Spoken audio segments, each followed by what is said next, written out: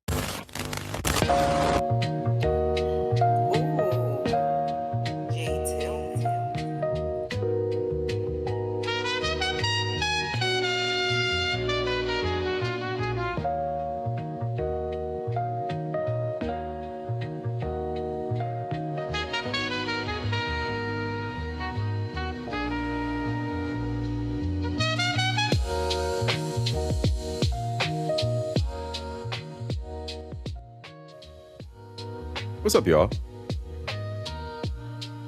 Insomnia. We got a lot going on tonight in the YouTube streets. But you know what? We're going to have some fun over here. Thank you for joining me. Hit the like if you are here. Cloud Watchers, I know you out there. Subscribe if you are new. Thank you, as always. So let's see. Tonight's show brought to you by yours truly. Tonight is Dude Talk. We're talking about dude stuff. Dude friendships. Dude adventures. Development. What it's like to grow up doing dude stuff.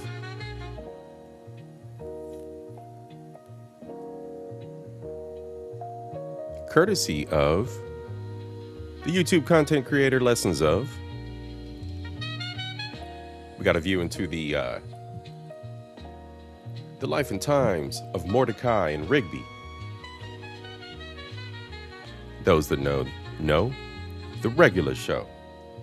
Bars. What's good, Reaper? How you doing, brother? We're going to talk regular show tonight. Then we're going to break off, play some Cyberpunk.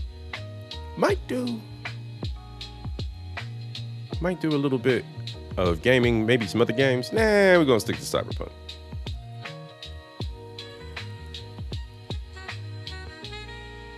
But before we get into that, why are we here? We're here for insomnia. Insomnia. Insomnia is that common sleep disorder that can make it hard to fall asleep or stay asleep. We should all be asleep right now. If you're on the East Coast, it is bedtime. But this insomnia, it can cause you to wake up too early. It can cause you to not be able to get back to sleep.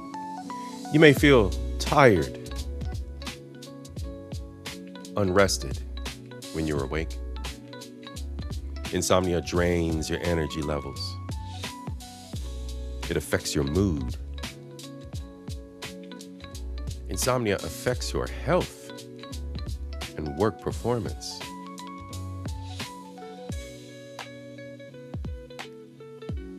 This all adds to a quality of life that can suffer. But we all here because your boy C.I.P. shares in this insomnia, has ever since he was a wee little C.I.P.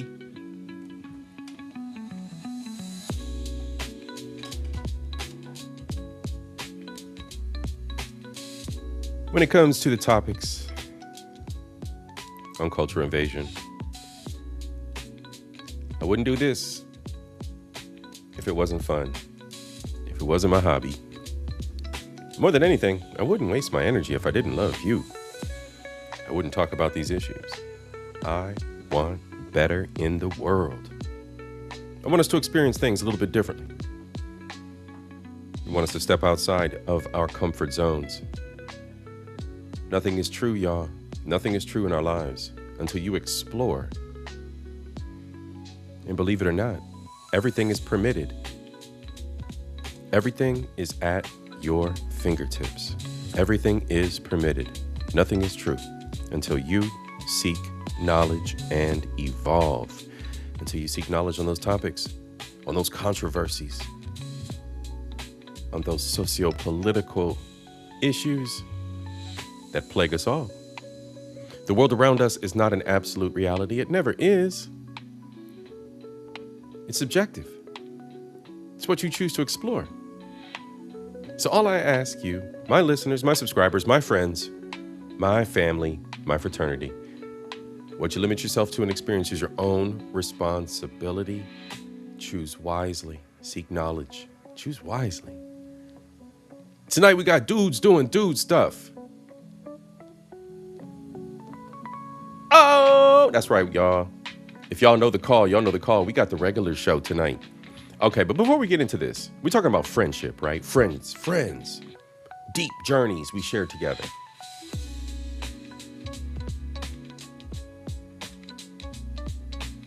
I'm about to share with y'all a very, very special moment, right? I usually put a montage together for my shows. Y'all know that. There's usually a little montage or something, especially for the bigger shows, Soca Sunday, shameless plug.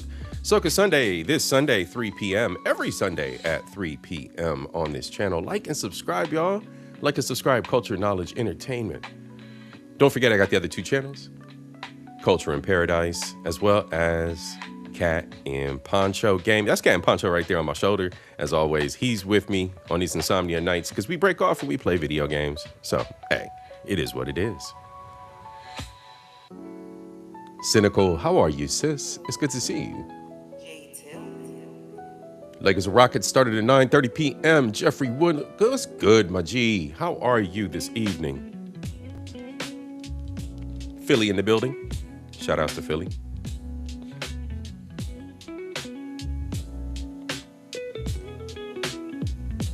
That's right, we got the regular show this evening, the friendship journey. So, in honor and in spirit of friendship, Bronzebird, my G, my homie, my YouTube twin. I'm gonna pause the music for just a second. My YouTube twin, my G. I got some footage of you and me doing what we do best, my G, kicking it in the NYC. All right, y'all, enjoy it. It's very short, but this is me and my boy. Just me and my boy, bro. Y'all, this is us. This is true friendship. All right, let's go.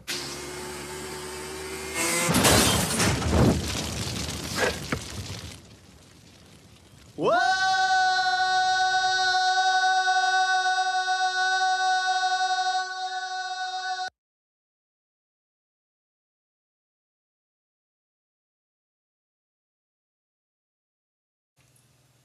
All right, y'all.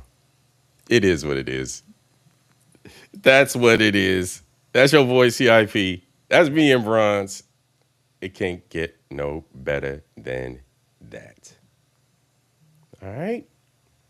All right. So let's do this. Let's get into the show. I think we're doing all right. I think there's no technical issues. I think everything is working the way it should be. I think we're all right. Let's go.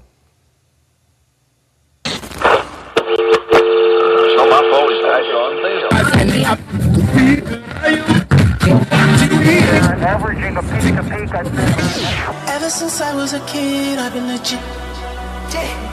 If I was you, I would cut up my wrist.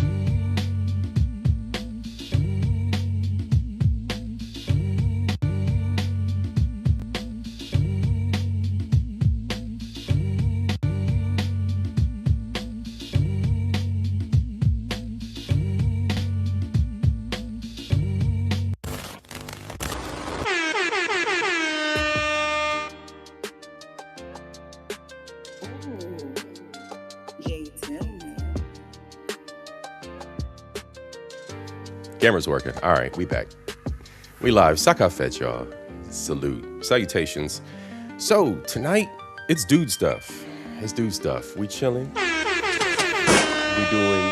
We just gonna talk about randomness tonight. But we do have a react, maybe two. We're gonna do one. We're gonna do one react. We're gonna hang out with Lessons Of. Lessons Of is pretty cool dude. Pretty cool dude. Let me go on and get that link and pop that link in the chat right now. Cause you always get your whoa, pause. Let me go on and put this link in the chat now for friend of the show. Lessons Of, because we're gonna get right into it. We're gonna get right into it. Actually, tell you what I am gonna do a little bit of show and tell before we get into it, because your boy C.I.P is excited. Okay, check this out. Okay. First, we got paperwork to do, right? We got some greetings. We got some hellos. We got some thank yous to get through. All right. So first and foremost, Jeffrey Woodland, Death Reaper, Cynical, and those of you who are out here in the clouds, each and every one of you, thank you so much for being here. As y'all know, your boy C.I.P believes that God don't make no mistakes. You ain't said nothing slick to a can of oil. Thank you, and I thank the good people of Nepal. You don't even know what you did, but you're brilliant anyway, because the brilliance is the best brilliance is brilliance born not from someone ignorant. That's right, y'all. Each and every one of you, thank you for being here. Thank you for being a subscriber. If you're new, go ahead and hit the subscribe button. There's all kinds of stuff over here. This is the social commentary channel. Sometimes we're chill. Sometimes it's a red light night. Things get a little bit dicey. We're talking about the more intense subjects, and your boy C.I.P is very opinionated. And of course, I am all man. This is a man's channel. Just like tonight, we're gonna talk about dude stuff. But we just chilling. It's just a late night. I caught wind of my homie, Lessons Of, doing a drop. I said, you know what? I'm gonna have to go on and peep game, go on and stop by his channel, see what's going on. It's been a little mundane. It's been a little intense in the real world, with the news, with what's going on in the Middle East, with what's going on locally and people's behaviors. You know, I mean, trash is trash. Trash is trash. And I think we see enough of that out in the ether. So your boy C.I.P's been taking a break lately. Been working on some personal business stuff. I've also been working on upgrading the rig. So I just upgraded the accessories and my bodies. I now have the R8 that I am filming on. And this right here is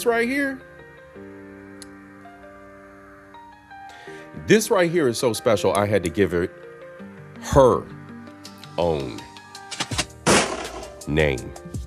This right here, this is Raya 5. This is Raya 5. I'd like to introduce her to you. All right. Very, very sexy young lady. All right. Very, very sexy young lady. Only about 8-10 years old in camera years. Raya 5. That's right. She is a Canon R5.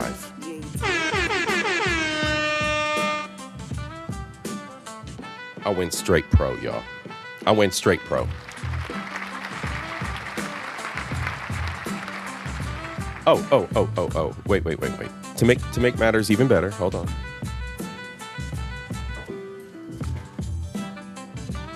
I switched all the gear from the other setup over to her, and everything fits right on the cage.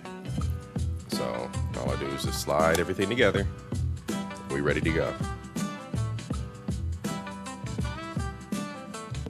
Ready to go, y'all. Now, one thing I highly recommend for those of you who shoot, I do recommend getting yourself one of these.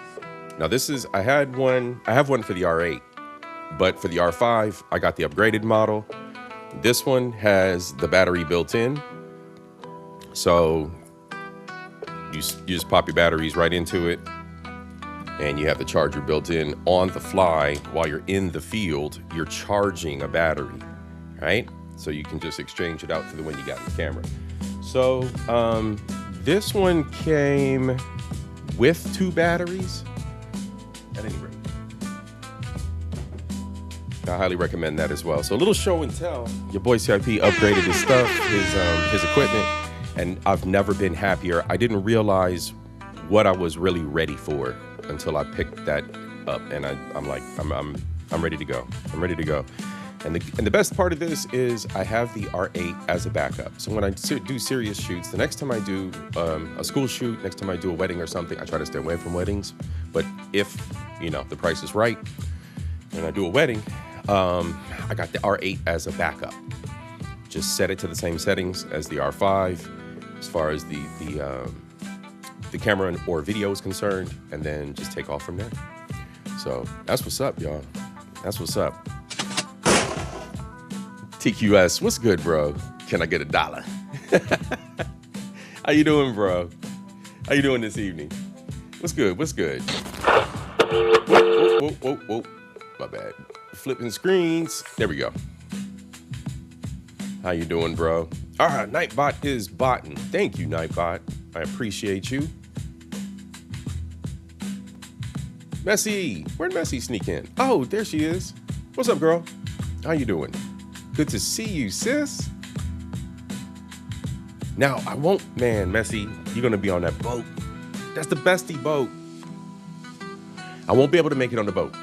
I'm most likely going to be taking a trip back home. I have business to attend to down there. I want to, I've made some great strides here stateside as far as the company name is Archipelago. We'll talk more about Archipelago here in the future, y'all. But Archipelago, et cetera, is registered and is official. All right, I got a trademark pending. I got some other things I'm working on in the background, as well as getting the website off the ground. But once I get this business in a stable state, I'm going to be heading back to the island. I'm guessing that's going to be about July. So that's just in time for Carnival. Ladies and gentlemen, we might be doing Carnival in St. Lucia this year. It is quite likely. It is quite likely. I know, sis. I know. Yeah, bestie boat. For real. Oh, no, not with Moist Watkins. Come on, bro. Oh, man. Not with Moist. There we go. That's hilarious. That is hilarious. So, y'all, why are we here tonight? Your boy C.I.P. was just, I was working all day long. I did some documentation at work. I do a lot of the training. Actually, I do all of the training for my pod, my segment, my practice, my part of the organization. And I was sitting there with 2 colleagues today, end of the day, working through some stuff. Everybody's brains are fried. I'm like, hit up YouTube, look through the feed, pretty much typical stuff. I seen Messi was live. I was like, dang, Messi's live. Didn't even realize it. So I'm like, okay, let's go through, let's see what's going on.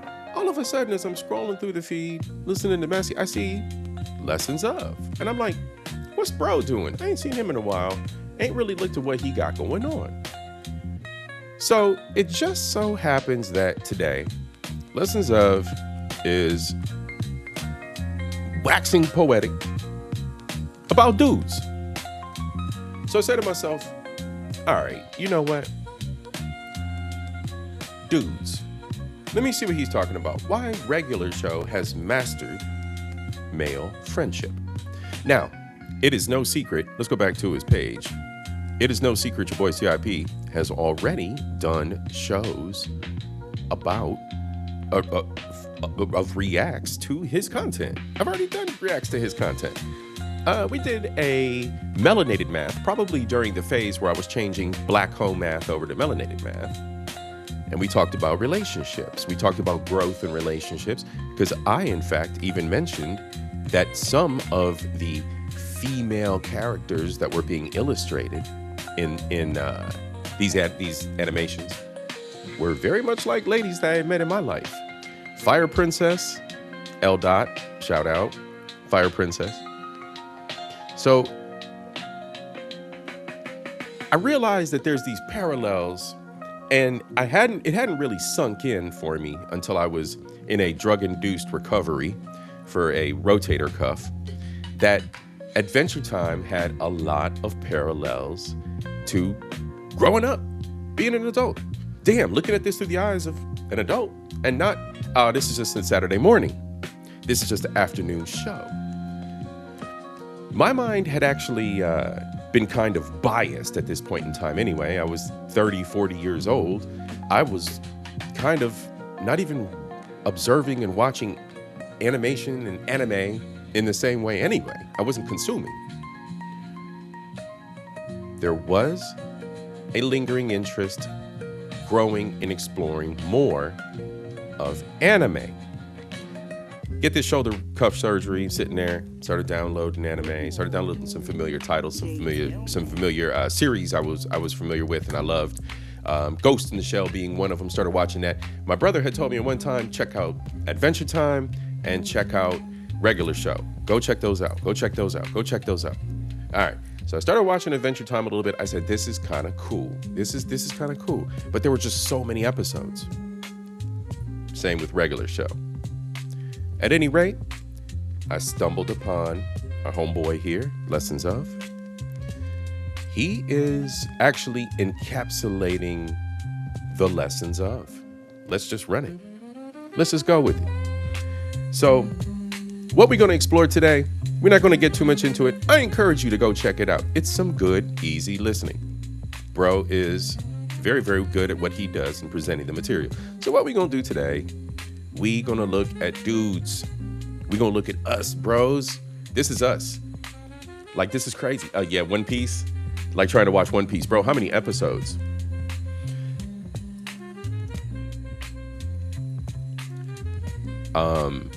Dragon Ball has a bazillion episodes and arcs, character arcs. So, I mean, like, Pokemon, a bazillion different arcs. So we got all these different arcs and seasons that go on. It's really nice to find somebody who has, this is what YouTube is made for, y'all. This is what YouTube is for, right? There's these really, really special channels that pop up in this platform, that have these great collections of perspective or, you know, art or whatever it is that they're doing, right? Cooking, whatever, right? Sports knowledge, whatever it is, racing, right? But those focus channels really do what they do good. They do it good. I mean, my boy C.I.P. likes the stories. I like the philosophy. I like the sci-fi, and then of course the other hobby stuff, right? Cars and photography or whatever else, right? So, but like the sci-fi stuff and like these deeper meanings, right? The deeper meanings. We're gonna get in some deeper meaning stuff. There's been deeper meaning in video games and the parallels to our social stuff, our social experiment that we're living right now today, right? Nobody's getting married relationship-wise. Nobody's getting married, having kids, etc. And there's this weird parallel to the desire to want to parent, guardian, and protect in video games. And all of a sudden it's being perverted. So we're going to talk about that in a future episode. But for now, bros, our journey from like our 20s to I guess where I'm at now, 45, 50 range, right? The silver age. Like your boy CIP realizes that there was a lot of shit that we do as dudes that's just bros being bros. Just dudes being dudes. Like me and Bronze, like come on, man. Me and Bronze in New York City. You telling me, hold on, y'all. Here we go, right here.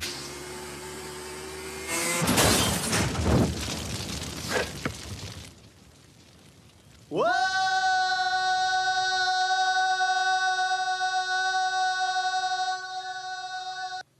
Come on. Just ridiculous behavior. Come on. So look, when it comes to something like this, bros hanging out, this video encapsulates so much of it. So I'm gonna let it speak for itself. I'm gonna let Lessons of just go on and ease us into this. It's gonna be a nice night. It's gonna be a fun night. We're just gonna chill. We're just gonna have fun and just watch this. But look, ladies, this is not for you. This is for the bros. This is bro talk. This is for real. The deepest, darkest parts of who we are as bros. Like, let's go, bros. Let's go. This is us. Where's the real bad man out here? Bad man, chill out. Bad man, chill out. What are you doing? Let's go, gents. What are you doing? Stand up, gents. This is about us this evening. All right. So we're going into Lessons of, and we're gonna explore the journey of male friendship, right? Homies. What we do for each other, or how. If this isn't all celebratory, right? We have to look at this. We have to be serious. How we may hold each other back. Uh-oh. How we might be a hindrance or toxic to one another. Uh-oh. Gents, we got a lot we got to talk about tonight, fellas. All right, let's go. Wait. Let's play punchies. Let's play punchies. I'm sick of it. Of course I'm not going to beat you at punchies. Dude, you don't beat anybody at punchies. Most shows give you two friends who balance each other out, push each other forward, make each other better. Finn and Jake would die for each other. Dipper and Mabel literally saved each other from the apocalypse. Mordecai and Rigby can't even agree on who gets to pick player one without nearly being roasted alive. And yet somehow, these two slackers fighting over a sucky pickaxe might be the most honest depiction of male friendship I've ever seen in a cartoon. In its early seasons, Regular Show is a masterclass in depicting an era of male friendship defined by a shared, almost tactical refusal to participate in the real world. For Mordecai and Rigby, working as groundskeepers at the park is an extended taxpayer-funded hangout. Not they're working on taxpayer money, though. Like, y'all got to watch the nuances here. That's why I said when you watch this with adult eyes, you'd be like, wait. What the fuck? What the fuck's happening right now?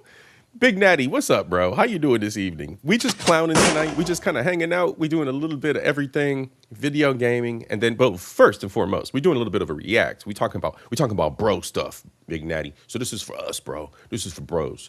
But then we're talking about we're gonna go into cyberpunk, and your boy's gonna be an evil corpo. So you know how that is. But yeah, they working off the system, y'all. They working off taxpayer money. Watch how these dudes behave. The very first episode tells you almost everything there is to know about their relationship. Mordecai and Rigby bust a hole in the wall while role-playing a fight with a wrestling doll. And instead of just owning it, Rigby's first instinct is to dodge the blame entirely. Dude, we're 23 years old. We shouldn't be busting holes in walls. We're gonna get fired for this. You mean you're going to get fired for this? That one line is their whole dynamic in like 5 seconds. Mordecai wants to look like the responsible one. Rigby wants zero accountability, and neither of them is actually going to fix the wall. And when Mordecai suggests they just ask Benson for a raise to cover it, Rigby shuts it down like he's been personally offended. No, that's not going to work. What are you, 65? Excuse me, sir, can I have a raise? Come on! Hey, yo, bros. Like, tell me that's not real, though. Like, there'll always be one of us that'll be the fuck up. I'll be messing about. And then there's us, or the other one, or the other person, because I know some of y'all be messing up. And the other person's like, bro, trying to be the little Jiminy Cricket, trying to be the word of the wise. And he's like, bro, like, come on, man. But your boy got a clown. Or you got to be the clown. You got to clown him. Oh, what you going to do, bro? You sound old, bro. You sound like you about to retire from this job. Come on, man. Tell me we haven't been clowned. Tell me. Let's go. These dudes are, I'm telling you, when you watch this with adult eyes, you're like, holy shit. I can't believe I'm seeing this. But they're laying it out for you. The keen eye catches this. There's a lot of lessons to be learned. Is actually going to fix the wall. And when Mordecai suggests they just ask Benson for a raise to cover it, Rigby shuts it down like he's been personally offended. No, that's not going to work. What are you, 65? Janessa Coleman. Sir, can I have a raise? Come on! I'm telling you, dude. Ham boning. Among others, Rigby's refusal to grow up is what fuels their codependency. J.G. Quintel actually talked about this once. When he was pulling the show together, he already had Mordecai as a sort of self-insert character from his student films, along with Pops and Benson. But Mordecai needed a friend, so he just made up Rigby. Which means everything you're watching, all the codependency, all the enabling, all the shared nonsense, it all comes from the fact that Mordecai couldn't be alone. These two often rely on a shared language of deflection where those oohs and hms act as an emotional shield of sort, or just something to... Yeah, we do, bros, we do that. What we do? Hell yeah. Mm-hmm. Hell yeah. Right. Those unconscious, those subconscious agreements, or damn, those expressions, those little expressions we say to one another, like, man, she cheated on me, bro. Damn. Mm-hmm. Telling Say y'all, in the meantime. I'm telling y'all, this is a reflection of behaviors that, okay, your boy C.I.P. I might be guilty. I might be guilty of hanging with my homies, and actually this is us. Like, I see the reflection of, like, when you have true friends, like the way that you can communicate, the way that you bury shit, like, man, yeah, man, today fucking sucked, man, all these horrible things happen to me. But we good, right, bro? We good. We outside. That's it. So so it becomes this subconscious. Why, ladies, stop it. This is gentleman talk. Yeah, bro. Many of these cartoons and anime speak to life once you really understand. Thank you, Reaper. Exactly, bro. Once you really pick up on it, once you really start to catch on, these writers are grown-ups, y'all. It's not just them sneaking the Easter eggs of the prawn in there every now and then, and the innuendo. That's fun, right? We see it. That's fun. But beyond that, there's a little bit more going on here, especially when you go back and look at it with adult eyes. I'm never going to stop talking about this. Lessons of is a friend of the show, so he's going to be around. All right, y'all, let's go. And while there's nothing else to say, because young men rarely unpack their feelings or fears or emotions or talk in depth, they funnel that existential dread into low-stakes conflicts and small, inappropriate things, and they just choose to argue over the most ridiculous, absurd things that exist. Who gets the last slice? Who picks the movie? Who's the more macho? Who has to sit in the middle seat? And if you've ever been in your early 20s with a best friend, you kind of know exactly what this looks like. You'll have a 40-minute argument about where to eat before you'll spend 30 seconds. Tell me there's not a man out here that hasn't had a moment in his life where he's in an argument over who rides shotgun. I'm riding shotgun, bro. Talking about why you're actually miserable. There's some avoidance going on. This shared defiance creates a feedback loop where laziness and opacity becomes a lifestyle. And it works. Not because it's healthy, but because they're doing it together. And that kind of explains everything that comes next. Because this leads us to the specific, insidious comfort of having a partner in crime when you're kind of failing at life. In Season 1, Episode 2, Benson gives them the easiest possible task for a kid's birthday party. So this is the regular show, Janesta.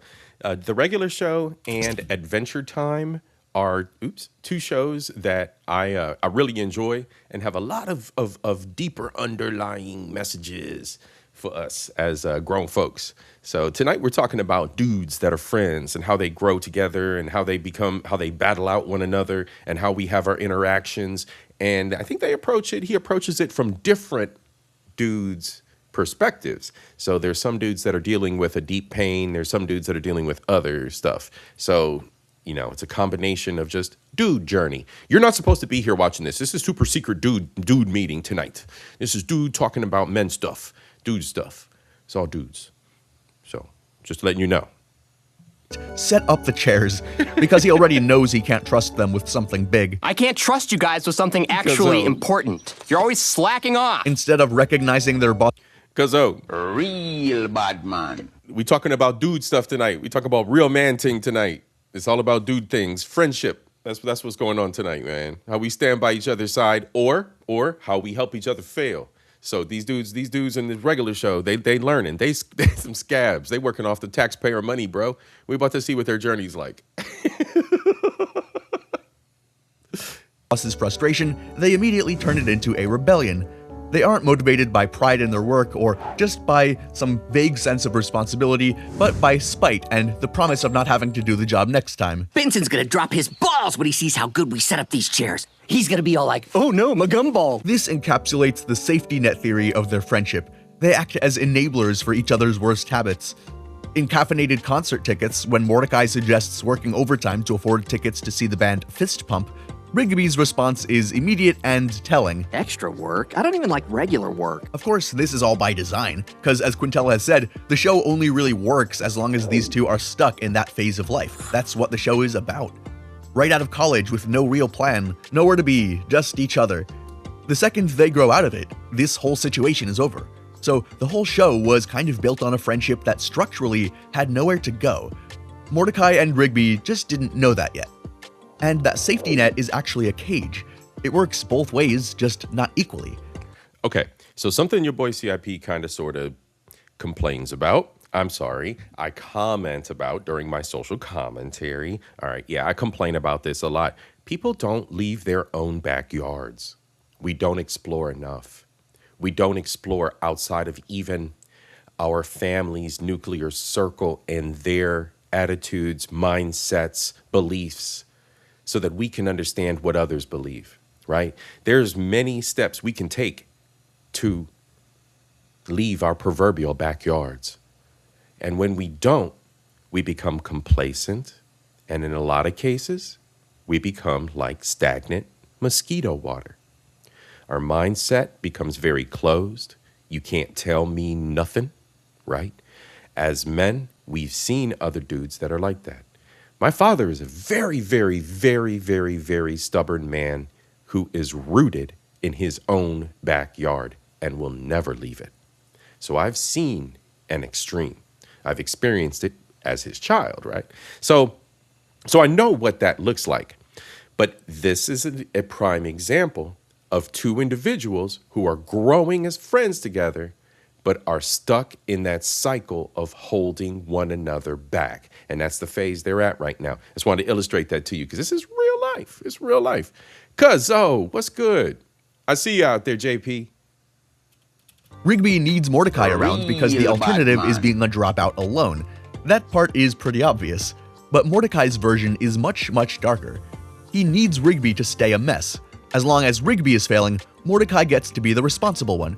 See? The codependency between these two. They're both losers. Yeah, that's rough to say because these are my homies, but they both losers right now. They not doing nothing more than just fucking about. And because they got that codependency, hey, bro, why you fucking off like this, bro? All right, man, let's go, homie. All right, we gonna do this together. Let's go. I've had family members like that.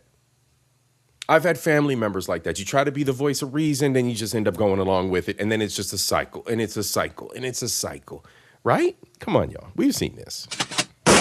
Adult eyes. Cartoon, but we're looking at this with adult eyes. We're hearing an adult person looking at this through his eyes and then examining our journeys, y'all. And that safety net is actually a cage. It works both ways, just not equally. Rigby needs Mordecai around because the alternative is being a dropout alone. That part is pretty obvious. But Mordecai's version is much, much darker. He needs Rigby to stay a mess.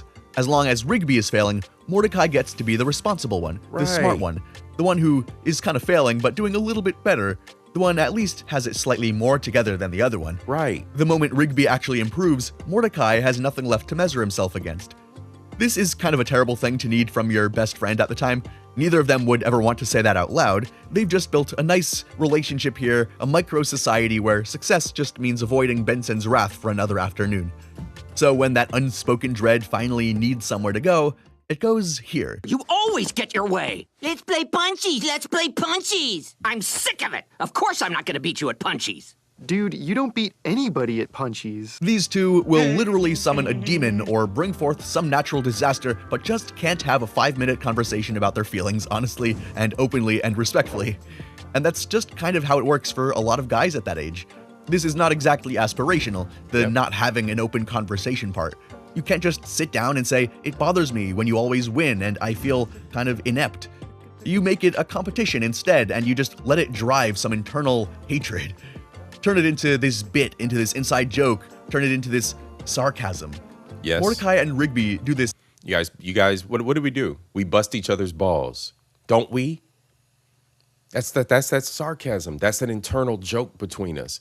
You little short motherfucker. Come on now. You light-skinned motherfucker. How many times have I heard everybody busting my balls? We bust each other's balls. We do that. It's the guy thing. And we've constantly, come on, R8. There we are. All right, my bad, y'all. My camera's acting funny. But that's like the dynamic that we have as gents. It's the dynamic. It's what we do as dudes. Constantly. I'm definitely smarter than you. And also, it's testing one another out. We always test each other out. We see what our boundaries are, what our limits are. It's always that interaction between us. We do that immediately. You walk into a room full of dudes, we're sizing one another up. Okay, we know which ones have the confidence, which ones don't. And then we immediately fall into place as gents. It's what we do. It's been that way ever since you dropped out of high school. Dude, what? I don't need no high school education. Rigby knows exactly how he's perceived, so he wears his laziness like a bulletproof vest. See? But the second he drinks a brain-enhancing juice and actually outsmarts his best friend, Mordecai's fragile ego completely shatters. Instead of letting Rigby have a win, he chugs the juice himself just to brutally reclaim his throne. I want to have some brain juice. Earlier, we see this same abuse of power disguised as friendship in the episode Jinx. What starts as a childish game quickly devolves into Mordecai taking sick pleasure in physically dominating Rigby. Mordecai leverages a playground rule to completely silence and abuse his friend, a display of his superiority complex. This complex becomes fully weaponized during his obsessive simp era regarding Margaret too. Frustrated by Mordecai's agonizing inability to simply ask Margaret out, Rigby just does it himself to disrupt the stagnant hierarchy that Mordecai relies on. Mordecai literally cannot process reality, and in a fit of blind... Bro, he spent the whole episode bullying his best friend. That's hilarious. That is funny. I'm sorry. No, that's funny. That's kind of funny. All right, let's go. Simply ask Margaret out, Rigby just does it himself to disrupt the stagnant hierarchy that Mordecai relies on. Mordecai literally cannot process reality, and in a fit of blind, raging ego, he shoves Rigby off a microwave into the cosmic abyss, all because a girl laughed at someone else's joke. And some people say Rigby's the unhinged one. But if Mordecai's cardinal sin is arrogance, Rigby's is really cowardice.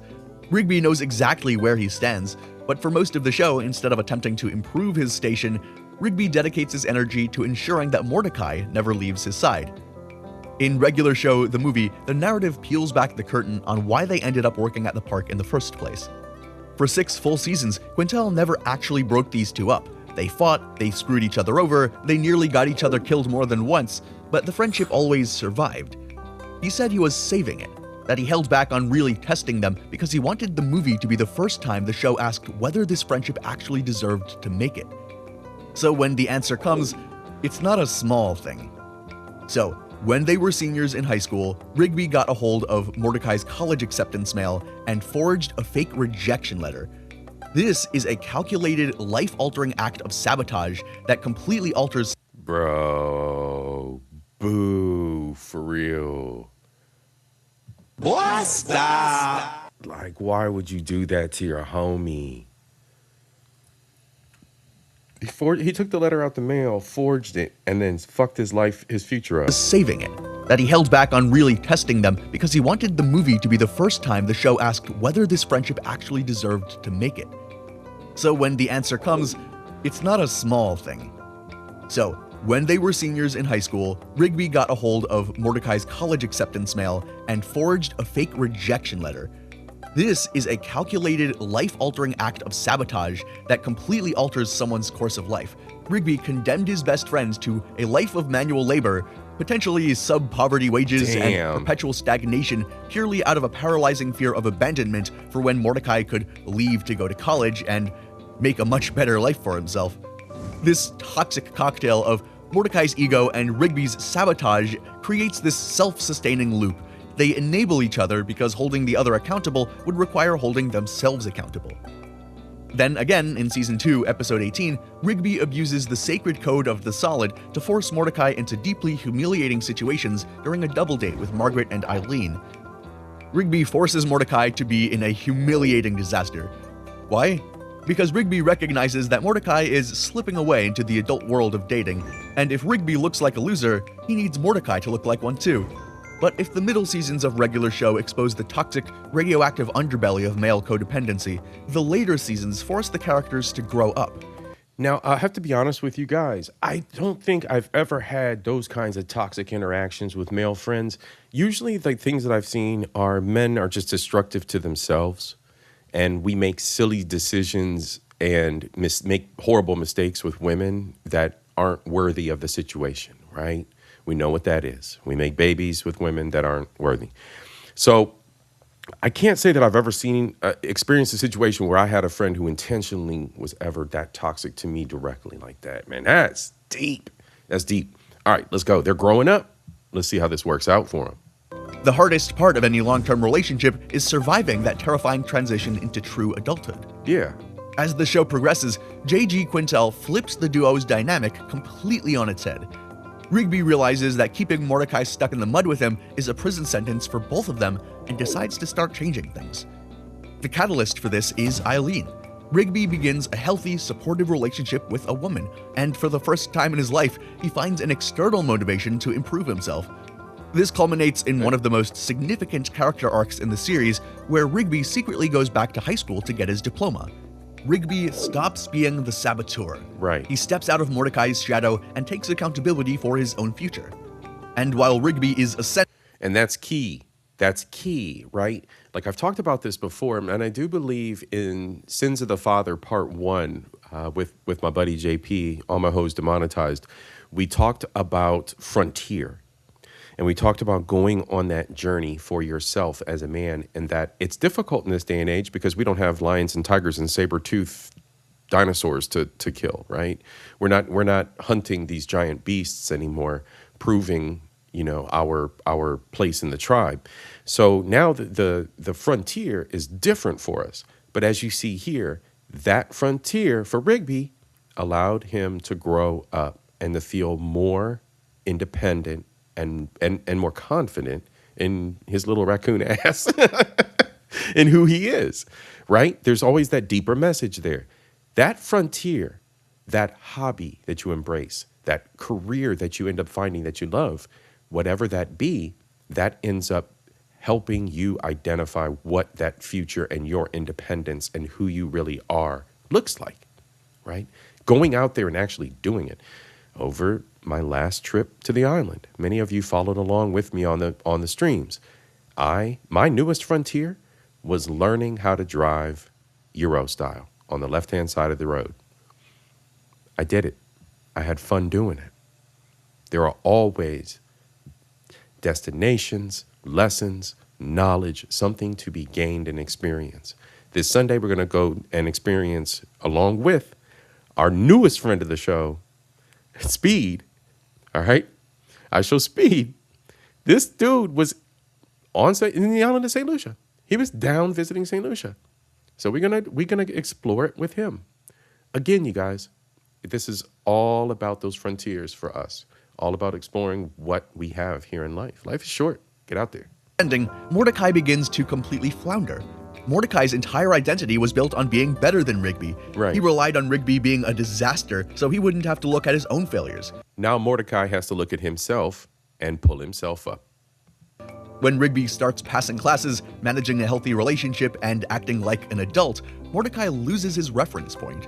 Mordecai becomes so terrified of making the wrong choice that he doesn't choose at all, perpetually hurting the people around him. For years, Mordecai was the one lecturing Rigby. Now, the roles were completely reversed.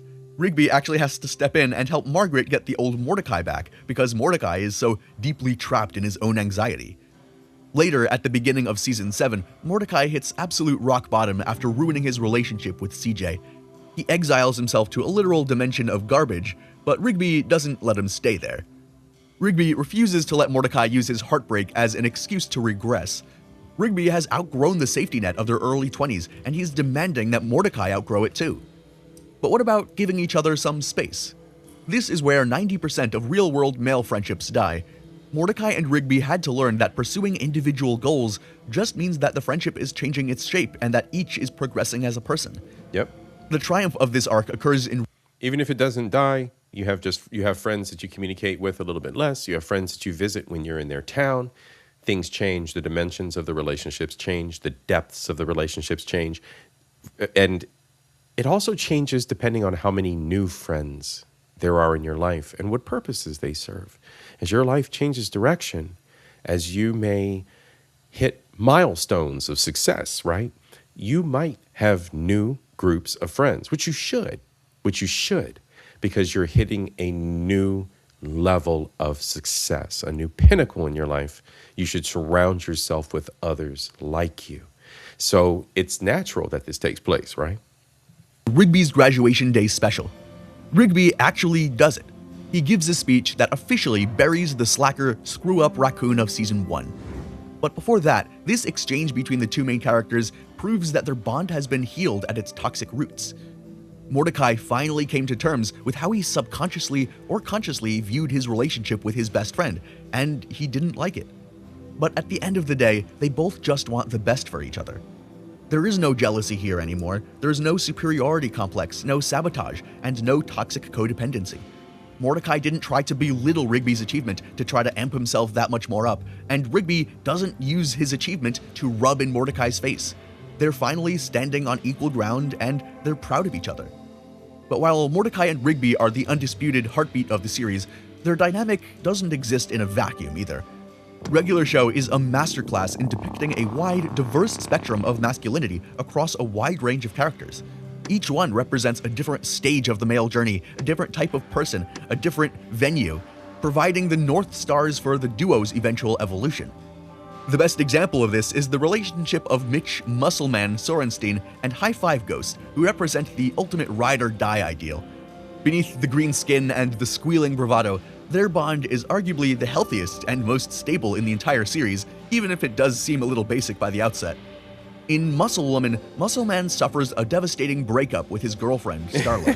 He completely falls apart, retreating under his desk to sob inconsolably. I can't do this! This heart beats for another! Starla! In this moment of vulnerability, Fives stays with him as an unwavering pillar. Cartoon character crash outs are the best.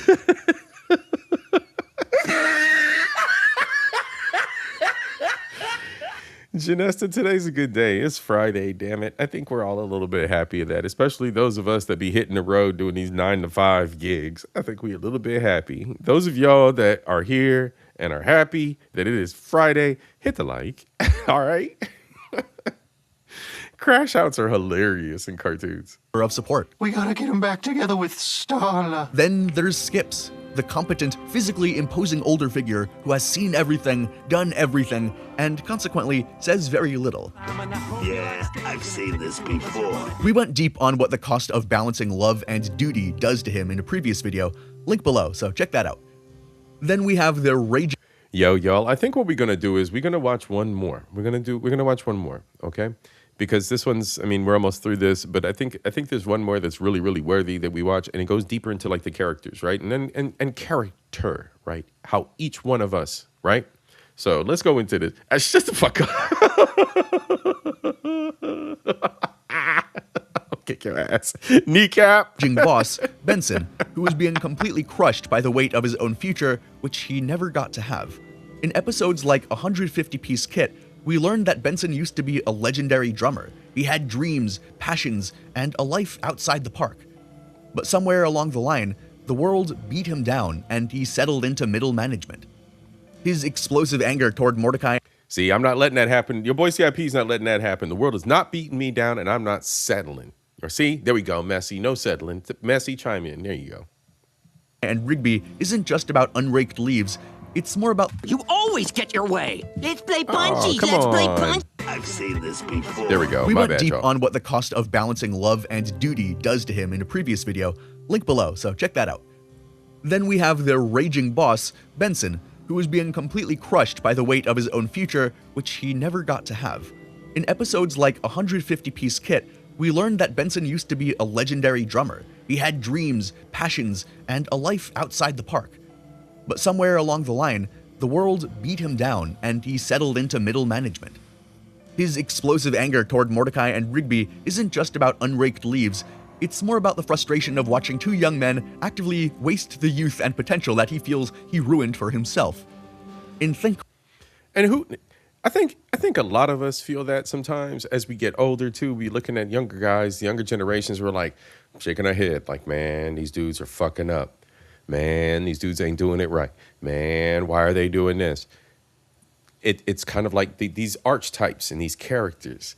Like it reflects each. If it doesn't reflect who we are as dudes, it reflects thought processes we have, or actions, or perceptions we may have, right? Positive, Benson is challenged to stop yelling. He represses his anger so deeply that it literally turns into a ball of energy that threatens to destroy the park. So, Benson's yelling is a necessary release valve for this. He pushes them relentlessly because he knows that if he stops, they'll end up being isolated and bitter, and he'll have to do something with that energy ball. But while Benson attempts to manage his pain through anger, control, and authority, the park's final archetype takes the exact opposite approach. We're talking about Pops Mallard. Pops is the complete antithesis of any kind of toxic masculinity. He represents the heart of the male collective, the goodness of everything. He's the only character who is entirely comfortable with physical affection and emotional openness and the connections that this opens up. Look at what Pops is cool. Pops is cool, right? So each one of the different archetypes of who we are as men, and or the different types of feelings, emotions, and facets of who we are. What actually happens in Wrap It Up when a vicious, insulting rap crew starts taking over the park. Pops doesn't spit aggressive insults back at them. Instead, he counters with earnest poetry. A hug can be the most wonderful thing. 2 arms wrapped around you like a mother's wing. The aggressive crew ruthlessly mocks him for it, but Pops' radical innocence forces Mordecai and Rigby to drop their own toxic armor. Normally, Mordecai and Rigby are terrified of looking like losers, but because Pops is so genuine and is so nice, and because he loves them so unconditionally, they literally jump on stage dressed up in matching Victorian poetry outfits and join him. They do it to fiercely defend their friend because they know his heart is too pure for this world, and they see something good and want to emulate it. The final arc of the series literally launches the park staff into the vacuum of deep space. In the beginning, male conflict was entirely defined by physicality. Mordecai and Rigby settled their insecurities through punches or hyper-competitive video games. Yeah. Violence and avoidance were the only tools in their emotional toolbox. The end of Season 8 directly confronts this toxic foundation. So that's all they were equipped with. So they were mentally stunted a bit. That's the only way they knew how to address their situations and emotions and feelings. That was their only outlet. They hadn't grown out of that. Food for thought, gentlemen. Food for thought. Message! These through punches or hyper-competitive video games. Violence and avoidance were the only tools in their emotional toolbox. There we go. The end of Season 8 directly confronts this toxic foundation. In space, Pops is pitted against his brother, Anti-Pops, in a battle that has repeated across eternity. But Pops doesn't break the cycle with a stronger punch this time. He realizes that fighting his brother only guarantees mutual destruction. Instead, he flies toward Anti-Pops, wraps his arms around him in a hug, and tackles him into a dying sun. After Pops resets the universe, the park staff returns to Earth. The cosmic threat is gone, but the show doesn't end with a celebratory slice of cake or a round of video games. It actually shows us what the next 25 years looks like. The show transitions into a completely wordless montage that depicts the terrifying reality of true adulthood. Mordecai packs his belongings into his car, says goodbye to Rigby, and leaves the park. For anyone who has ever survived their 20s alongside a best friend, this moment hits like a freight train. Sometimes, for your future, you move on. Yeah. We watch them build entirely separate lives. They're no longer spending every waking second together. The codependency is long dead, and we can only assume that they see each other every now and again, but their codependence and the friendship is different now. Yep. And then we see 25 years into the future, the remaining park staff, now older, gray-haired, and dressed in suburban dad clothes, gather back at the park for a reunion to unveil a statue of Pops. When Mordecai and Rigby stand next to each other in front of the monument, the visual contrast to Season 1 is staggering. They aren't the frantic, insecure kids desperate for a distraction. They're grown men, secure in their own identities, standing side by side as true equals and friends. They got dad It's been 25 bods. years. Yeah. jolly good show. We can all end up like that, and it all happens on our own timeline. But Regular Show figured out something that most shows don't bother with, that the friendships that stick aren't the ones where everything went right. They were the ones where everything went wrong and you both stayed despite that.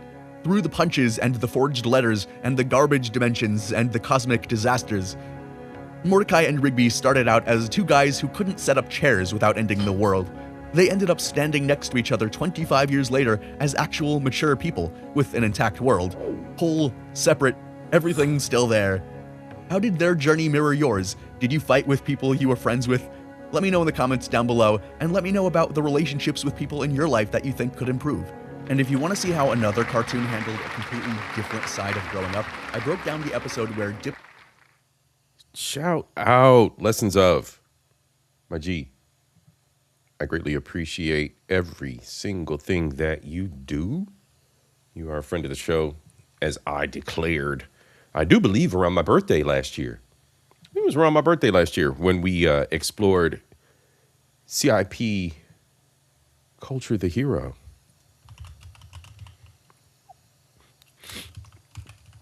This is not my regular browser.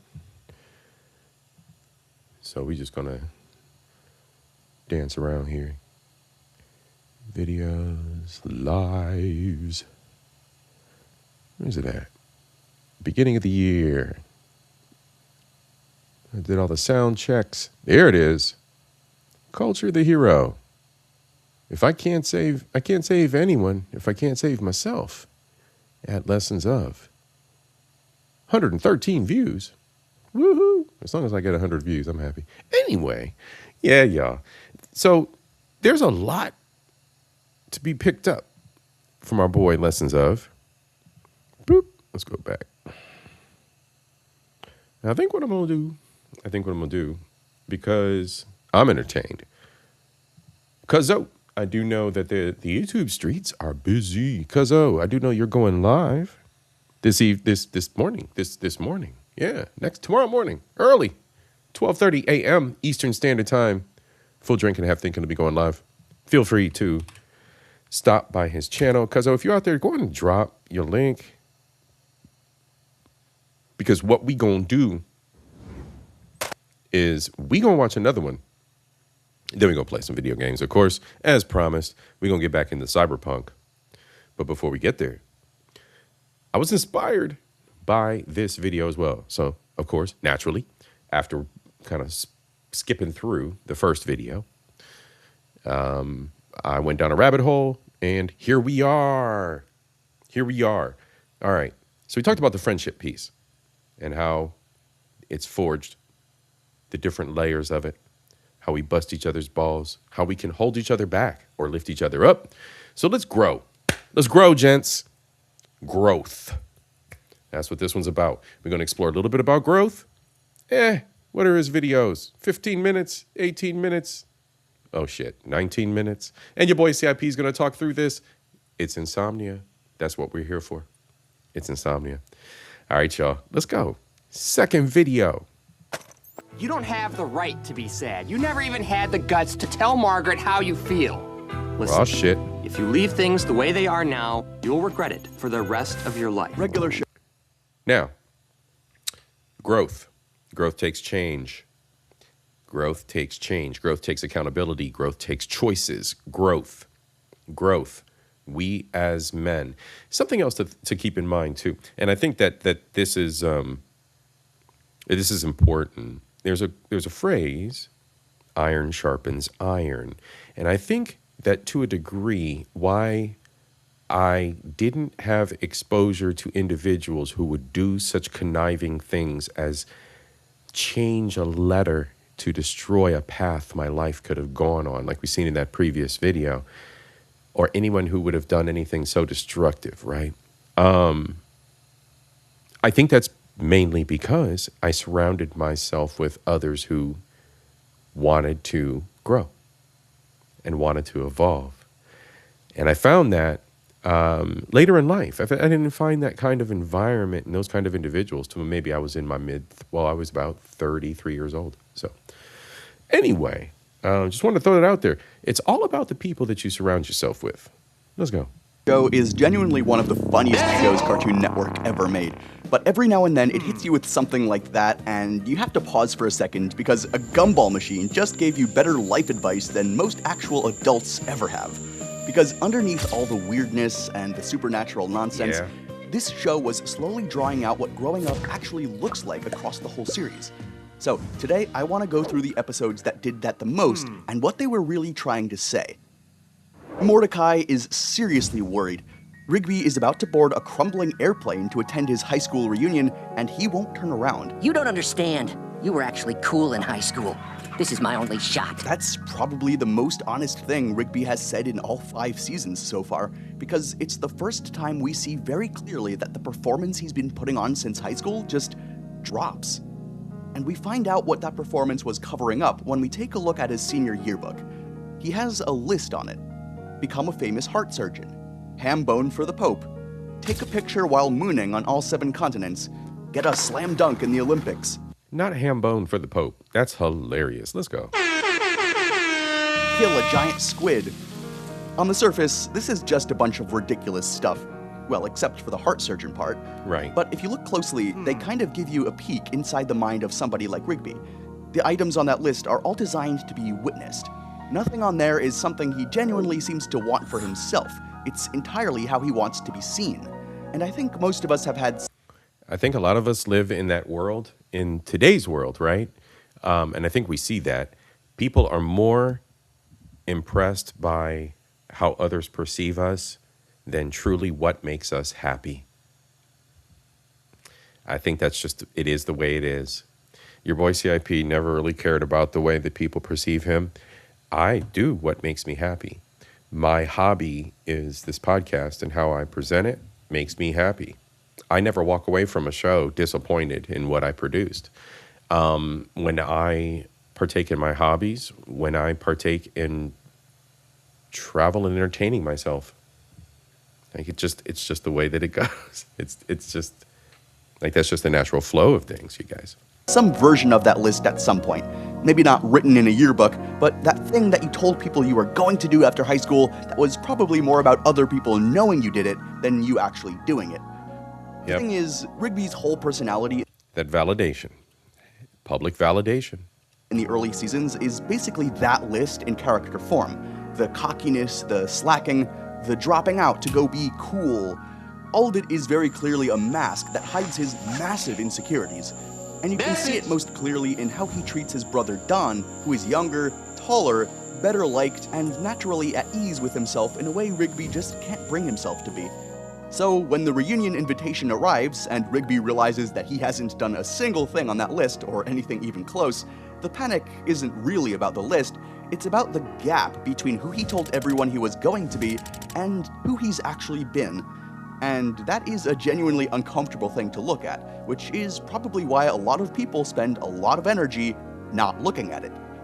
What or who actually starts to change things for him is Eileen, but not in the way you'd expect, which is, again, insecurity.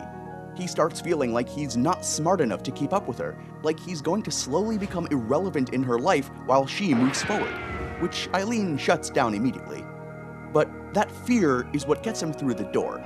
And starting something for the wrong reasons isn't the same as not starting it, because somewhere in the middle of actually going through the process, it stops being about her and starts being about him. Once you do the hard stuff, it becomes not that hard. I wish I could just play out the whole speech because it's just that good. But, well, YouTube copyright and all that. Right. The show spent years making Rigby look like a screw-up on purpose, because we've all grown up with the same idea drilled into our heads. Get your act together by a certain age, or you missed your window. There it is. Rigby dropped out, wasted years, and was genuinely a disaster for the longest time, and he still made it. So why can't you? But figuring out who you actually are is just the first step, because once you stop performing, you still have to figure out what you actually want. And it turns out that wanting something and being ready for it are still not the same thing at all. Absolutely. Mordecai spends most of the show being afraid. Afraid to say something to Margaret. Afraid to commit to CJ. Afraid to be honest about what he actually wants. He hurts people. He wastes time. He makes the same mistake over and over. Oops. Not your boy C.I.P. in the past. I mean, we all grow. We all grow, right? Maybe 20 years ago. Not your boy C.I.P. in the past. Over again in slightly different ways. And if you watched all of that play out over, 6, 7 seasons and felt frustrated with him, it's probably because you recognized something in there that you didn't want to. Uh-oh. I went through that whole arc in the last video. The hesitation, the indecision, the damage.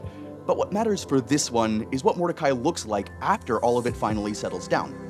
In Just Friends, it's just him and Margaret. Rigby and Eileen leave, and they're alone, and immediately everything starts turning romantic on its own. Yep. 1 check instead of 2. Slow music. And it seems like the whole universe was trying to nudge them together. Why does the whole universe want us to get together? You noticed it too? Daisuke, the chef, acts as a sort of stand-in for the viewer and gets frustrated with the will they, won't they tension between the two of them. So he shows them their future through some kind of magical sauce. And it's right there. Married, kids, a houseboat, 50 happy years. The thing Mordecai spent years chasing and fumbling and hurting people over is sitting right there in front of him on a plate. But they choose to wait. And I think it's because the future looked a lot like settling. They're only in their 20s. They're not settling. Let's go. Still figuring out who they are. And Mordecai, they choose to wait. And I think it's because the future looked a lot like settling. They're only in their 20s, they're still figuring out who they are, and Mordecai, after everything he put CJ through, after the way he handled Margaret leaving for college, probably knows he's not someone who should be in a serious relationship right now. He's still afraid. So instead of giving in to what the universe seemingly keeps pushing them toward, they choose to stay friends, because their choice and their decisions are worth more than a commitment that neither of them actually wants yet. And that is stage 2. Knowing what you want doesn't mean you're ready for it. And being ready means being honest enough to say, not yet, even when everything around you is saying go. Rigby had to figure out who he actually was before any of this could matter to him. Mordecai figured out who he was. He just had to learn that the timing has to be right too. That patience isn't the same thing as avoidance. But here's what nobody really talks about when it comes. All right, we're going to look at what nobody really talks about. But before we get to that, we got to do this. More money, more money, more money, yeah. More money, more dollar bill. More money, yeah, yeah. More dollar bill. More money, yeah. More money, more dollar bill. Reaper, my G, Reaper, sponsor of the show. Actually, producer of this episode. Thank you so much, bro. Thank you so much. All right, let's get back to it. To waiting. While you're waiting, you're already a part of something. Things are still happening. There are places and people and routines around you that feel so ordinary that you barely even think about them until someone tries to take it all away. Right. This is probably one of my favorite episodes throughout the series, and one that a lot of people point to when they're trying to explain what this show actually is underneath all that weirdness. Thomas the intern shows up at the park house for his first day, but finds it empty. Something explodes outside. A bearded man is chasing the entire crew with a memory erasing device. Oh, yeah. Mordecai and Rigby barely escape with a time machine, land 2 months in the future, and find out that the park is gone. A highway called Exit 9B is being built over it, and everyone has been brainwashed and given new lives, new jobs, new identities. Skips runs an auto body shop, Muscle Man teaches quantum physics, Pops works at a butterfly sanctuary, Benson is still at the park but doesn't remember anyone. To save the park, every employee has to sign a document declaring it a historical landmark.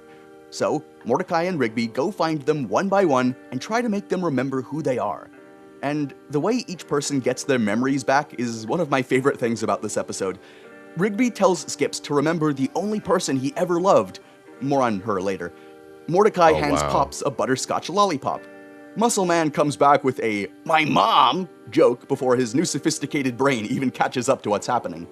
High Five Ghost finally remembers after getting a high five from Muscle Man. And right towards the end, Benson comes back when Mordecai and Rigby just start being themselves.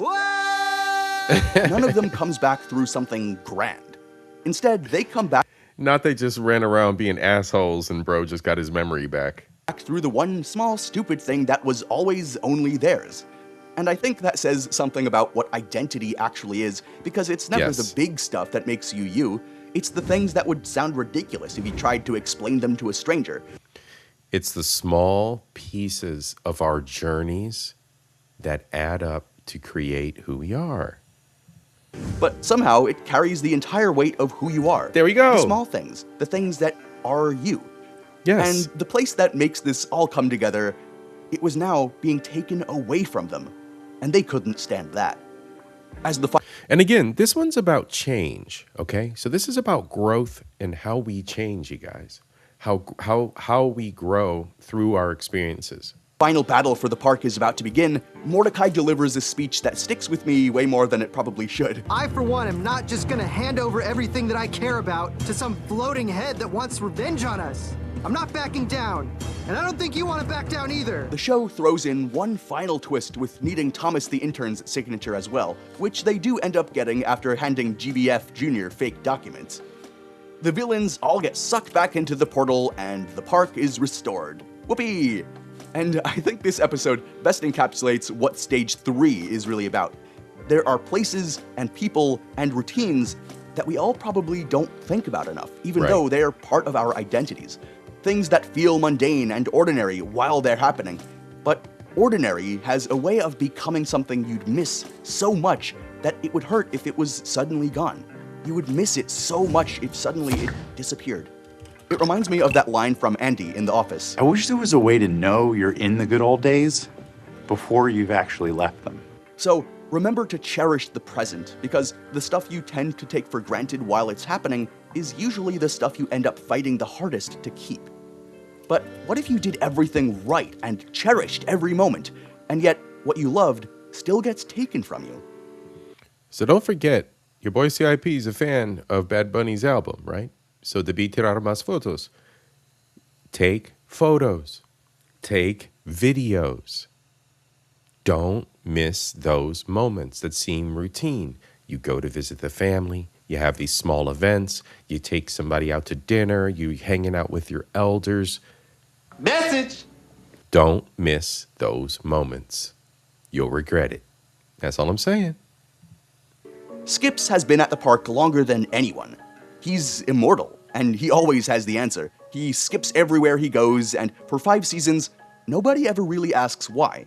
He's just the guy you go to when something breaks, or when something supernatural is trying to kill everyone, and he's the guy you go to when you need someone who has seen it all before. All right, y'all. Trigger warning. Poor Skips. Like, trigger warning for real. Some of us have gone through some things in life. I mean, this is serious shit. Like, this is looking at this through adult eyes, right? We're adults. I'm 50. I know my audience is a good split of the 18 to like 35 crowd and the elder to 60, 70-year-old crowd. I got a good split. We've been through some shit, y'all. So I'm just saying, right? Looking at this through adult eyes. Let's go. The episode starts on the roof during lunch with Mordecai and Rigby bugging him about immortality and asking him how he got it. Skips doesn't want to tell them, but they keep pushing until he finally gives in. So we go back in time to this... I'm gonna let this one rock out. ...ridiculous high school setting in what looks like the 1800s, where everyone talks in old-timey English, and the principal is basically just Benson with glasses and a beard. Skips used to be called Walks. He was a fighter, expelled from 3 schools in 1 year, and within 5 minutes of arriving at the new one, he's already squaring up with the school bully Clorigbane, who happens to be an immortal destroyer. But then, Walks meets a girl named Mona at lunch, and everything changes. The two of them start hanging out together, and over the next few weeks, Walks goes from someone who fights everyone to someone who won't fight anyone. Because Mona doesn't like violence, and her opinion is the only one that matters to him. She doesn't tell him to change. She didn't make him feel bad or inadequate in any way. She just made him want to be different. And I think that that's what the right person actually does in your life. You start to want to be a better version of yourself when you're with them. Yeah. Anyways, Walks' inevitable fight with Clorigbane ends up being exactly at the same time as the prom for some reason. After Walks is a no-show, Bane breaks into the prom and starts destroying everything. Uh-oh. So, during the fight, Mona ends up pushing Wox out of the way of a hit, and the impact cracks the ceiling and the debris, crushing her. Oh no. Wox gets the fists of justice and finishes Bane in seconds, but it doesn't change what happened. Nothing can bring her back. Mona was the reason he stopped fighting, but she was also the reason he fought again. It's just that sometimes doing the right thing takes the thing you love most away from you. But of course, you still have to keep doing it. That's Right. the burden of duty. When everything is over, Wox finds the locket in the rubble that he gave to her before the prom, and he keeps it. Years later, the Guardians offer Wox immortality to fight Bane every time his orbit brings him close to Earth. They tell him the price of it. Immortality has a price. You will outlive your family. You will see loved ones come and go.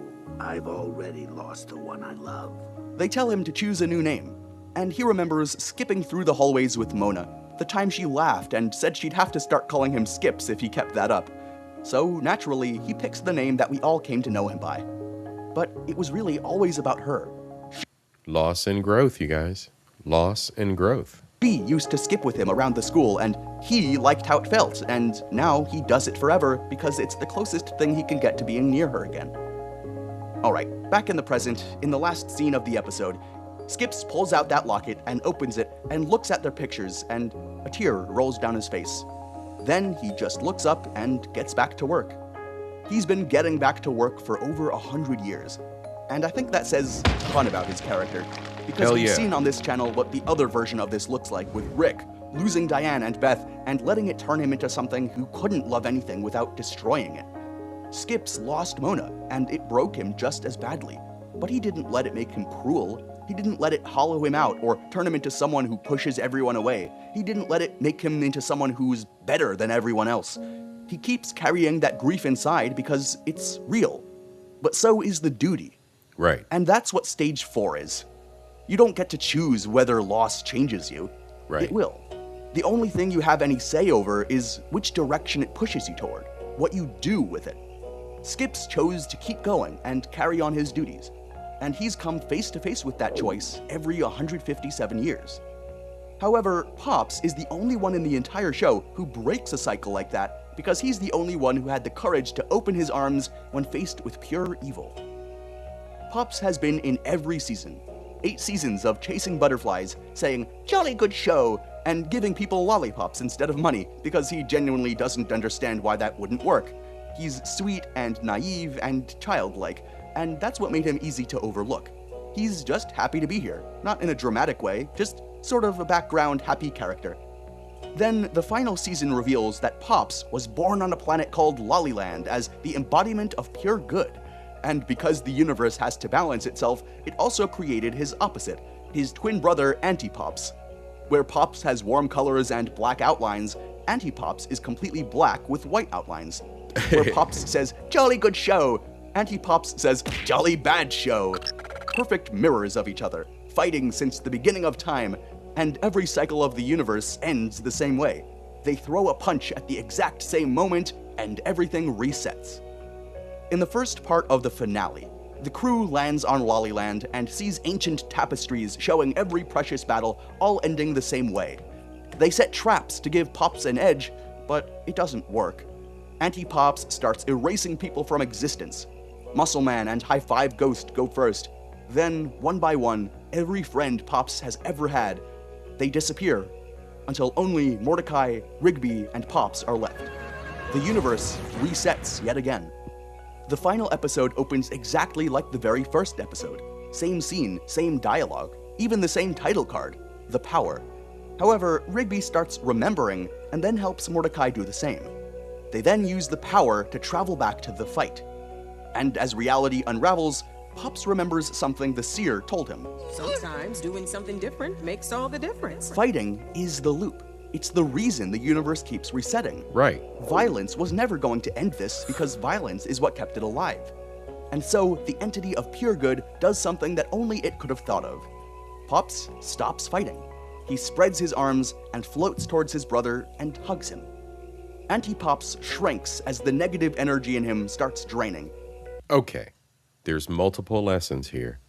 There's the love lesson, And then there's the change something that you're consistently doing and getting the same result. We know this, gents. We know this, people. Repeating the same thing and getting the same result is insanity. There's a problem there with us mentally if we do that to ourselves.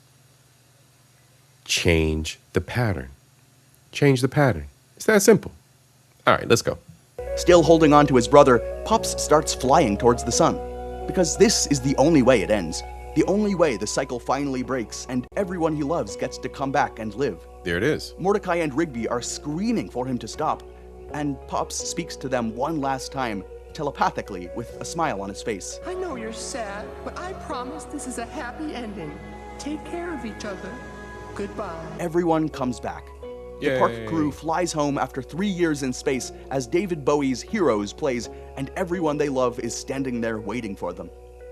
They put up a statue in Pops' honor in the park. He chased butterflies. He loved to laugh. He saved the universe.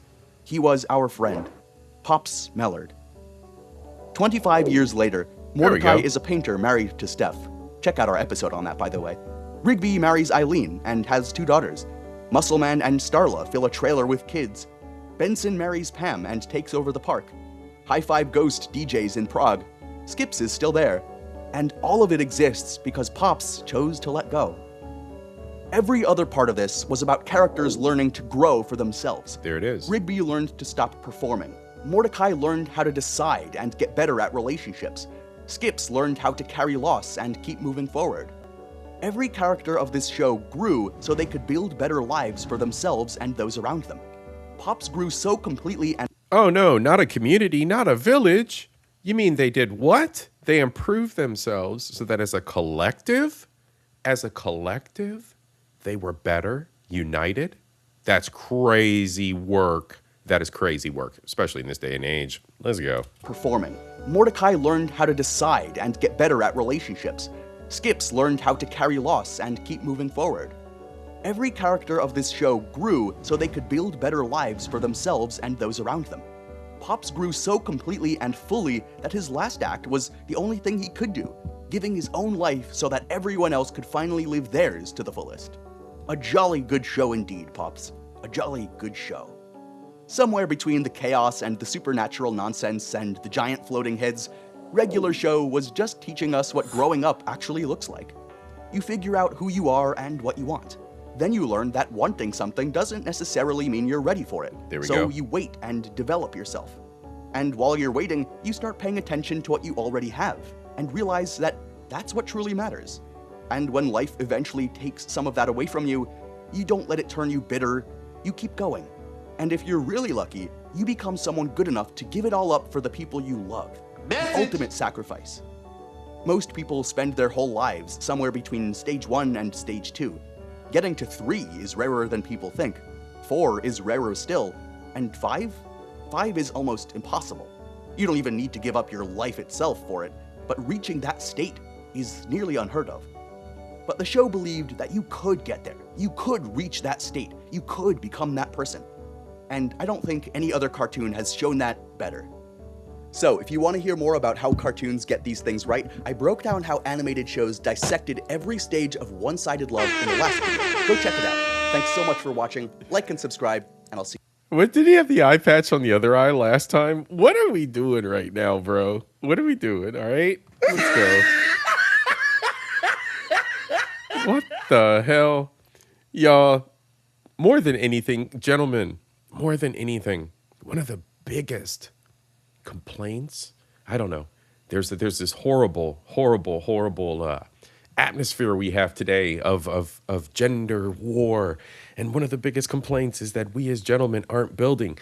Gentlemen, we just seen 2 examples from Lessons of, 2 examples in different ways of our facets of who we are as men, in our growth, in our interactions, in our friendships. Build yourselves, gents. Build yourselves. That's what we're here for. Message! We aren't here on earth to waste our time. We're here to have fun, but we're here to build ourselves. That's what we're here for. That's what we're here for. That's what it should be. That's what it should be. It's a difficult path. Nothing is simple in life at all. But your boy C.I.P. is not here tonight to preach and to get into all the philosophies of everything. I wanted to share that with y'all. I thought these were some cool little clips from Lessons of, some great content from our friend of the show. That is what we are here to do, to celebrate, right? Insomnia is insomnia, y'all. It's going to be a mashup. It's going to be a mashup. All right. So what we get into next, as promised, we going video gaming, y'all. We going video gaming.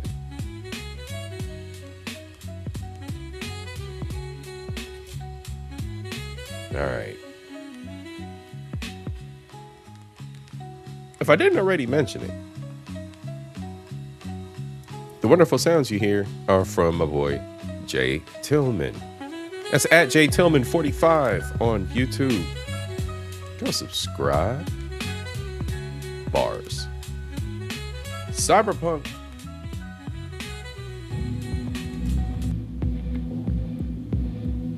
Those who want to hang around. We about to fuck some shit up. Welcome to Night City, ladies and gentlemen. Miss Pan Am may be a little moist in the panties. Might have to hang out with her. I think I got a text message. Maybe, maybe not. At any rate, we got a mission to attend to. I do believe we will be attending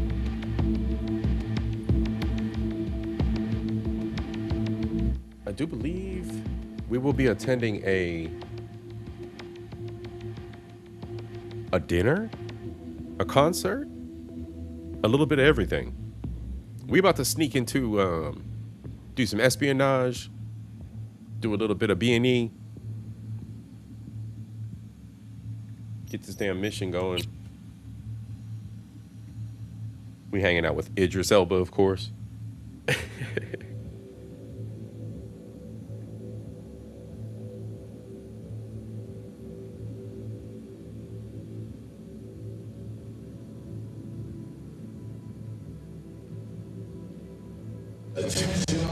Let's go.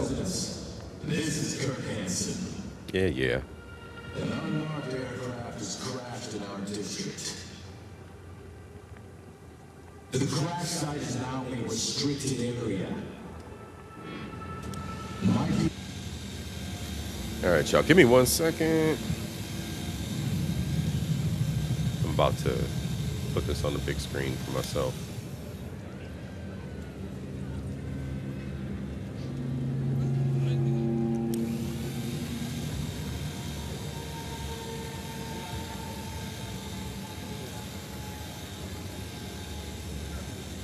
Bet. All right, so let's see. Last playthrough, we were stroking out when we got here. We hung out with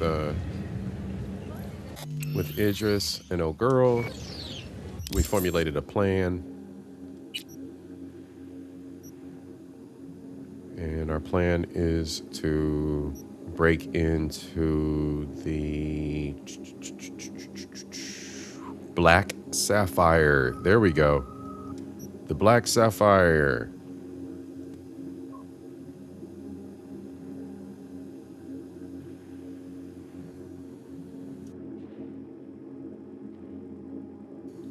$99 stories tall. 99-story tall luxury casino, club, landing pads on the top for your air vehicles. Very nice, very nice. It's gonna be very swank affair. I do believe I have a tuxedo or some kind of gear to wear at the occasion.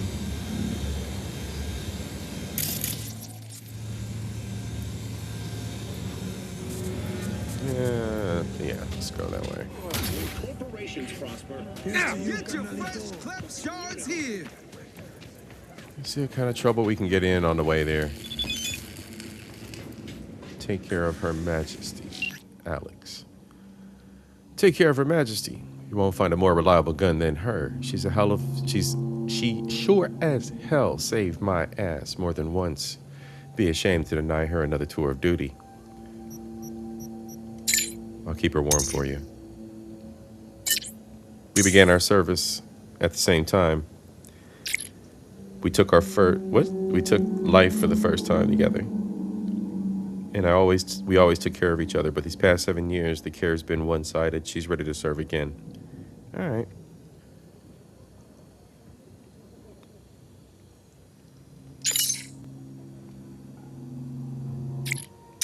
She was 18 on her first mission. Random thug stepped in her path. She handled her business. Reed, who is Idris Elba, told her then, don't see your enemy as a person. Ooh, dirty. And that was that. What was your first? Arasaka Sales Department. One kid, divorced. I caught him spying at Petrochem. He slipped in the shower. I got a promotion, a new desk, and I promise, and the promise, I wouldn't have to dirty my hands again for a while. But no time for a detour down memory lane. Plus, you already heard a bunch of stories like this. I'm running out of time. I need to focus on the here and now. Yeah, bro, you got a ticking time bomb in your head. No time for text messages. Hey, kitty cat. I heard a kitty cat. And then I heard a woman laugh. What the hell? I got the headset in.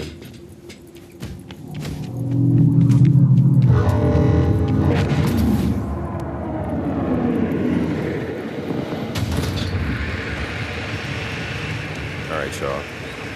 We're going to get in some trouble just because we can. That loot drop just dropped. Yeah, that's what that pink smoke was.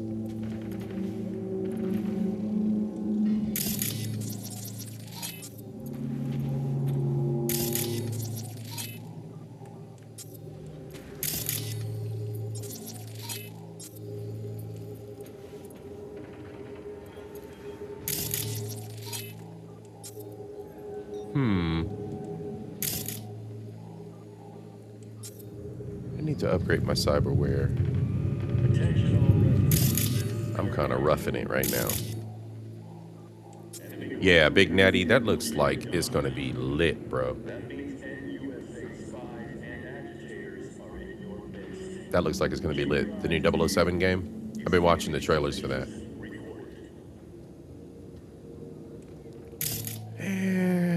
I'm going to blow you up.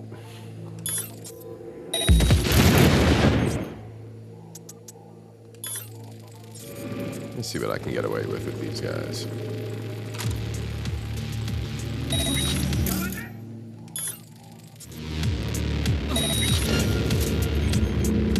Come out and play, you little cunt. You know what? Where's Her Majesty at?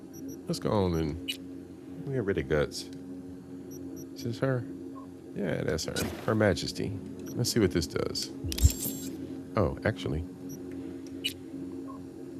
And doop. Attachments. Scope. Let's put a scope on her.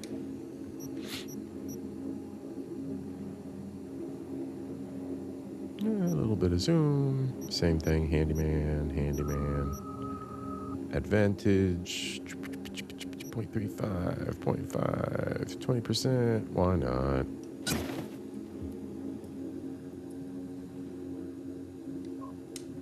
Why not?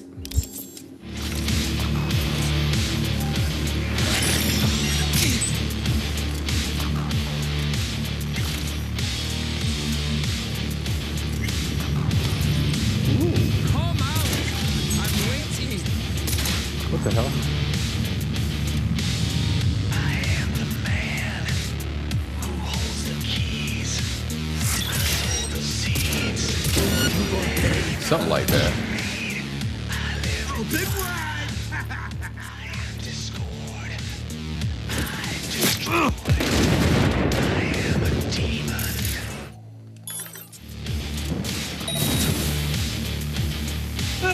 You'll kill us!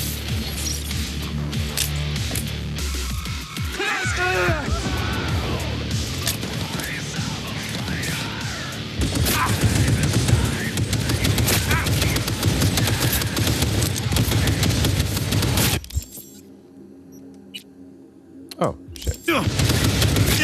Oh, come on, you bastard. Holy shit. Wrong. Oh, come on.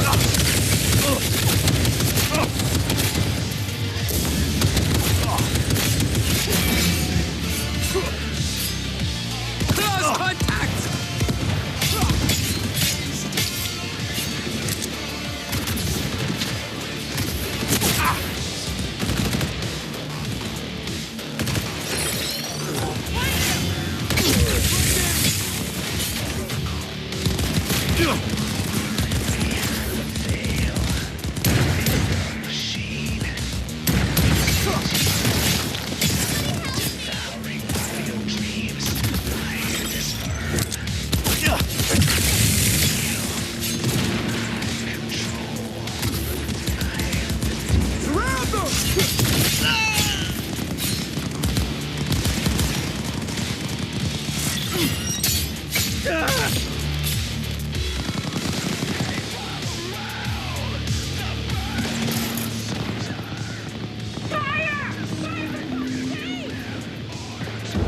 Where are you?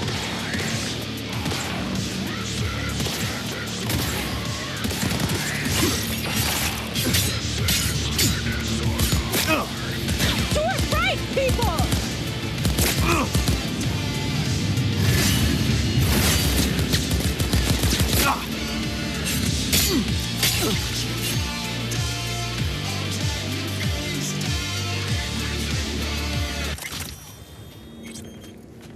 Well, hell. Something like that.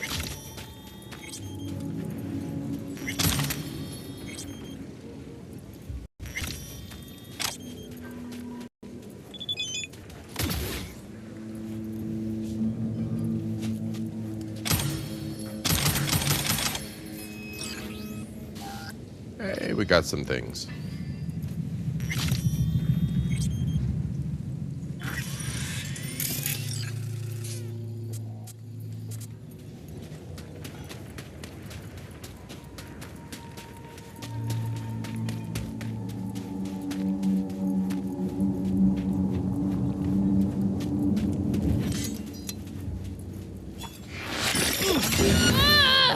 I couldn't resist. I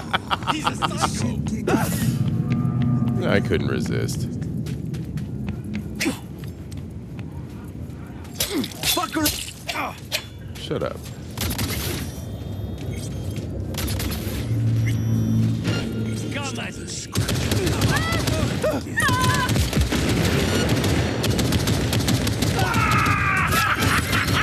What the fuck? Who are you shooting at?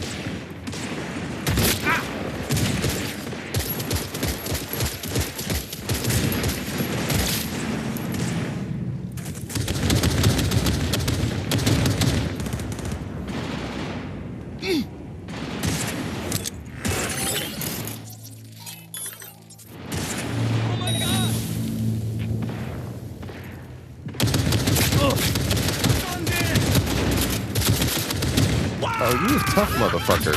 Come here, fucker.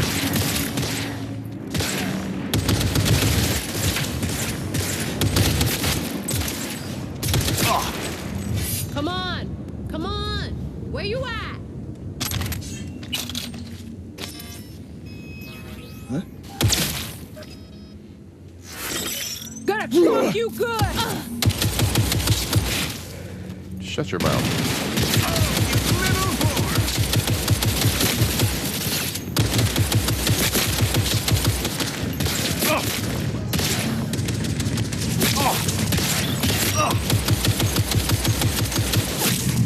Get inside.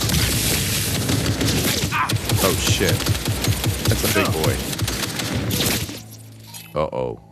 I might have bit off more than I could chew. Let's go. Take that, take that, take that. There's someone here.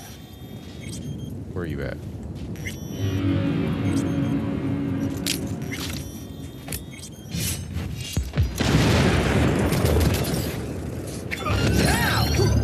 Come here. I'll kill. It's an ambush! Yes, it is. score. Soon, it'll be 7 years since we brought forth our new home. Over the years, our endurance was tested. Shut up. I'm not gonna mess with you. By empty promises.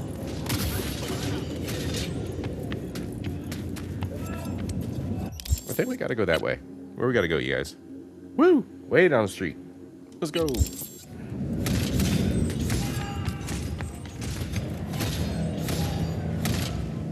I heard somebody scream. What the hell was that?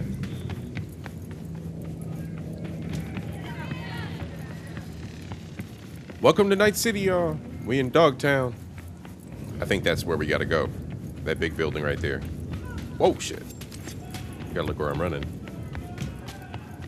Alright, so we're trying to get up to this big building right here. That's some crazy shit.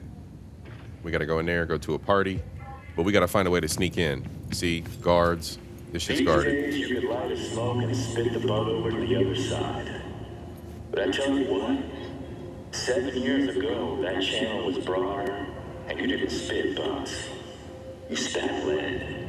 Let me tell you about Stan. Shut up, fucker. Stan was a fine southern boy, dreamed of a career in dance. Wound up in our assault force. I really don't care about dude's public service announcements. I really don't give a shit.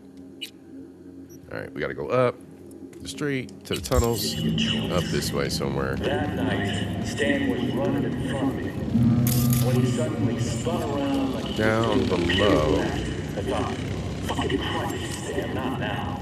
Down below. And then I saw the enemy snipers. Joey. Down here? Maybe. Gotta find a way to sneak in, y'all. Yeah. You from around here? Oh, where else would I be from, Jill? B-Town, born raised. Shut the fuck up. Crackheads. Too many names to count. Alright, there goes some bad guys. Everything we were ordered to do. And then the brass decided to flush us down the storm drain. You're gone, I heard. What the hell? We're never there. And I'd had enough of the lies. A moment of silence for Stan and the rest. No. I got a better idea.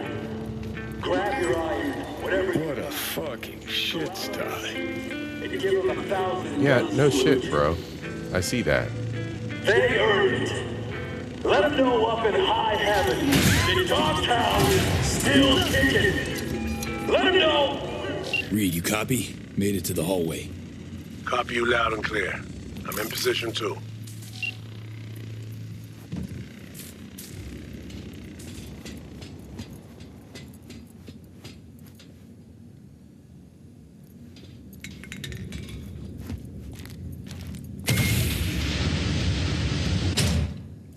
All right, y'all. So what we're trying to do is we're trying to sneak in to that skyscraper. Yeah, enter in the flooded tunnels. I think we made our way. Put the diving suit on before diving.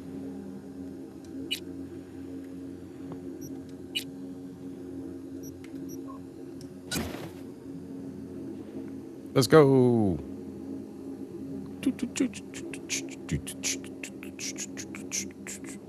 Awesome.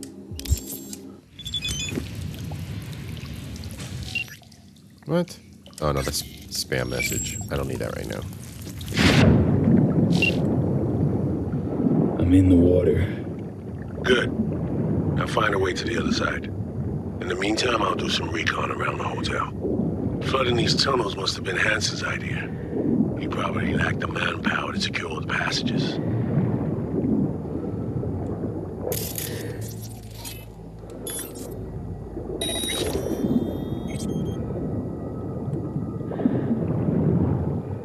I found a breach in their defenses.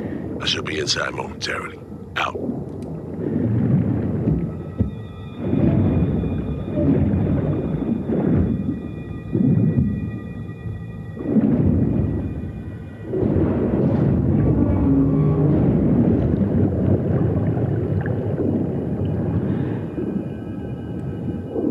Good thing I'm not claustrophobic. Yeah, no shit, bro.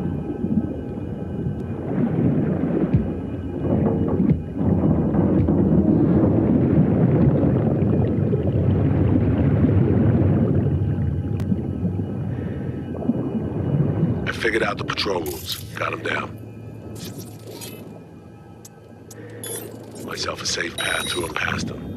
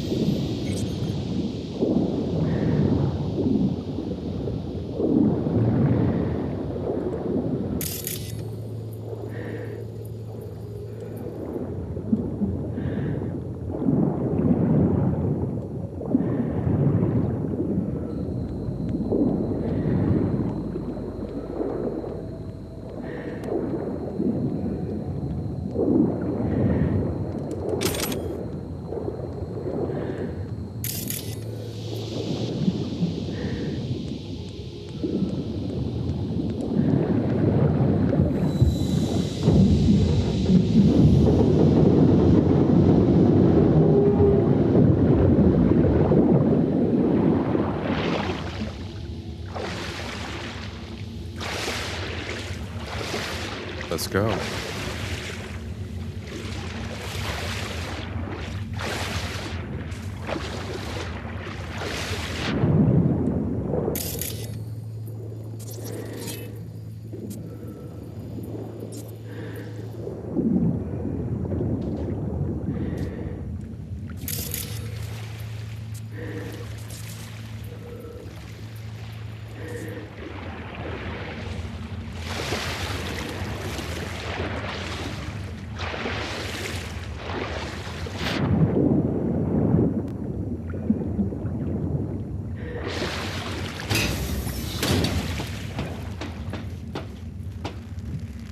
All right. Now what?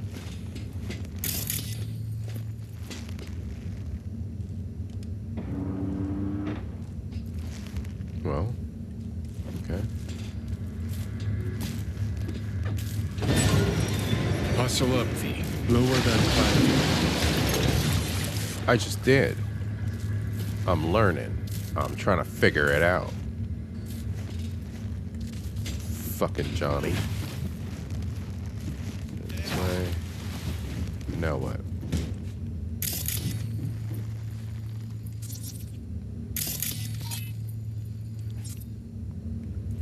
Oh shit.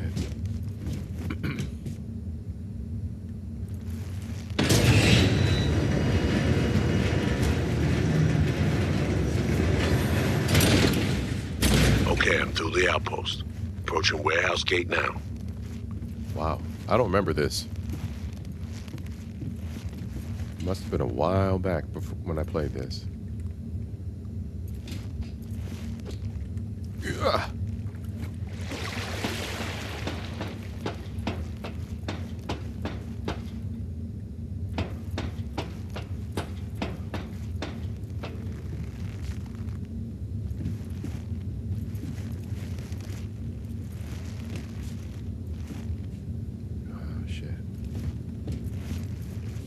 Wish me luck. Woohoo! You sure it's in the system? Because if it is, then either it's been stolen.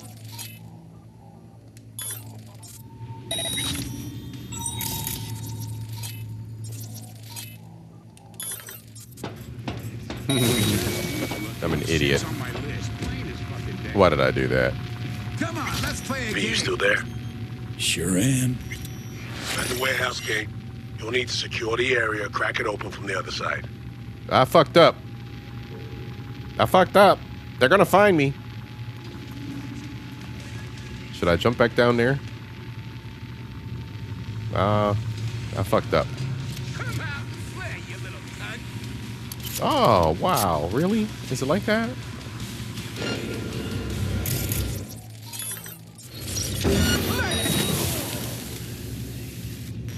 Is that it? Okay, maybe I didn't fuck up. We're okay. We're okay. Oh, what did I just do? I don't know what I just did. Let's go.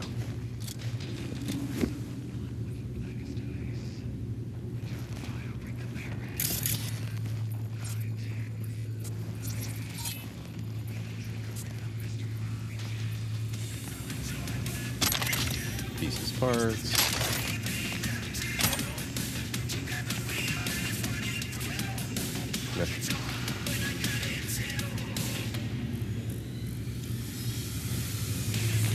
Where are you, Reed?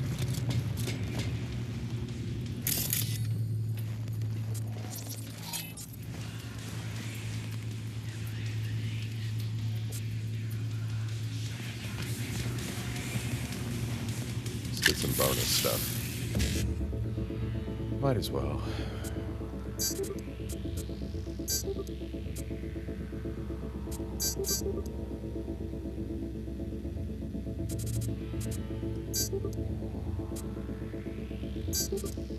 There we go.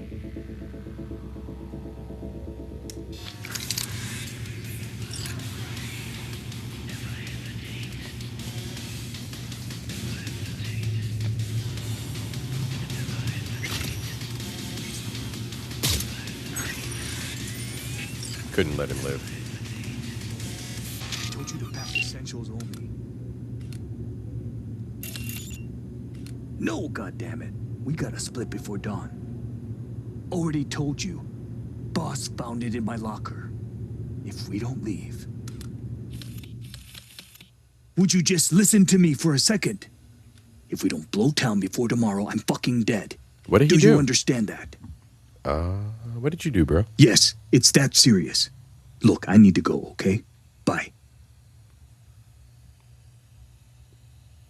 There's something in a locker? What did he do?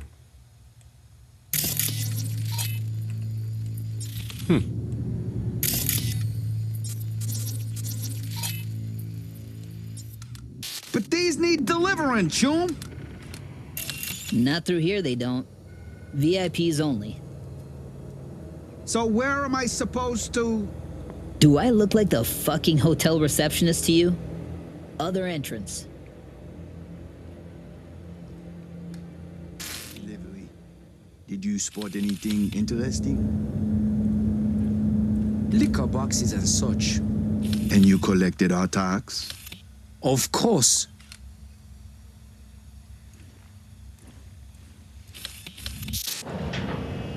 Ah, there you are.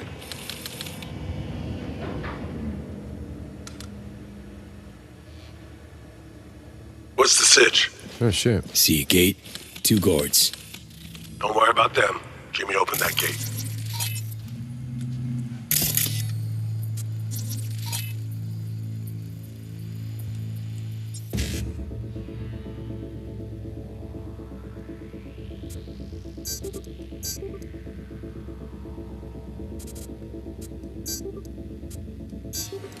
There you go. There we go. Nice. Nice.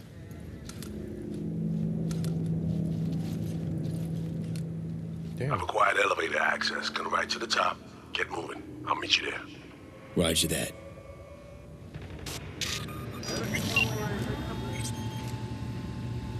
It's gotta be checked out.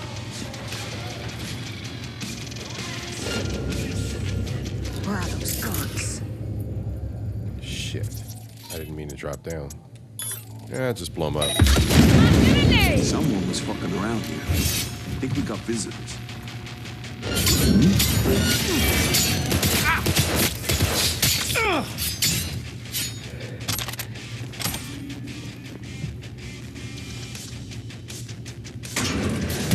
Stay sharp.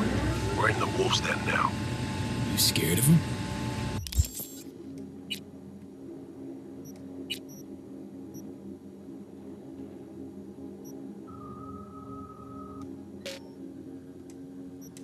I changed my outfit, but that's not the right outfit. The man's repeatedly told both the NUSA and Night City to go fuck themselves. He should have been put down long ago. Instead, he rules this entire district. So you are scared. This is Hansen's turf. He has the upper hand. It's just a fact that needs accepted. Does it mean I'm shaking at the knees? Hell no.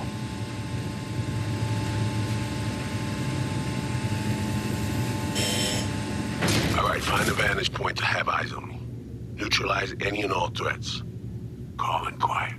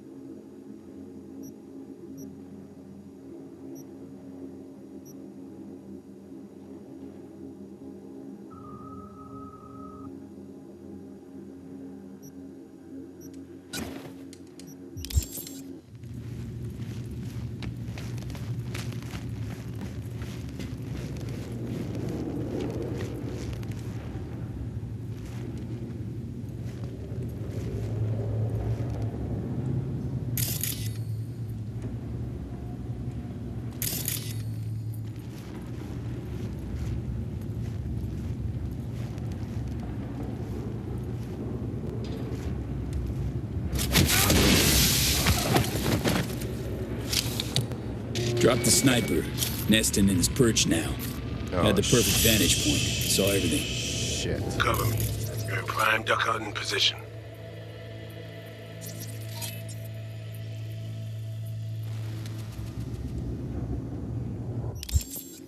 New can't user detected. Calibration in progress. Firing mode inactive. I'm in position. Do you have a visual on me?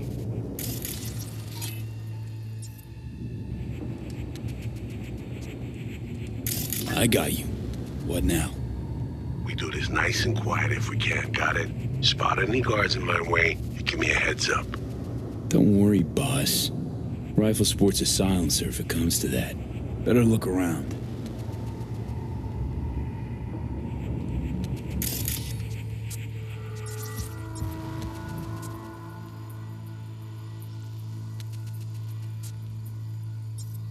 What the hell is that? Healthy smattering of guards along your path. Copy that. We'll take them out one by one. Best if they never knew we were here.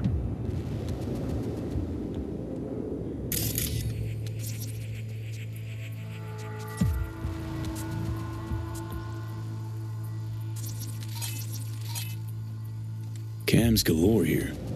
Should have access once the sniper's nest completes calibration. Good. They could prove useful.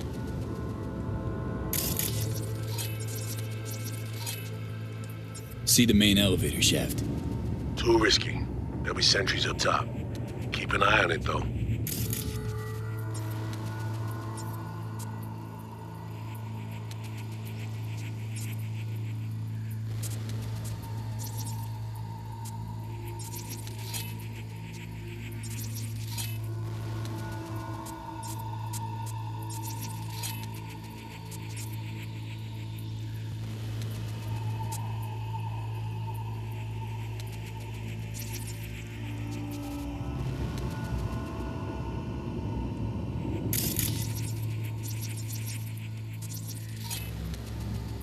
Oh shit, we gotta get all the way over here? See a bunch of containers. Could use them to get to your side. Yeah, see him too. Let me build that bridge. There's a service elevator nearby. We'll take that up. Gotta get there first, though. Cover me. Calibration complete. Firing mode active. Don't see anything. Path's clear.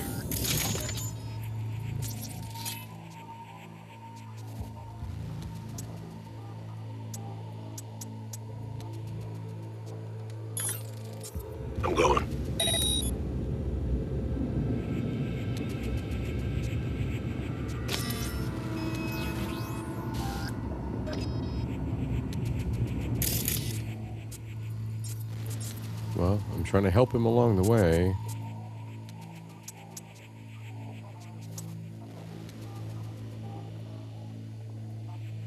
Why is friendly mode blocked? For the love of God. Again. First you fall into a trap at Slider's place, and now you missing mine? Pull yourself together, soldier. I almost blew myself up. What? There. It's a tsunami Tsuchigumo. Can set it to friendly mode. I didn't see the mine.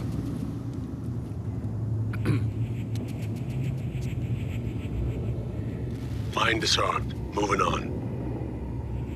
I can't see around the corner. All clear? Am I okay to move on? Yeah, you're clear. You're clear.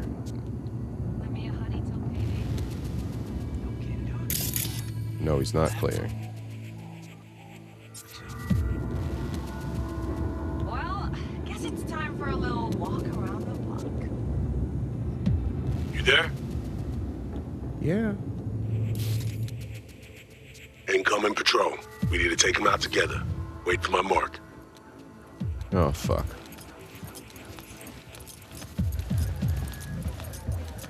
Three, 2, 1. Contact! We've been spotted. Have to blast our way through. Cover me, B. I glued to the scope. Man down! Take their place!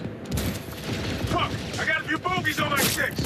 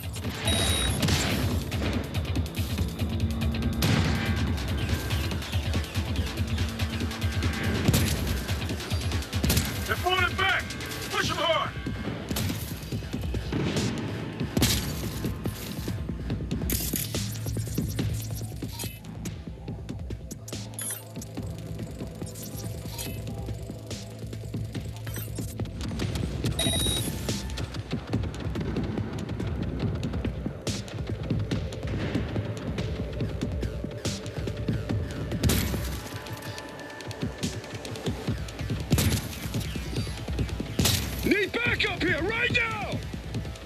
Careful, B. Snipers above you.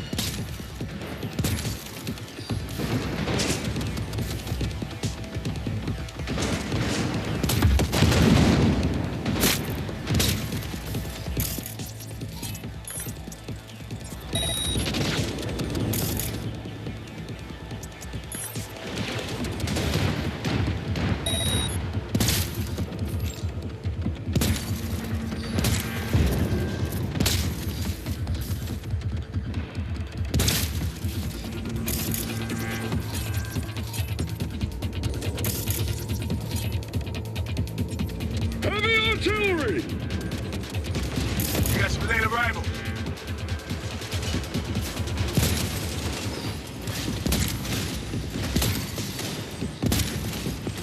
Come on. Got him. V, a few drones headed your way. Take them out before they reach you.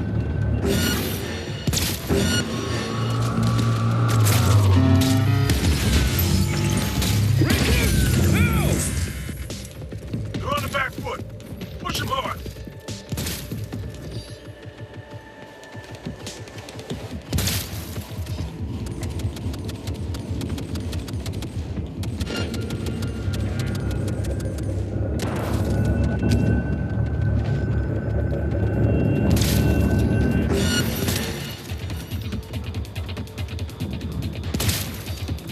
Focus.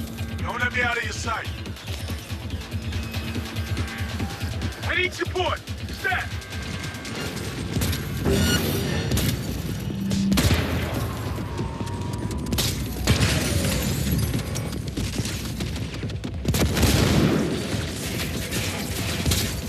Tango's down. Heading towards the bridge now.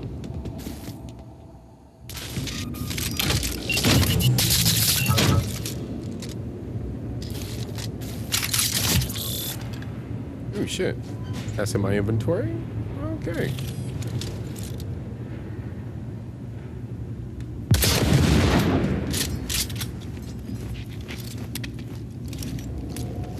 Lowering the bridge now.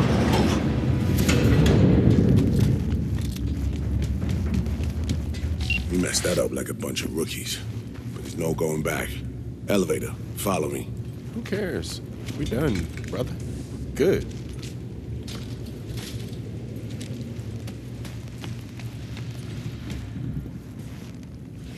Oh, you got the gear? Okay. So. Oh, my bad. We don't have all day. My bad. Almost there, V. My bad. Fucking finally. You're looking a little pale. Having a little deja vu. Little deja vu is all. Different elevator, different hotel. The sitch didn't turn out great. What makes you say that? It's my job to notice things like this.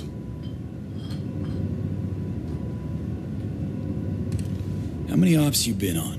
Ballpark. More than the number of years you've been around. But right now, we're crashing the party of a bad boy dictator, while aiming to walk out with his prized possession.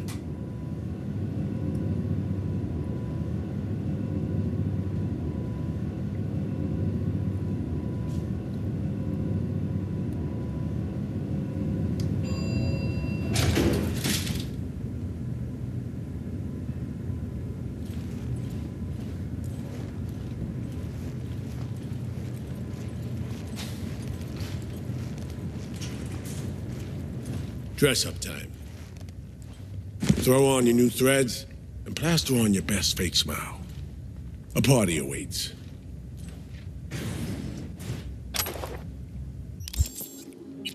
All right.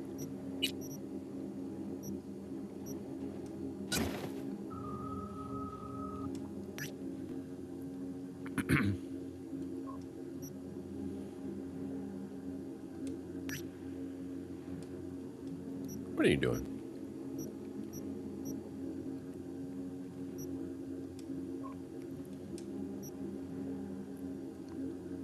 Look at that. Woo-hoo-hoo! Them Texas boys wish they looked this good.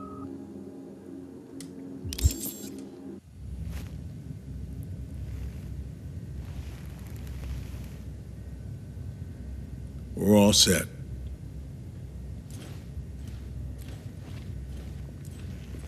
Let's go.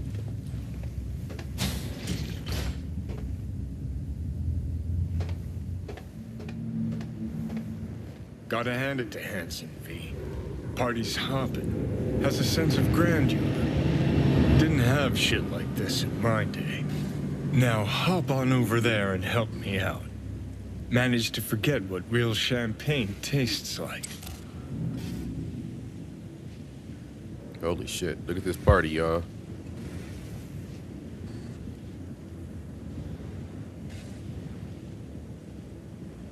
That's just the outside. Let's go.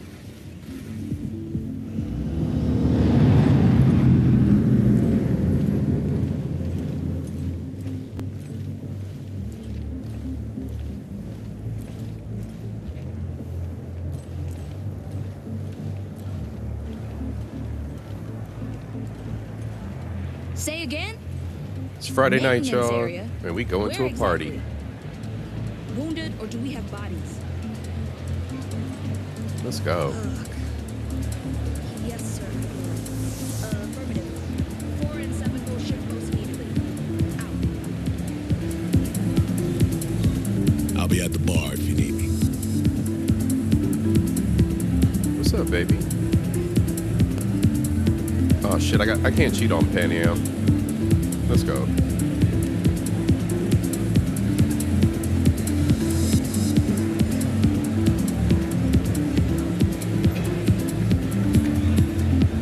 Welcome. Would you care for a beverage?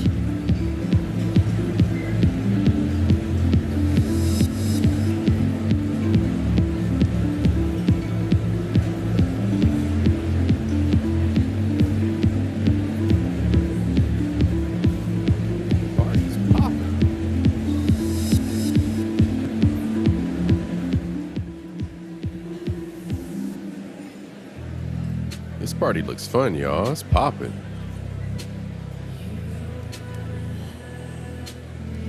Don't mind if I do. A pleasant evening to you. Perfect sex? Gang bosses? Well, Hampson's clearly made it. It's literally as if he's defecating truffles and caviar while they've all lined up to hold their plates up to his ass. I mean, they want to gobble up what he's serving. Damn, they're talking shit. Hey, they a nice looking couple though. I like that they got the matching outfits on. Y'all kind of lit. Y'all got it going on. Y'all got it going on. All right, y'all. Let's go. This is campaign. Ah, shit. We got the Japanese mafia, y'all. Yakuza. For us, payment is not much an issue. I just need the paperwork to go with it.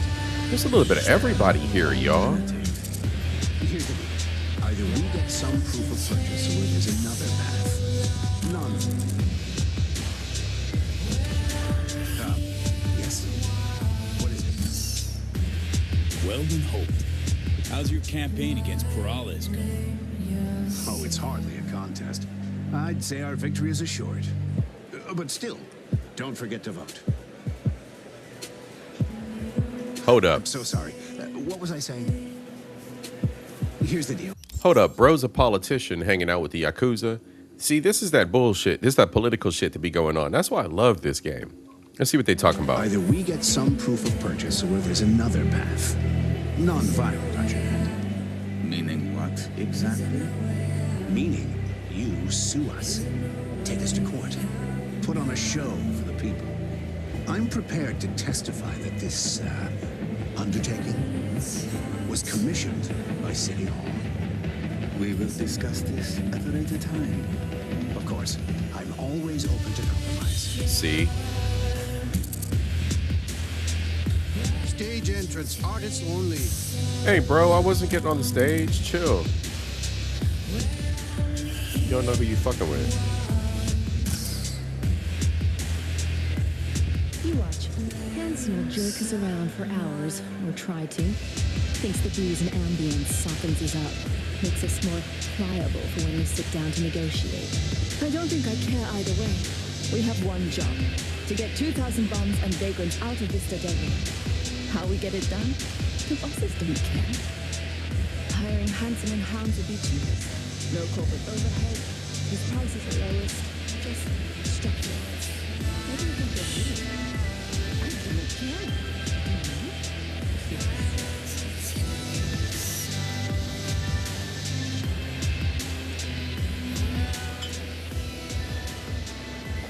Might as well. Thanks. Cuts 30%. I won't get the financing otherwise. I want 3 more shipments before the end of the month. Beijing Yankee. We playing Cyberpunk.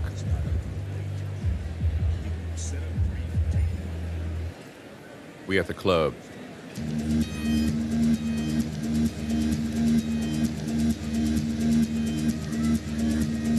Damn, she's fine as hell. I like her hair. Oh, you got the same. Oh, shit. Oh, what's up, girls? What's up, ladies?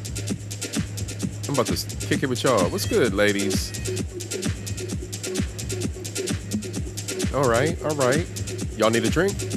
I got you. I got you. Okay. All right. Put it on my tab. Put it on my tab. Put it on my tab, ladies. I like the green. All right, emerald. We got emerald and magenta. Or fuchsia. Emerald and fuchsia. What's good? Was you that bodyguard girl? I see you back there.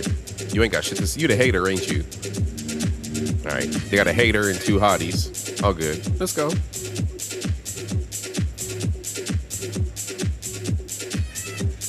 Oh, she kind of cute. But she got her people with her. Not... Get the fuck out of here.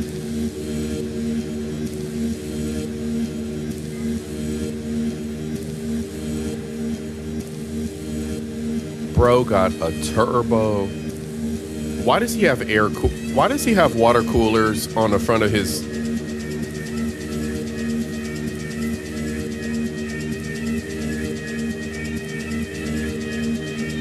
I'm not even asking.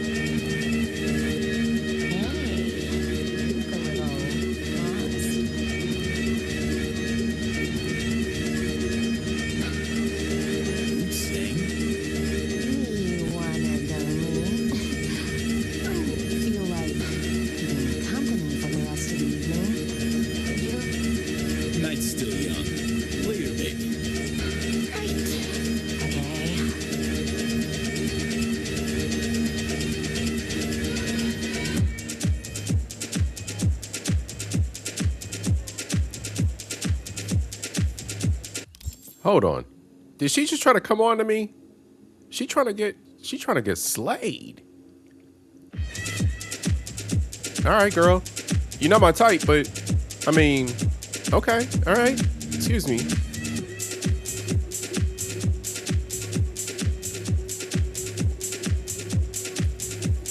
this guy looks exactly like your room. Unfucking canny. Sure that ain't Takamura?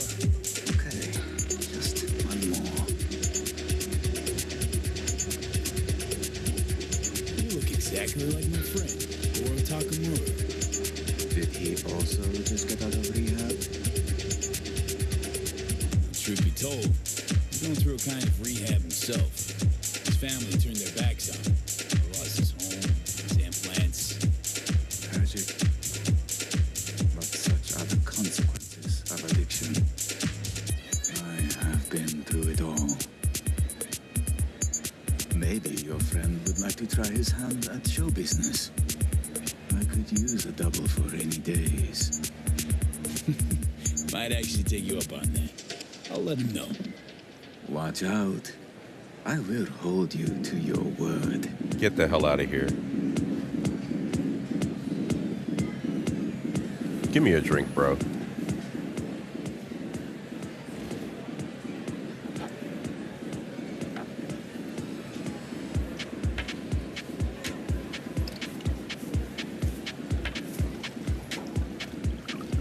Drinks up.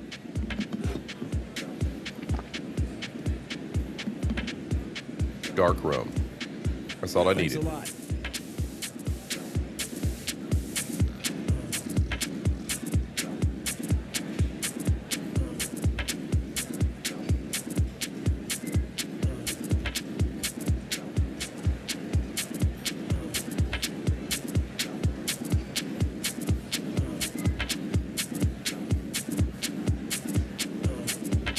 Y'all some crazy looking people. For real, for real. Yeah. I'm on the walk of shame, but I feel no shame.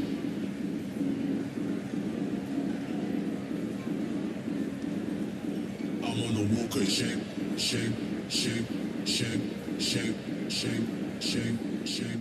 Yeah, Cyberpunk is one of the top games right now. It remains a mainstay. It had a rough start, but Cyberpunk is dope. And not only do we have Keanu Reeves in this game, but we also got Idris Elba. So I'm kicking it with Idris at the club right now. We're about to do this crazy, crazy mission. Let's go. It's your play.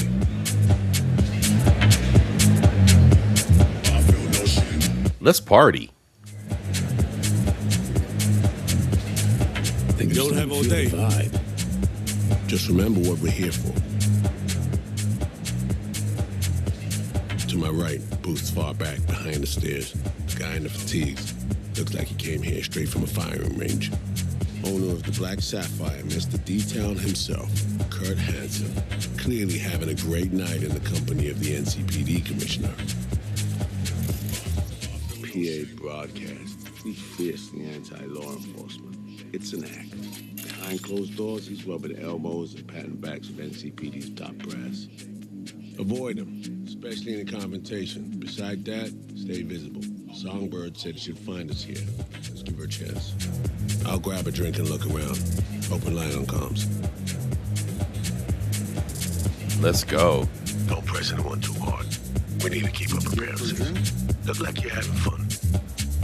Just on it, please. Shame, shame, shame, shame, shame, shame, shame, shame, shame, shame.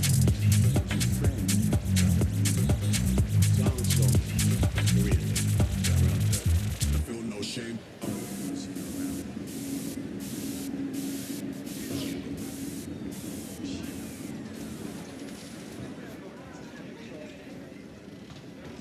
Ooh, liquor.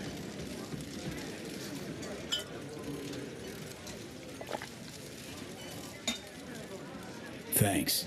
Aim to get fucked up on Hanson's dime, then puke all over his carpets? Hell yeah. Respect. Again? Gambling. This I swear. Unbelievable. Oh, I'm drunk. Tomorrow. The room's all wobbly.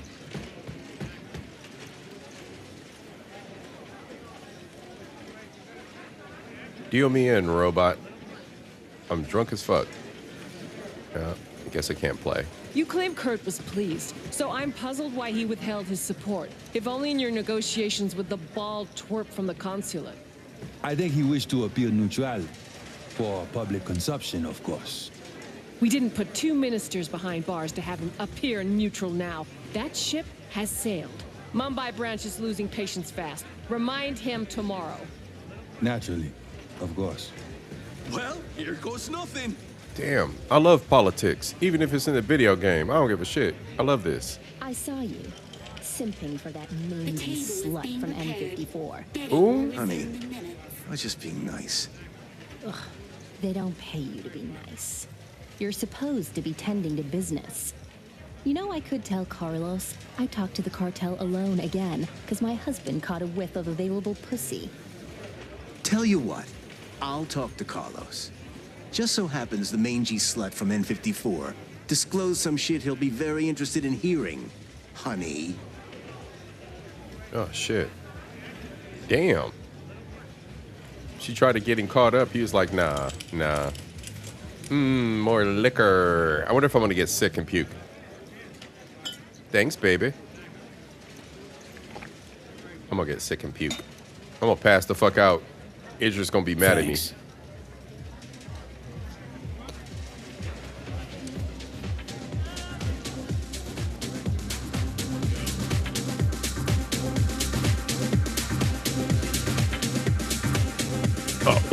My bad, bro.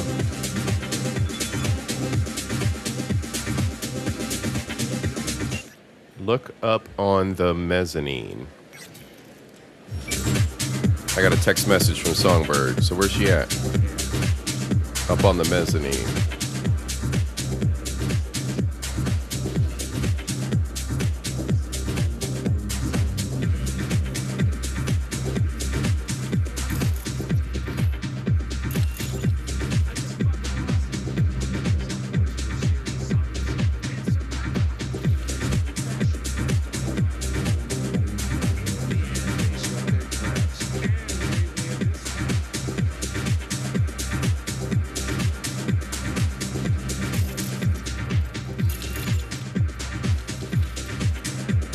I got distracted.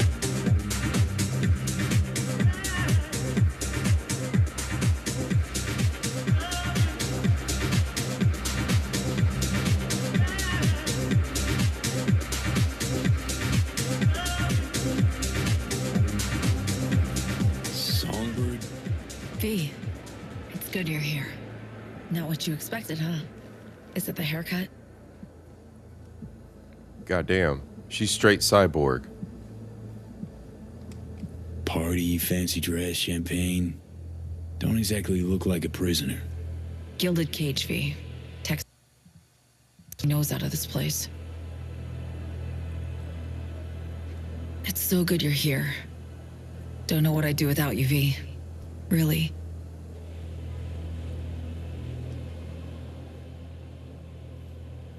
Damn, Songbird. Didn't exactly give me a choice now, did you? Told me to show up here and just ghosted. The, runner, your friend, who helped us reconnect last time. Killed him. Fried him, didn't I? You didn't kill Slider. Blackwall did. Lucky as hell it didn't flatline you too. I ran out of time to explain everything. Saul, I've made so many mistakes. It's all right, son. Not your fault. The blame's on us. All of it. On you? Yes, all of them. I know what they made you do. They pushed, and I wasn't there to stop it. Listen, guys. We do not have the time for this now. Right. Main thing is to get you out of here. That's not happening. It is. We got in, we can get out. Just not the point. I'm dying, Saul. Like V. Hansen has the cure we need. We run now, we both die. Relic's killing V. Blackwall's my poison. I can't bow out now. Whoa. Sharing a boat to oblivion with me? Could have said something. Had no time. Still don't. But hear me out. I need help. Your help.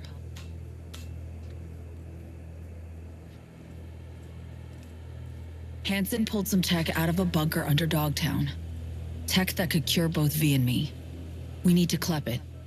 Only way I see of doing that is to stay close. Play the prisoner. So, fuck. We'll wait for an opportunity and pounce. I'll be on the inside, ask for your help when the time's right. I can flee once I have that tech. Nothing's ever simple, is it? So me. Oh shit. Care to introduce your friends? It's not often I'm simply not familiar with guests attending my own party. And I never forget a face. Kurt Hansen. Name's V. Somi's +1.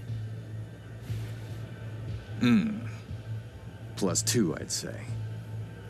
In any case, enjoy your evening. Well, I need to grab you, darling. I have a couple NC politicos here who are dying to meet you. And if we're to keep hungry rats from devouring Dogtown, we really do need to feed them the occasional scraps. I'm all yours, Kurt.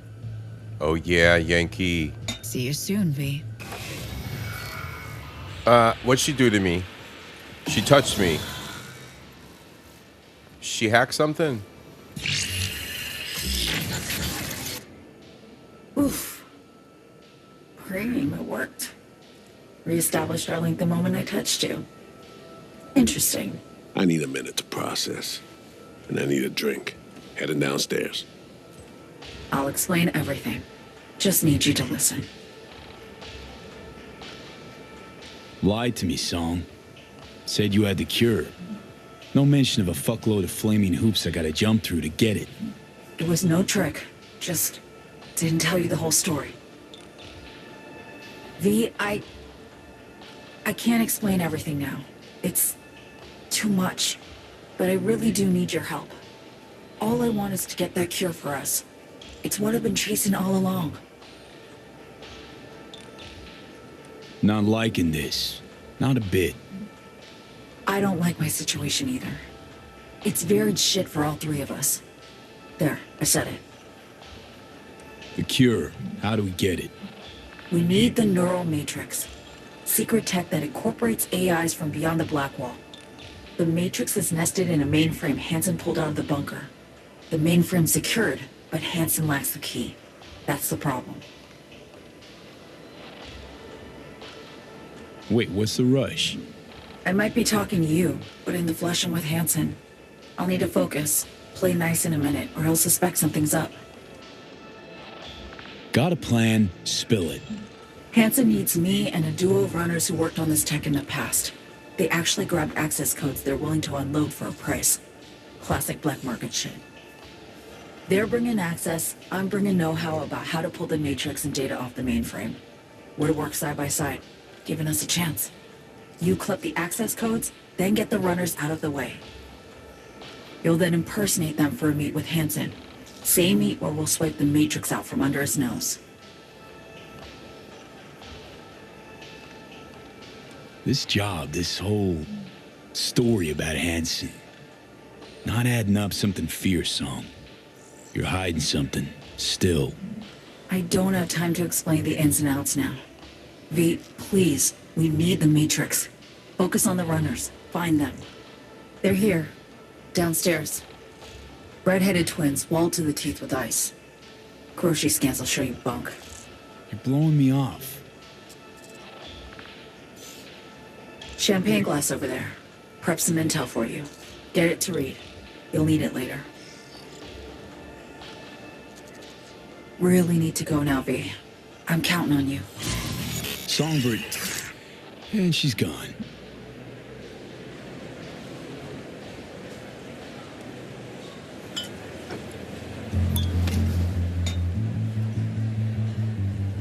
And we get a free music concert coming up. Yeah, Yankee. So, okay, the way this works is, So Me, the Asian cyborg we were just talking to, the Asian hacker, she is the president's hacker. The president's ship went down in this part of town. The president was rescued by me. I got her to safety, right? So I got the president to safety. She's taken care of. But her bodyguard / cyber defense, So Me, the woman I just met with, she got separated and got captured, either willingly or by force.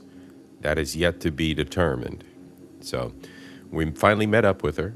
Part of my mission the president sent me on was meeting up with Solomon Reed, who is Idris Elba.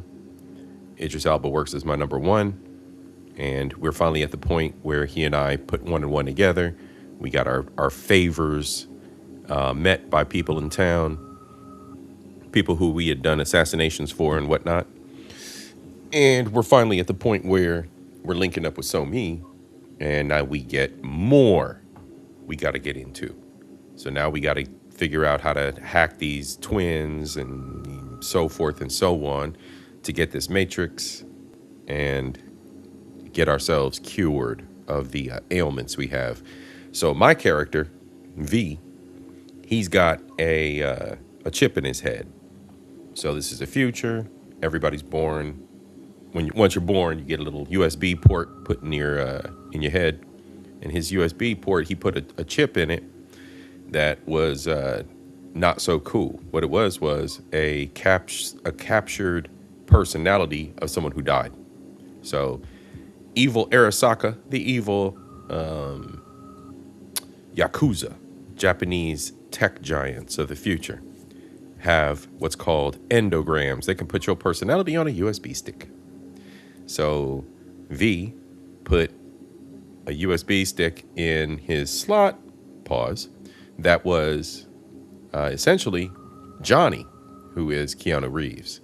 And he's running around with Keanu Reeves and his nugget talking shit to him the whole time. So we got Keanu Reeves in the game. And we got Idris. This shit is lit. Oh, and I got a girlfriend who I go on dates with. It's awesome. Let's go. So we about to have a free concert by one of the stars. So this is a whole universe. We're about to have a free concert by one of the stars of this universe. This shit's great. We having a whole club night tonight, y'all. Like and subscribe if you're new. Oh, shit. Incredible. Just dazzling. Exiled, I seen you sneak in too, bro. What's up?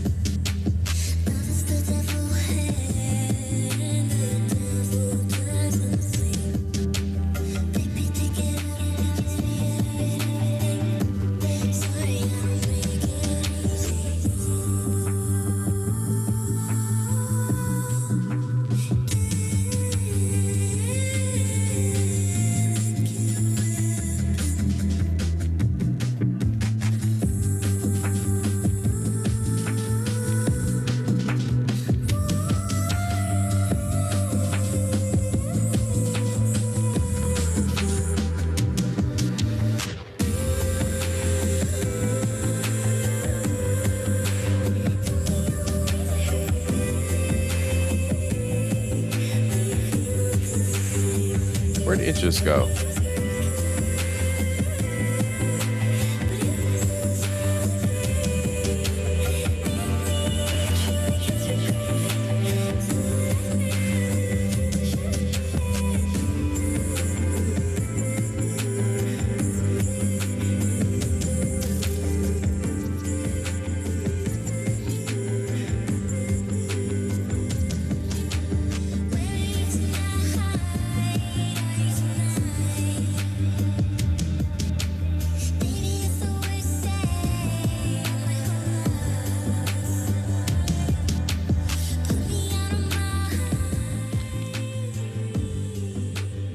So those are the twins.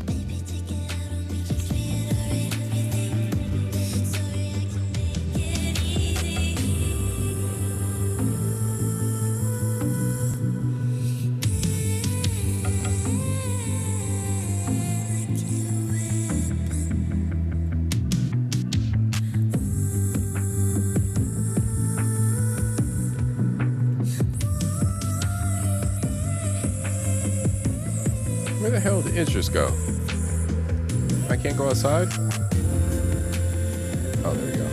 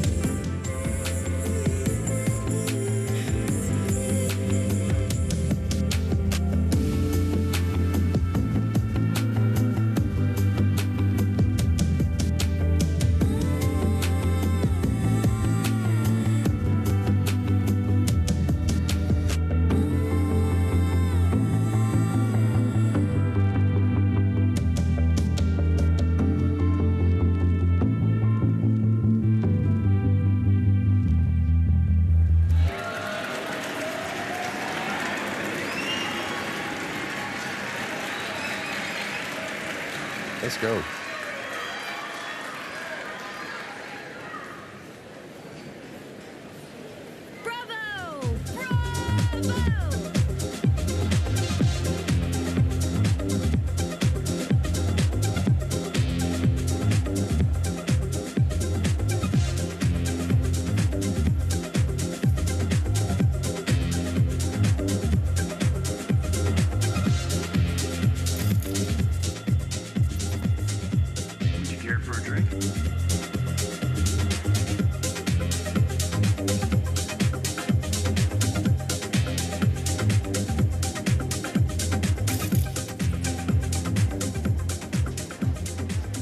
Damn, he's sitting way back here.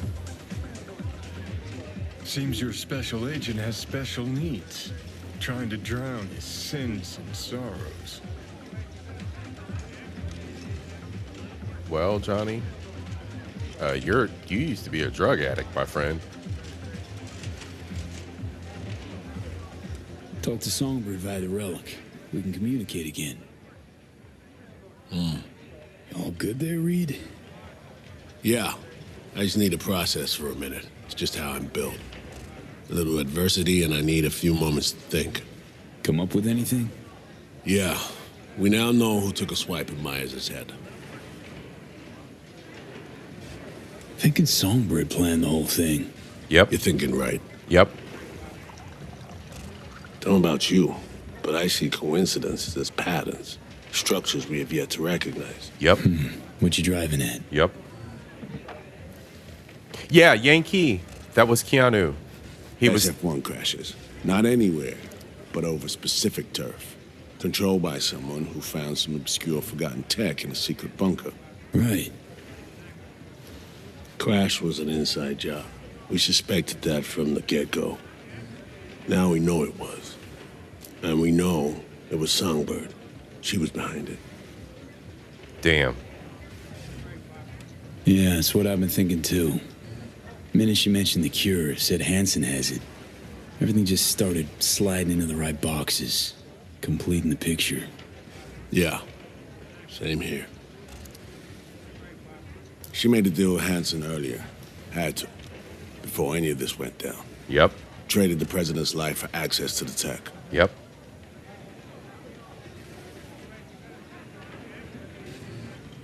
Yeah.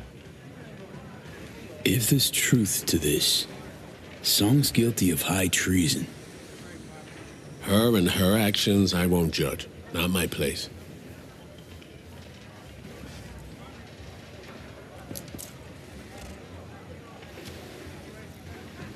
As I see it, Somi was playing both sides, simultaneously spinning deals with Hansen and you. Yes. She has Hansen set. Then you come in. She contacts you via the relic, asks you to rescue the president. Absolution for her right there. You need to cure just as much, guaranteeing you'll help if her plan falls through. And here we are. Yeah, and here we are, rushing to Songbird's rescue. Thinking a few steps ahead was always her strength. But judgment calls and situational assessment, her Achilles heel. As a chess master, she'd be famous for dazzling plays and excruciatingly beautiful defeats.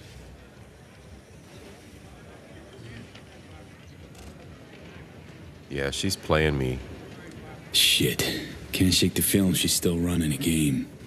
Sure, seems more upfront than at first. No way she's telling all, though. Could be right. Staying alert's never a bad idea. But I know Somi well enough to know she'll do her damnedest to be fair. So we're gonna rescue this traitor? How you feeling about this? So, what are you thinking about all this? I'm not convinced Somi's to blame for everything. In this trade, nothing's ever as it seems. You gotta keep asking questions till you get to the bottom of it. That's experience talking. Main thing now is to get her out of this cesspool of a sitch. Then we'll see which direction to take. All right. Right. No point pouring over it now. Right. Back to the sitch at hand. What do we have to do to save her? To grab the tech Songbird and I both need, we gotta go to a meet with Hansen. Prep for what's required.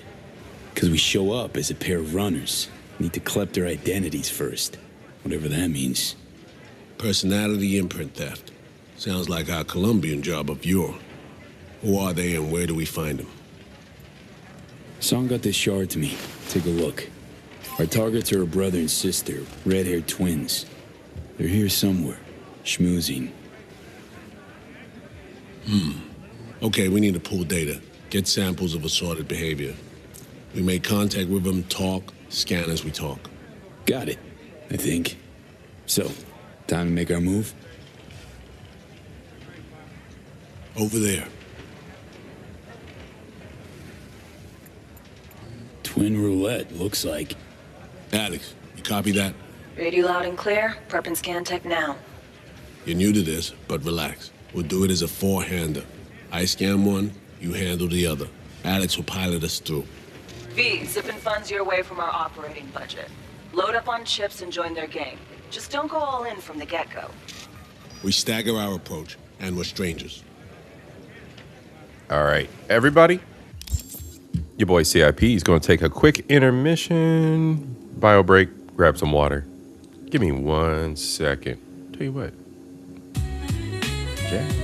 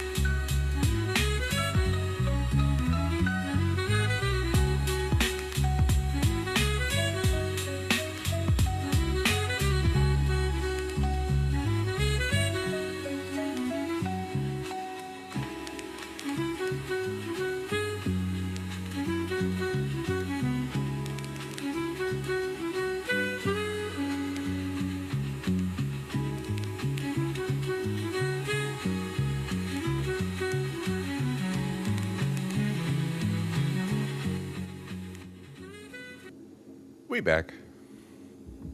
Quick bio break. Grabbed another adult beverage for myself. I think we'll probably play for about another hour and a half or so. All right, and Yankee, yes, that was Keanu. He'll be popping up because he's a voice in my head, so to speak. Since I put the little USB with Keanu on it in my nugget, he pops up when he wants to and provides narrative influence as well as psychosis. Definitely psychosis. He is the voice in my head. Let's get to this. Let's get to this, Idris. I mean, Reed. Struck gold with roulette, really. Gambling throws people around, high and low, brings the joy of winning and the despair of defeat. All Perfect right. for our purposes. So here's our targets. We got these twins over here. And basically, we're just going to play along, choose the best options, make this work for us.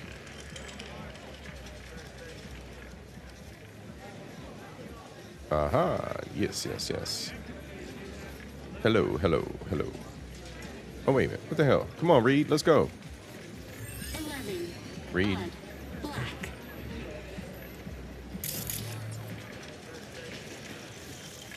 Place your bets, please.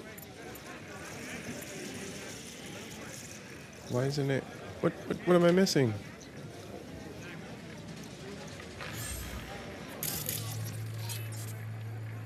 Do I gotta talk to him? No, no. What the heck? Reed, are you bugged? 3. Odd. Red. Did the game just bug out? Just in case. I'm gonna put down a save. And then I'm gonna load it. See what happens. Might be user error.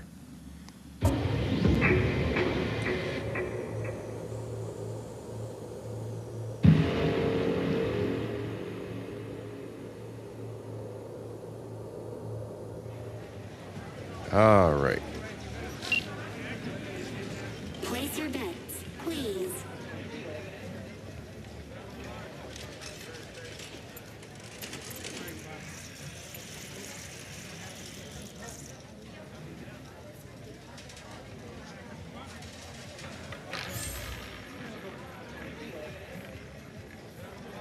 Am I bugged out?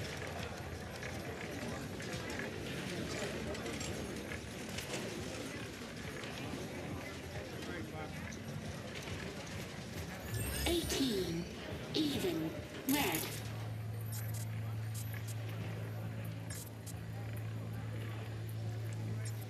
Place your bets, please. Get the hell out of here.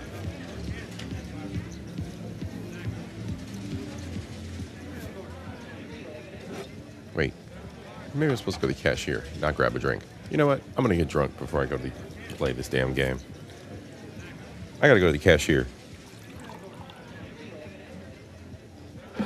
Like this is real life. Are you kidding me? Are you kidding me? Where's Messy Michonne? Greetings, sir. Get the fuck out of here. Want to buy some chips? Of course. Good luck at the tables. I don't gamble, y'all. Are you serious right now? How many am I supposed to buy?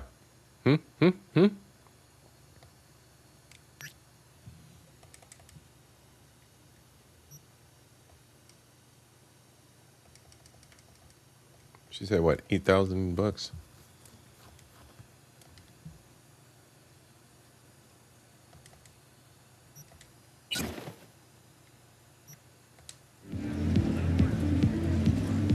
All right, let me take my drunk ass over here to this table.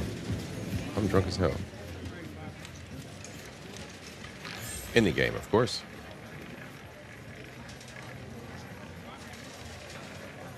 I still can't gamble. Robot, help me. I'm drunk. Reed, help me. Did I not get enough money? Oh, must not got enough money. Give me more money.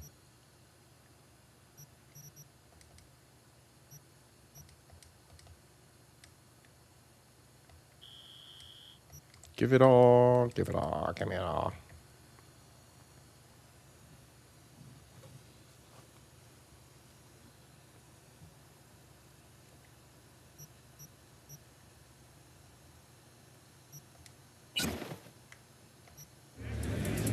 V, important.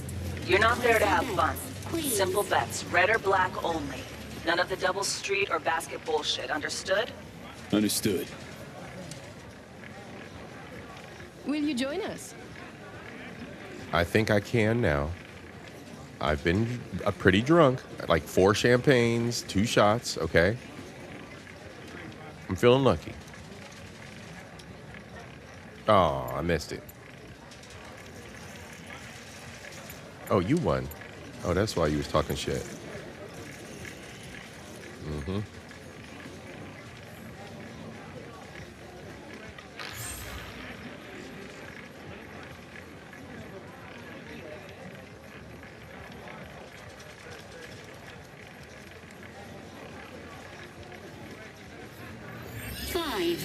Odd. Red. Hurry up, hurry up, hurry up. Place your bets, please. All right, let's go. Betting's open. By all means. Black it is then. Relax. Buy him drinks, break the ice. I'll join you momentarily. All bets are in. Bidding is closed. What? No introduction? V. You? Aurore Cassel. And that boy is my brother, Emmerich.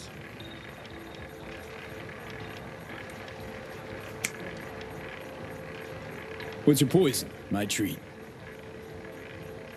A bourbon for me. Alas, mon frère does not drink. You heard the lady. And real water for the gentleman here. And what'll you have? Same as the gentleman. Water. Coming right up. Your drinks will be here shortly. I need to sober up. 2. Even. Black. Hey, merde! Let's go. Black. Place your bets, please. Last chance. Red. Let's go, let's go. V, can't get a hold of Reed.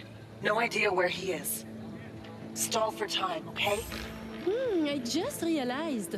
You must have dirt beneath your fingernails too, like all these bastards and bitches. That is, unless you're a tourist, like the no-lifers who must watch others live to feel anything. Provocative, this one.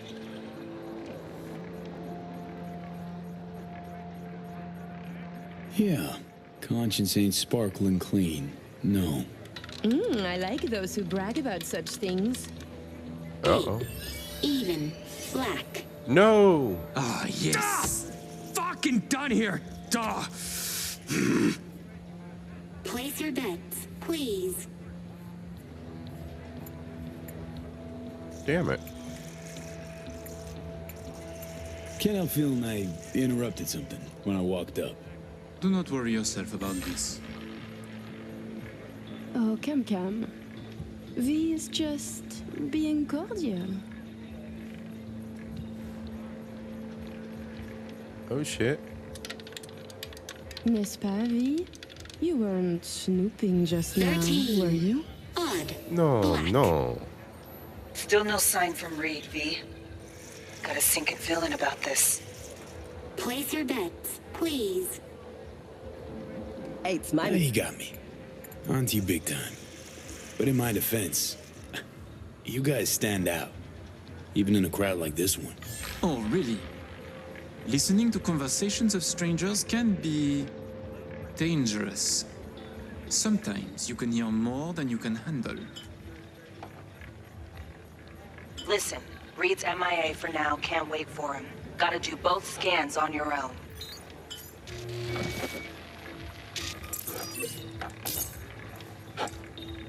are discussing local politics, specifically our host, Monsieur Kurt Hansen. Big fish selling big guns for big money. Yet here you have celebrities, politicians, even the chief of police. So I was thinking, perhaps Hansen would do better by being a véritable businessman, no? I claim he would. Mon cher frère disagrees. 28. Even. Black. Let's go. Guess it's not my lucky day. Place your bets, please. Yep, black is lucky tonight. Who is Kurt Hansen really? A crucial question. Tread carefully with that duo, V. Hansen's a suit without a suit, if you catch my drift. Oh my fucking god, you Americans. You used to have more imagination. Tossing you around, V. Don't let her. Level the field. Maybe you could lay out your opinion of the man. Profiter de la vie, to enjoy life. That is the point. You can wage wars to make money, but why do so at all if you must then hide it? Emmerich knows this, I know this. And if Hansen has any sense, he knows it too. 33. Odd. Black. Yeah, we winning. Place your bets, please. I'm going red this time, y'all. I'm going red. I feel. Tu ne serais pas en train de devenir trop pote avec lui? Mais fais pas ton jaloux, petit frère. Don't be jealous. C'est pas comme si on allait baiser, lui et moi. Ooh, nasty. Charming little show you're putting on. You see, Emmerich, we are charming. I mean, Hansen could take Dog down by the throat, eject the junkies, and make it a paradise for billionaires. Just getting rich is dull. You should work for the community. Invest, create jobs, throw banquets. She's getting chatty. Doing good, V. And charities are excellent washing machines. You launder billions, they are. believe me. 11. Odd. Black. No, I lost. Place your bets, please. This table is You're all so childish. straight It's beautiful. black. Nothing wrong with that. Hansen going missionary position in business? Nonsense. Reed's still not responding. But you keep working it. Let's go. Swap twins. Let's see. Man basically owns Dogtown. Could use that as leverage. And who would Hansen be? The mayor? Please. He is very good at what he does. A professional criminal. Soldier yesterday, crime lord today. Why not biz shark tomorrow? Mm-hmm. Yet he is a businessman. And to make it legal, it is a lot of work to do for a simple change of label. Good. Little worm's opening up. 14. Even. Et ben Red. voilà, c'est comme ça qu'on Damn fait. it. I lost again. Place your bets, please.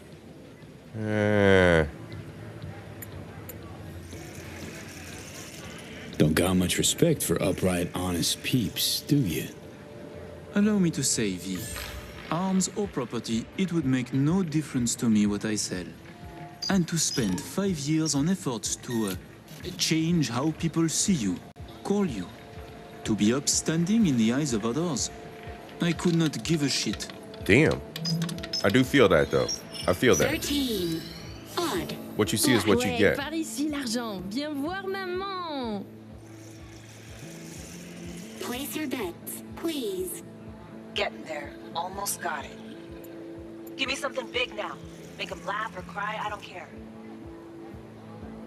Please All or place your nothing. bets. Have a taste for risk? Like the tingle of risk?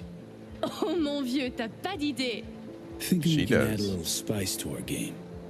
I'm listening. My, I too am curious. How about we go all in? Bet everything we won tonight. And we play different colors, yes? You win or we do, and either you or we lose all. My thoughts exactly. A moment. You join the table, buy drinks, talk and talk. Now you wish to risk everything? I find this disquieting. Oh, shit. Perhaps you could now tell us about yourself. Tread lightly. Name's V, Afterlife affiliated. Make what you will of it. Are you happy now? You choose first, then. Damn, that was easy. I'll go in black. I've been having good luck. Black's my choice. We are red, as our hair. A luscious color. There you go. Have it.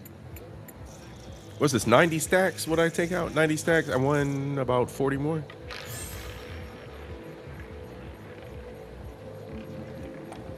Allez, allez, allez, allez. 130 stacks. 21. Odd. Damn. Oh, fuck. You win some, you lose some, folks. Leave us for a moment, if you please. Goodbye, then.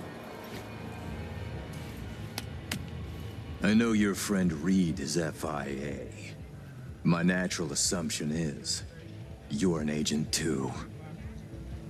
I'm also guessing you two took it upon yourselves to save the president, then exfil her out of Dogtown.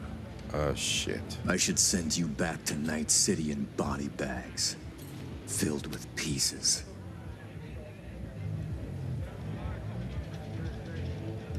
You trying to scare me? Dunno. Are you afraid? We're just talking, aren't we? You're not about to kill us. Got it right? To be honest, I got tired of the media circus. All the allegations thrown in my face, the bullshit propaganda. Luckily, we can put all that behind us now. So what now? Gonna kidnap me? Torture me? I will let you and Reed walk free of this place. In one piece. On your own 2 feet. Consider it a gesture of my goodwill. Your little bird came to me on her own, though. She was tired of breaking international laws on the president's whim. She simply had to run away. Breaching the Black Wall, jeopardizing the net, all humankind's safety, in fact, for personal gain? I wonder what Netwatch would say. Pass it on to President Myers. Also tell her her toy of mass destruction is my friend now. And she should get the fuck out of my backyard, or the world will learn about her games. I've matters to attend to. You'll find Mr. Reed downstairs. Okay, V. Got all we need. Sheesh, colossal prick. Hear what he said? Yeah, caught it all. Didn't like it one bit either. Son of a bitch said I'd find Reed downstairs. Yeah, heard him. Wasn't crazy about his tone. Time to evac, V. Best not tempt the fates. Head to the elevator, right down to 1. Need to know what's up with Saul.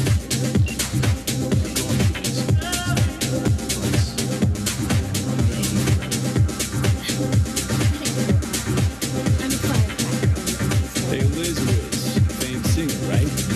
And you are? V. Just V. Nice to meet you. Nice to meet you, Just B. Perhaps we'll meet again someday. We just might. Enjoy your evening.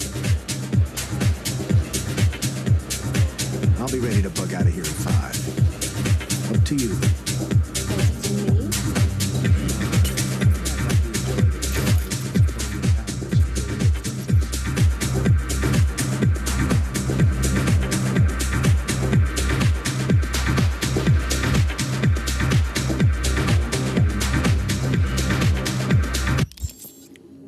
Just had an elevator.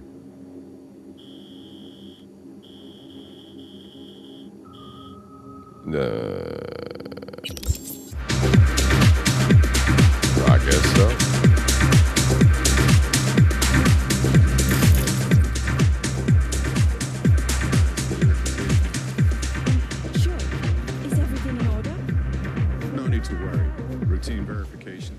Please enjoy your evening.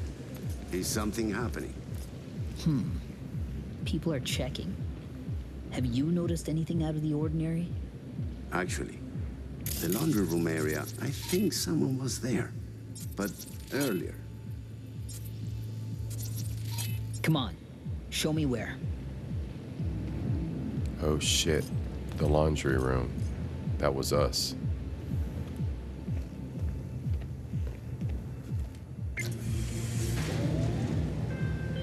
Thinking about what that prick said.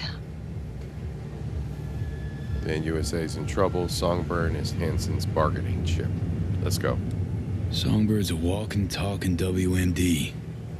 And Hansen's got her on a tight leash. Yeah. And he can prime her for use whenever he wants. Yeah. Listen, V, we need to get her out. For everyone's sake. Guy knows. Got some dirt on Myers. Can't imagine it happening. But if the public learns that a US president willingly broke international laws governing cyberspace use, NUSA's fucked. Myers will either have to take the fall, let herself be buried in dirt for this, or she'll defy the world and spark another war. Fuck me. American presidents. Just once I'd like to see things go smoothly. Just as like planned. American this feels presidents. so very, very wrong. I know, Alex. Everything's wrong. Oh, You and your chum best be headed the fuck out now. Straight on from here. Gonna walk you two out. Come on, V. No reason to hang. They beat him up. Yo, fuck you, bro. Think he can stand there and bark orders at me? Fuck the fuck off. Please make your way to the exit. Exactly. Ladies and gentlemen, that is what a corpo does. Your boy C.I.P. is a corpo in real life, to be respected. And we out of here, Reed. Fuck this little grunt. Hold the fuck up. Who the fuck are The you? ones who busted your way in. Through them tunnels like eels or something. What the fuck if I did? What you gonna do about it? Took out some of my chums. We fucking served together. Maybe Hansen let you walk. But we won't. And since he is not here,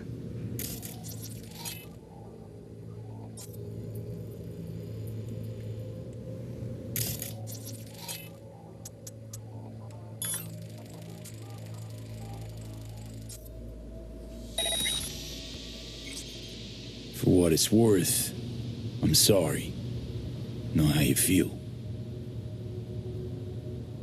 do you? Get the fuck out of my face.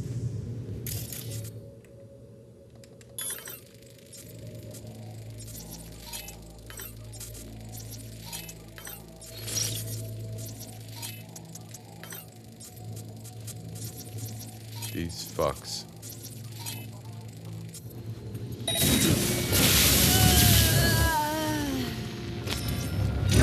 That's our cue to leave. Now run.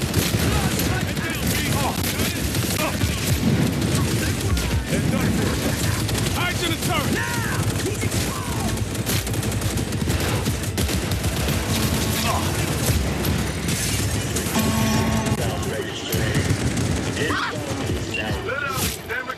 I'll contact you later. Later, bro.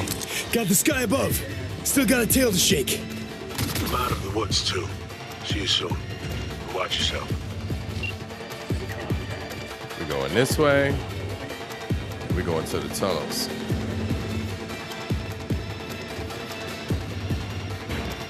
Actually, Password. I'm just gonna hunker down right here.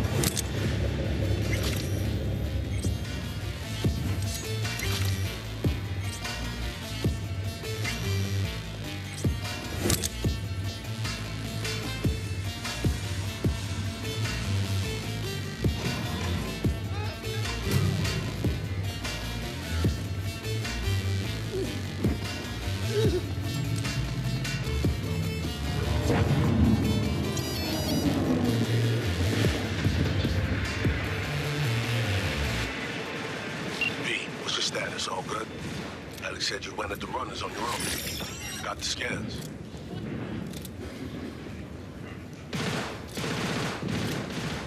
How about you spill where you've been? What happened? Had us worried. The op was underway.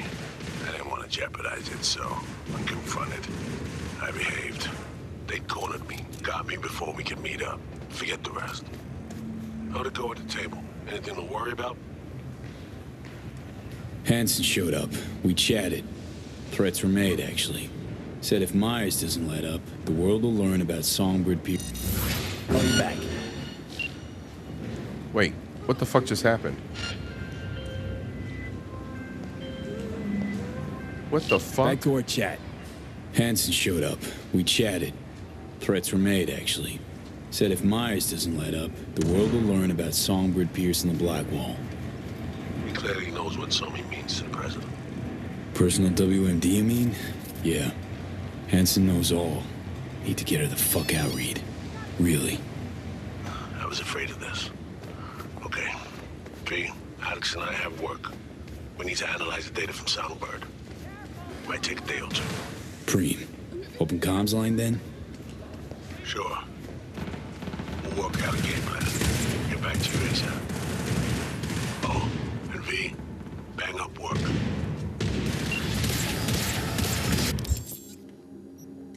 Mission complete. First and foremost, we getting out of this god darn suit.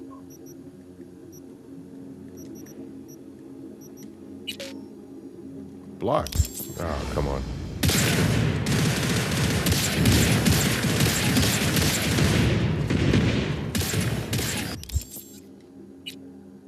Why am I locked out of changing my clothes? Do I gotta go back to my apartment? The freak.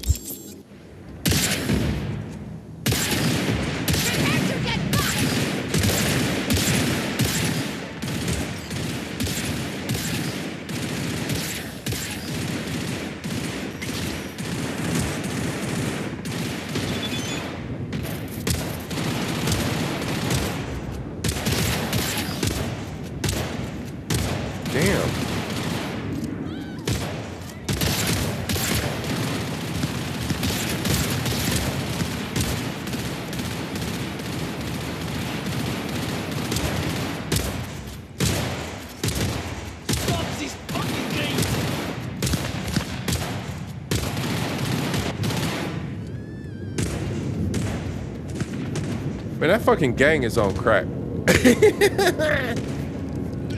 This is a fucked up little neighborhood right here.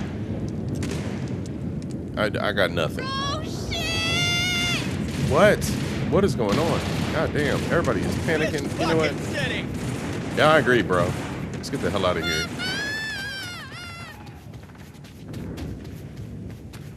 God damn. All right, we need to chill for a second. Hey, I dropped off a little. You know what? I don't like you. I do not like Songbird. Hey, I dropped off a little something at your place in Little China. Something to remember. Mission by. Don't forget popcorn. Alex. Still breathing. We're fine. Call it Control Chaos. I got nothing for Songbird, man. I got nothing for Killer. Cuzzo. I think I needed to do some side missions before I went into that hotel, bro. Cause the last time I played this, that Lizzie with the Lizzie Wizzy viral songstress, the one that's in all silver, she gave me her little headset. So I could walk around with her little headset on. But she didn't give it to me this time, so I think it's because I didn't do her loyalty mission before I got to her concert. Anyway, don't matter. We having fun. It's a different playthrough anyway, bro.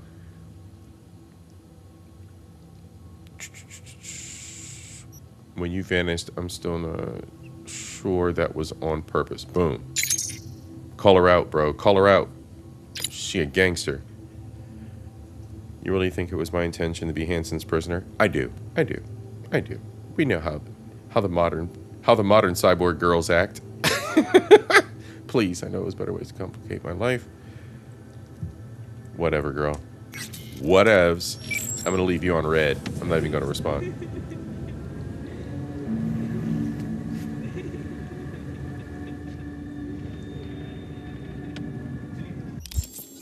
I need to find a warp. I need to go home. It's been a long day. We done a lot of gangster shit.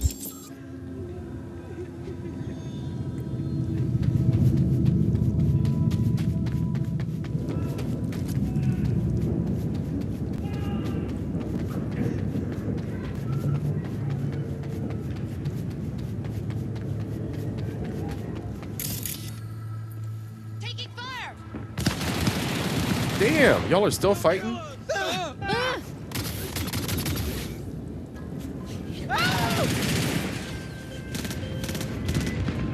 Judy? So, got a plan? Damn right I do. I'm over to mine tonight. Gonna lay the groundwork with Tom and Roxy. They're with us. Michael will be here too. How'd you manage that?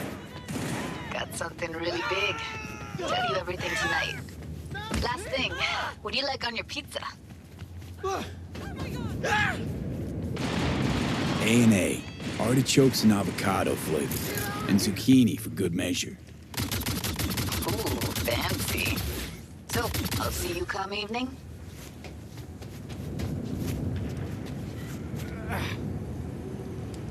Gonna tell me this big secret of yours? Figured out how to tweak behavioral chips. Turn dolls into fighters. Sounds like my kind of plan. We'll go over the specifics tonight. You're coming, right? Of course I'll be there. After I change my clothes, go do another mission. What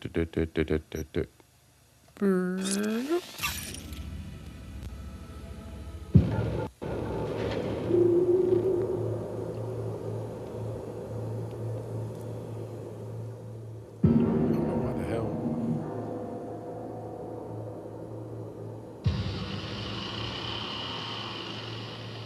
What the hell, Bobby?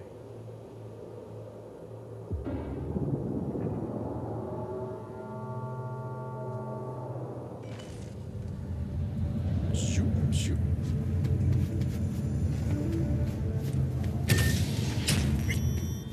Yes! Look what Pan Am left us. She left us some food. Isn't that delicious? Thanks, babe. Hella nice. That's right. We got a boo thing. I fixed our apartment. The floor's not glitchy no more, y'all. So next time we kick it with Pan Am, it's all good. No more glitches. Butt naked. Red. Let's go. We dressed up like an Arasaka pimp. Get out my way. We gotta go to Judy's house. Oops. Let's just go to Judy's neighborhood. They got the warp right by Judy's house. Where's Judy's house? I forget where Judy's house is. Where the hell's Judy's house? Is it up here? Is it up here? I don't remember.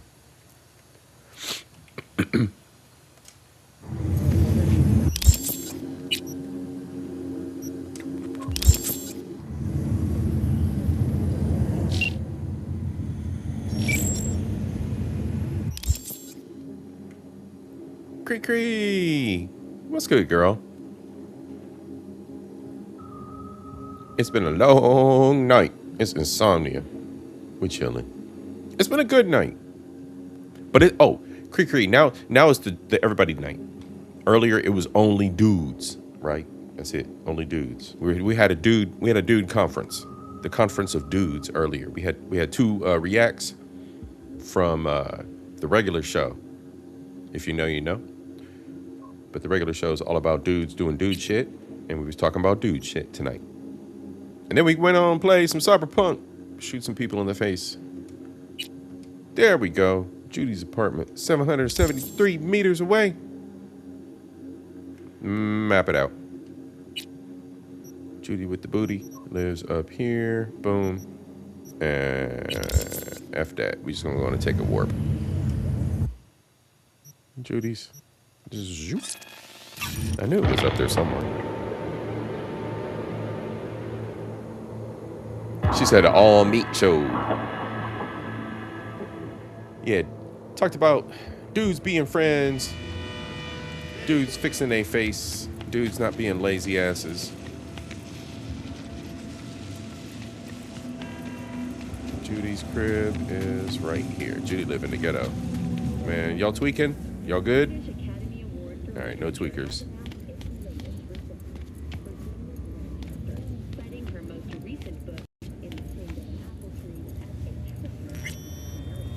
Hello, Judy. Hey, V. Come on in. Pizza's getting cold. You tweaking? Why are you naked? We're in the kitchen. She only has one room. In the shade of an apple tree. You made it. Good. Grab a seat. This is Roxanne. She's worked at Clouds longer than any of us. Hello. You're just an old hoe, huh? Look at you, girl. Hey, what's up, homie?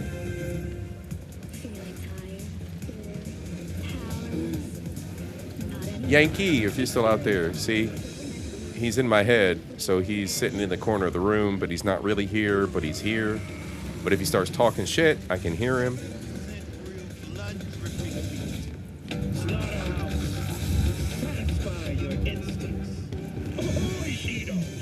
Wait, what the hell? Oh, sit. Hey, nice to meet you. There we go.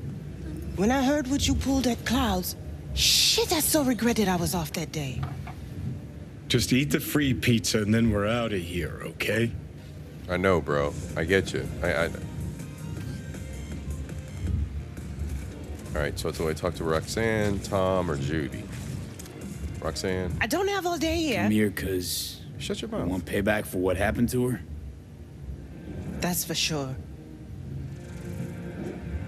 But I just want to have a normal job, too. No fears, no tears, you know?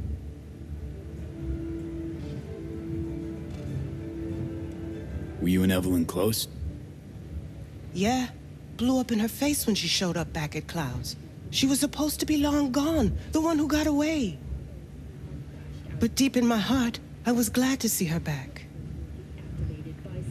Feel like such a gunk now.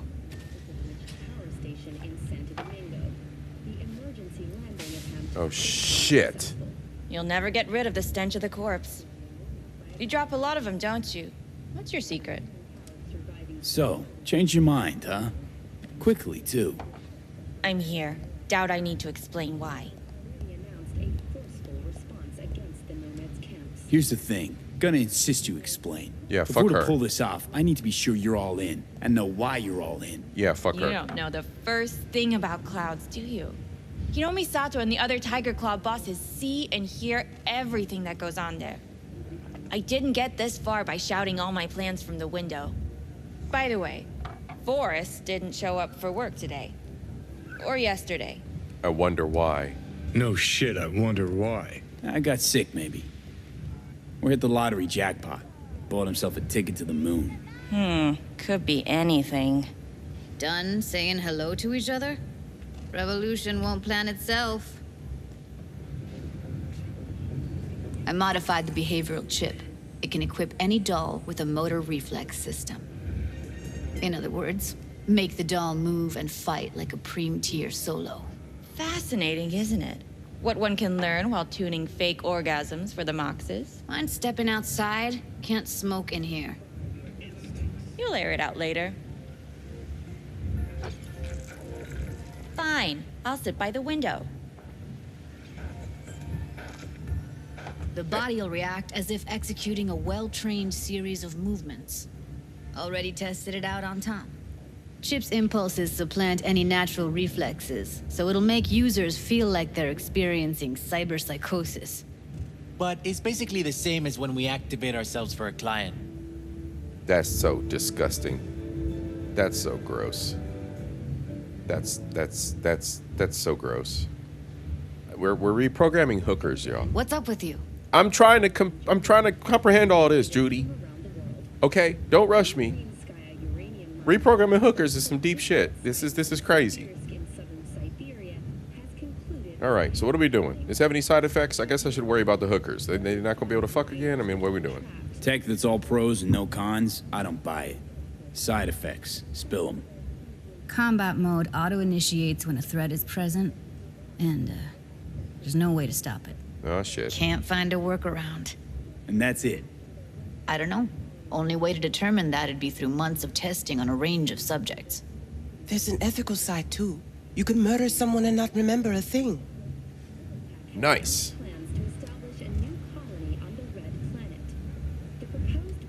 How'd you ever come up with this?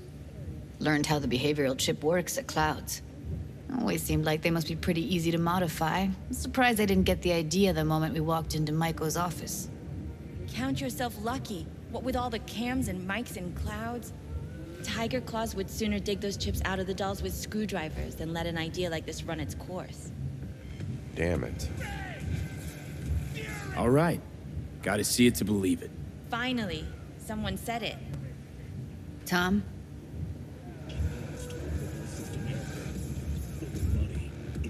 Pulled that sequence from a kung fu training virtue.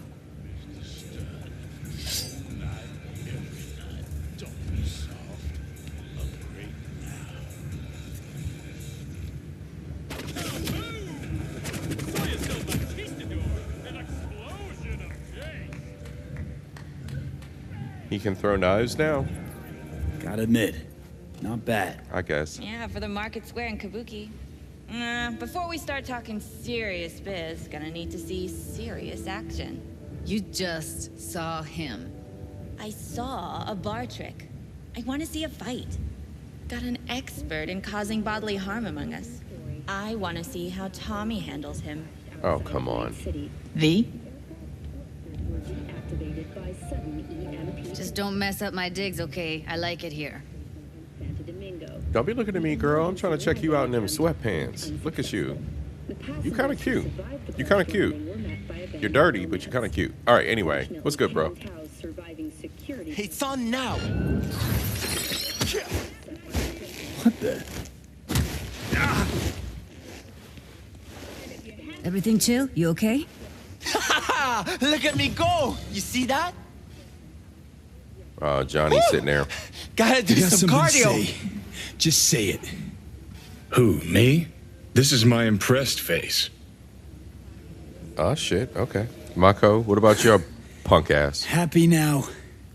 I'm rarely happy, but that was proof enough. We see that.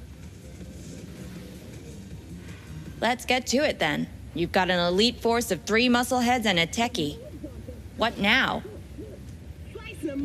Guards and tiger claws in and around will overpower. Take down, disarm, escort them out. Clouds will be ours. Bosses, we'll give an ultimatum. A cut of the proceeds in exchange for never showing their faces at the club again. And having no say in how the club's managed. That's what I thought. A half-baked, insane plan. You can't see more than an inch ahead of you. Taking out the security there won't solve anything. Claws will just send more. Hiromi Sato's the man you gotta get to. Where do we find this Hiromi? At his apartment. H8 Mega Tower. Topmost floor. It's a penthouse. Almost never steps outside its glass walls. But I'll figure out a way to get us inside.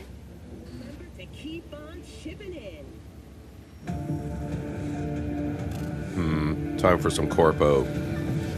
This just might work.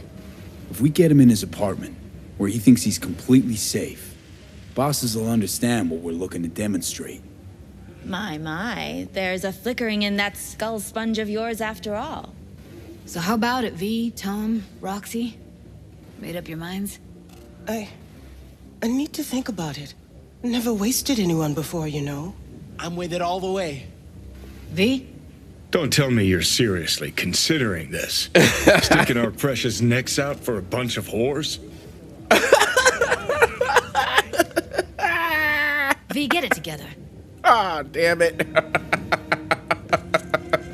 Judy, shut the fuck up. I'm having an existential crisis. This is hilarious. Count me in, Judy. I already said I'd help, didn't I? Thanks, V. Ah, shit. Save the gratitude for later, please. I'll set up the meet with Hiromi and let you know. I need a couple days. Have fun. Toodaloo. Michael's Michael, little hold up. crazy, Give us a sexy ass. Only if you don't talk to me. I feel a migraine coming on. Uh-oh. Oh, shit. I'm scared, V. I'm starting to twitch out. Everything's turning Speaking of glitchy. gratitude, stuff I'm asking you to do, well, usually comes with a price tag, I know. You want to help, I get that. But I'm more than happy to pay your fee in full. Feels like it's only right. Judy? For real? No, don't want to hear it. But not a word. You don't know me nothing, Judy. I'm about to collapse. I'm about to fall over. V, everything okay? V? Okay. Okay, I'm better. Fine. What the hell, V? You, like, sick? Remember the heist Evelyn hired us for? The relic I was gonna collect. Oh, shit. Couldn't forget that in a million years. That biochip. Well, long story short, it had Johnny Silverhand's mind on it. An engram of it that's overriding my mind. You being serious? Truly wish I wasn't. Fuck. Anything at all you can do? One can hope. It's late. You're tired. You can crash on my couch if you want. No, I'm out. Best be going. Suit yourself. Yeah, Judy. I'll hollow you once Michael set up to meet Hiromi. Uh-oh, I'm still glitching. Fury! Carnage! Follow your instincts! Yep, I'm still glitching out.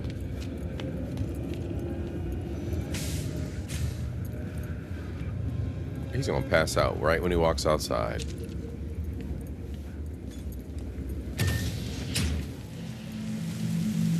Huh? I'm okay. I'm okay. Whew. I thought I was gonna glitch out.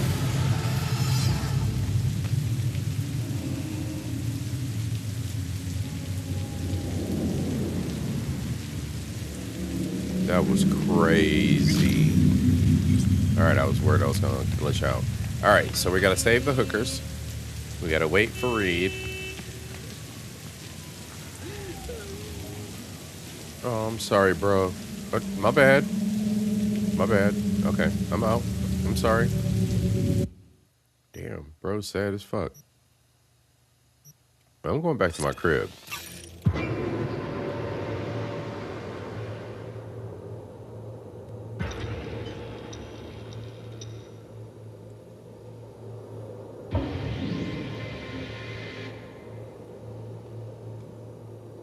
This game is an RPG for a reason.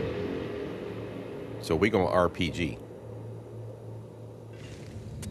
This has been some bullshit. Bullshit. Where you at?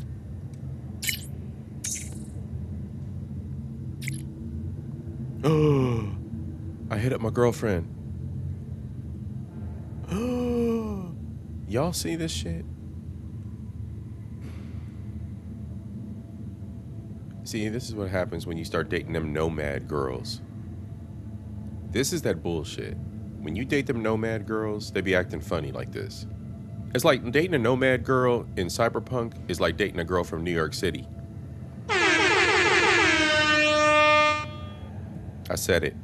See, look at this. Look at this. New York City gentlemen. I'm sure you can agree. She says, I miss you too, but I don't have a moment to spare. Damn. Damn. She's like, I got no time for you, Negro. Take a shower, and we going to bed. Fuck this.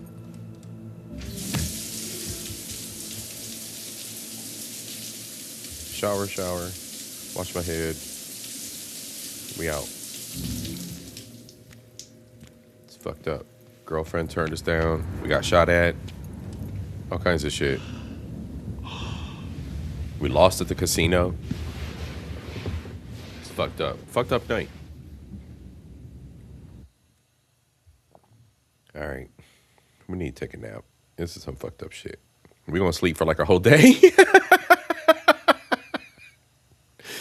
You sleep till like the next day.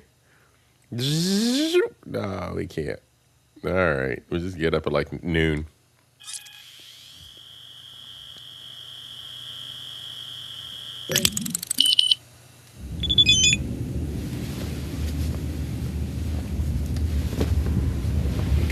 All right, what, girl? So Alex is our friend. She's the woman that owns the bar. That's Reed's friend, right? So she's Idris Elba's ex-lover. Hey, so you said recently that you have a deal with the Here and Now, that you're running out of time. Some ominous sounding shit. Anything more there I ought to know, seeing as how we're working together, relying on each other? I can say my life's on a timer, all thanks to the chip in my head, or I can say it's nothing, I'm gonna do my part, you can be sure of that. I might as well be honest at this point, like, fuck these people, like, look, I'm dying. I'm dying! Damn, sounds worse and weirder than I thought. You know why I'm asking? If you suddenly drop the floor in the middle of a mission, I have an occasional episode, but they're brief and under control. Everything will be fine. Alright. Done. Ron. Ron. I gave it my best, but it wasn't enough. KO'd in the 10th. Got a minute to talk? Sure. I'll be right there. Let's go see what Ron talking about.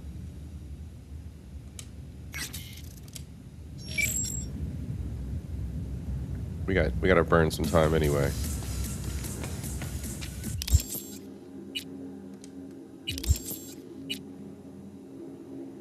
Hey, Ron. Let's see what he's doing.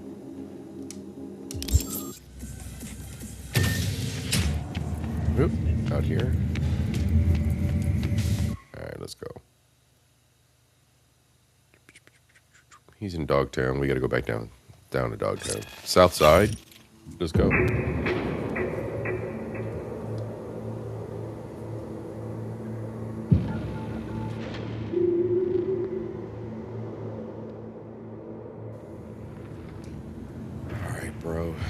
Where are you at? That away. I'm just gonna jump.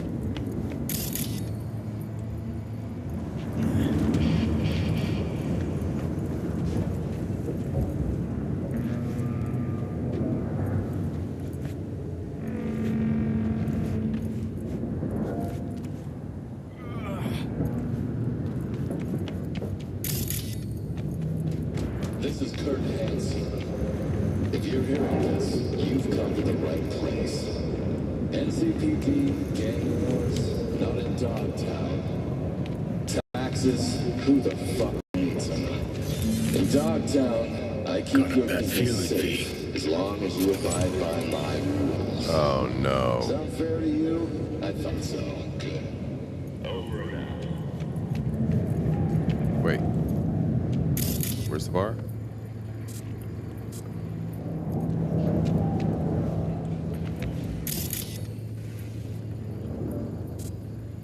My G.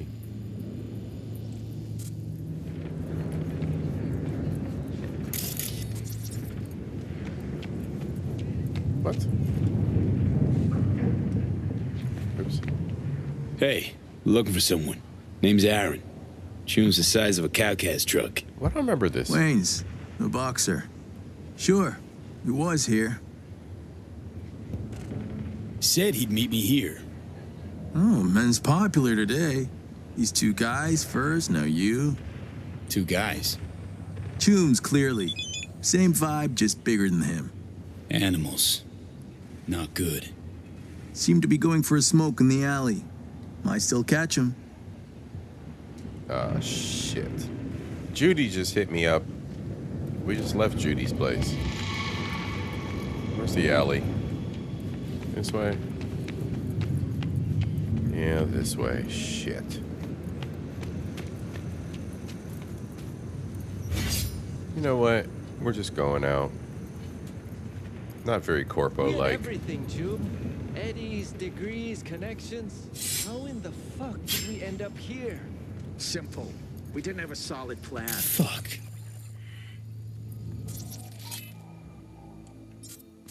BS. It's because of our... Come on, V, take heart. Guy tried to do the right thing for once in his life. He's dead. Blood's hurting my veins. Wanna get a re-up and fly? Shoot. Bro's dead. We tried to help him. Hey there, what are we talking about? Come on, V, take heart. Guy tried to do the right thing for once in his life. And you don't feel a thing? Heard this song before, V. Know the lyrics by heart.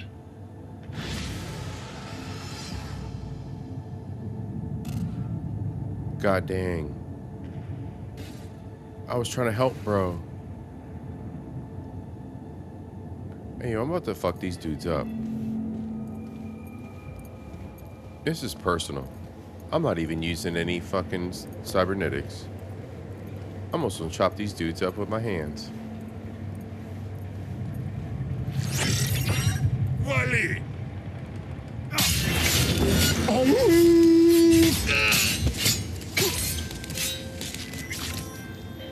What? There's a job, V. A journalist, Bree Whitney, has fled into Dogtown. I need you to look after her. Why?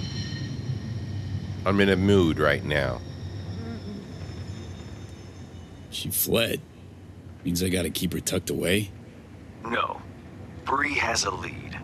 You're to help her complete her investigation. There's a corp on her tail, as she put it. That is all she said.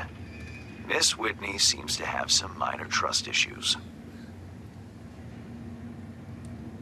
Huh.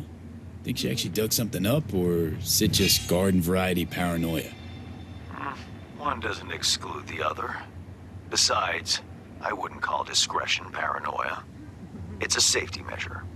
The reason, I would contend, why the client has yet to provide a rendezvous point.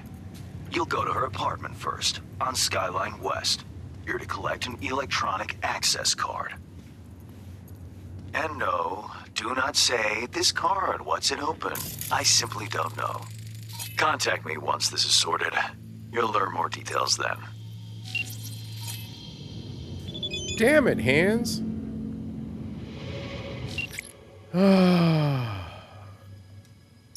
Damn it, this shit don't end. So, yeah, there's a lot of loyalty missions that I didn't do for the fixers, who are the individuals in each area of town who provide you with gigs. So Hands is all up in my business, trying to get me to do shit. Judy's talking about what? Everything okay? Yeah, I'm good.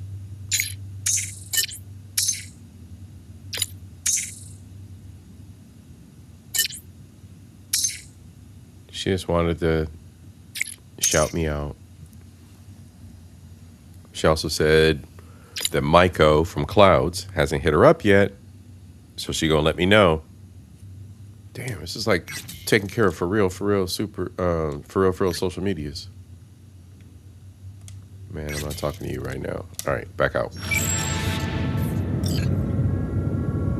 Oops, I did not mean to select that job. Let's go to a different job.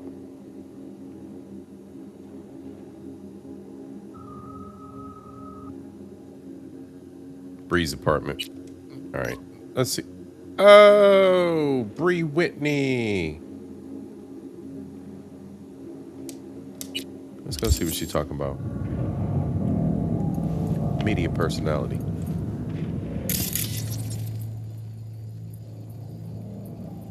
That way. 2,000.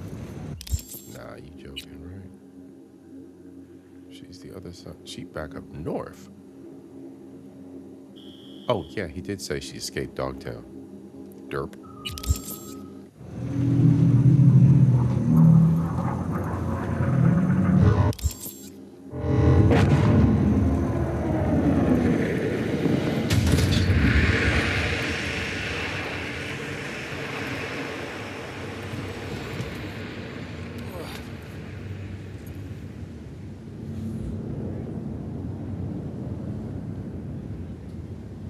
Where the fuck did that go?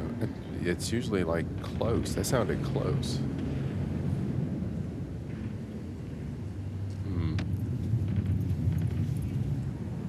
I don't see it. I mean, I saw that shuttle that way. But that was a lot louder, like it crashed over here somewhere. Anyway. Give me 1 second. Gotta make a minor adjustment. Sound's gonna drop out. Boop.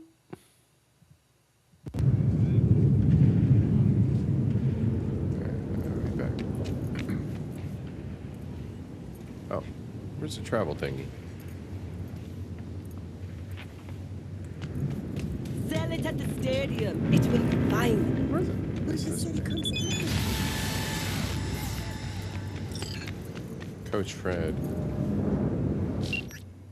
Shame what happened to Aaron, but the boy knew the risk. He wasn't handling it all too well, so his story probably would have ended like that either way. Thank you for trying, V. Damn. Even the coach hit me up.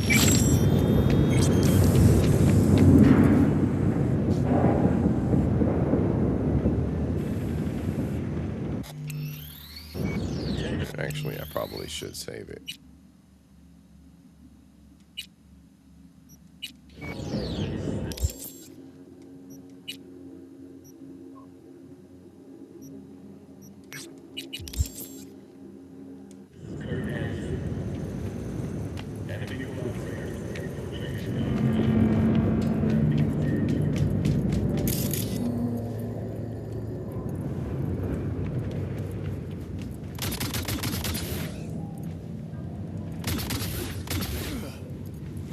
Yep. And let me just pop it. Go. Got it. I got some mods installed.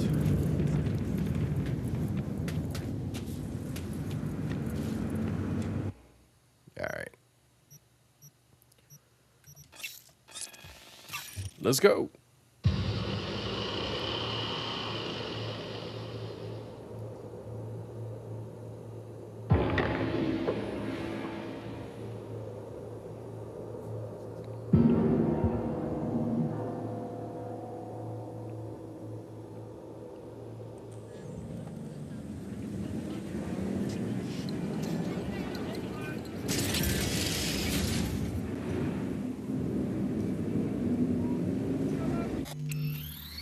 Let me save it again. It's feeling like it's kind of glitchy.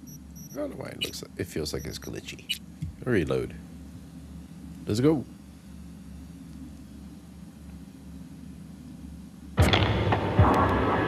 There we go.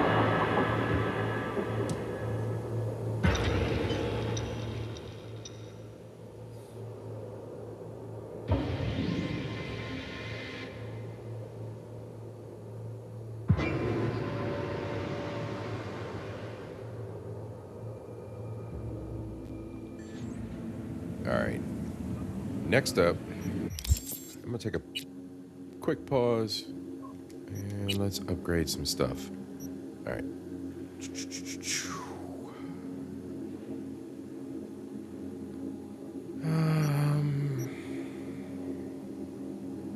When an enemy is affected by a monowire, nope, I'm not using a monowire. Leap attacks with the mantis blades now cripple enemies and increase dismemberment chance. Leap attacks. Leap attacks sound good.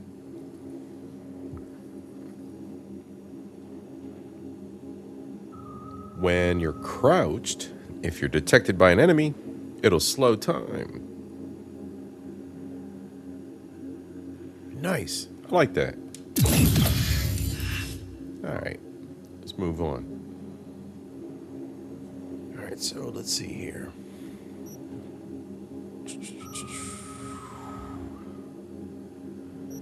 Alright, so we got body, intelligence, reflexes, cool, and technical ability.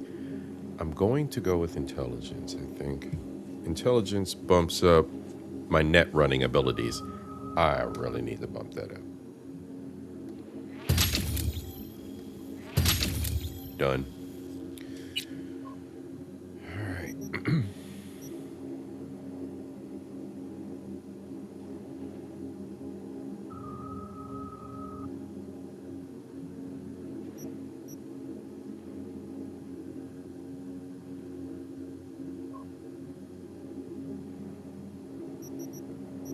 Too many.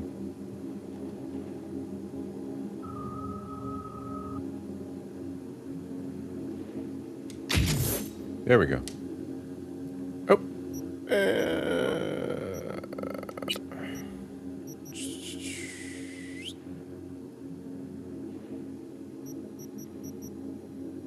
Nope.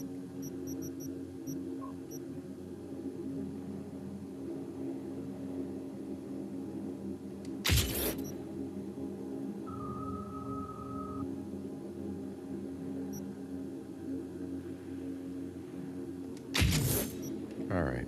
A couple extra perks for shotguns and miniguns. All right, where you at, girl? I'm gonna go visit her crib, say what's up, see what she up to. Look both ways before crossing the street.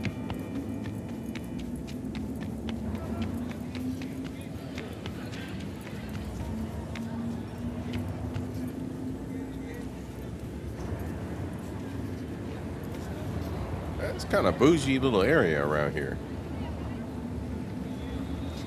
Y'all are kind of bougie. What now? Don't fuck with me, dude. The hell was that for? I said don't fuck with me.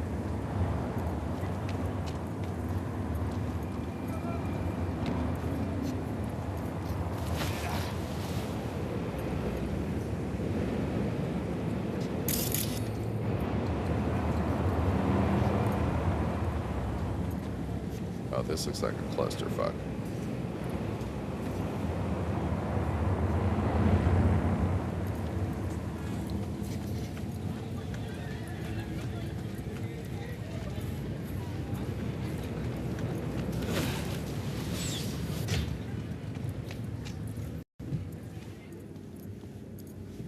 Damn, it looked like a nice neighborhood. It's kind of the hood.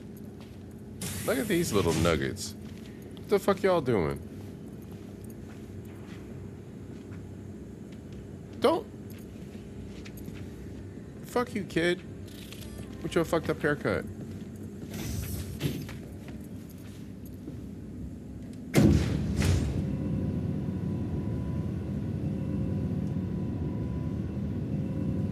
That kid was mugging me. Why was that kid so damn mean? Eat your fucking hot dog. Leave me alone. I just wanted to see what you was over there doing. Little bastard. Oops, which way? This way? Let's see what she up to. Little miss, I escaped.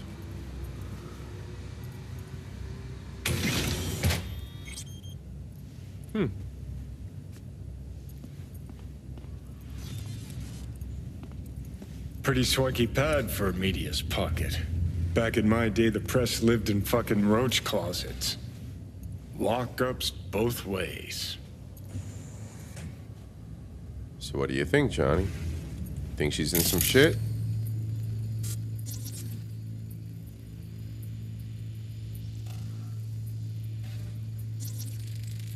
Huh. What's this? Really, dickweed? That looked like a bamboo to you. Kiss my ass. These two fuckers. A floral fruity bouquet. Traces of red wine at the bottom of the glass.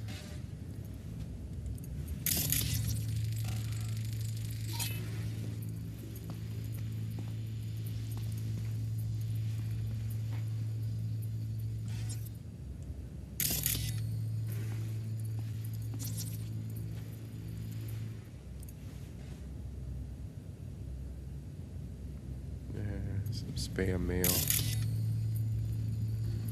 Another potted plant? It's like my crib.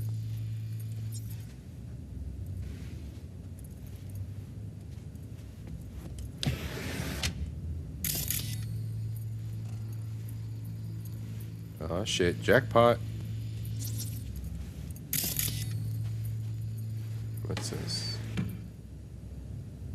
Stupid book.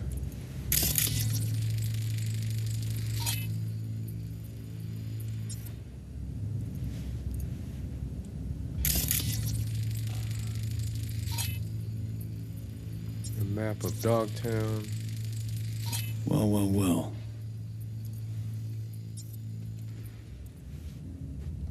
Right. Let's see what's here.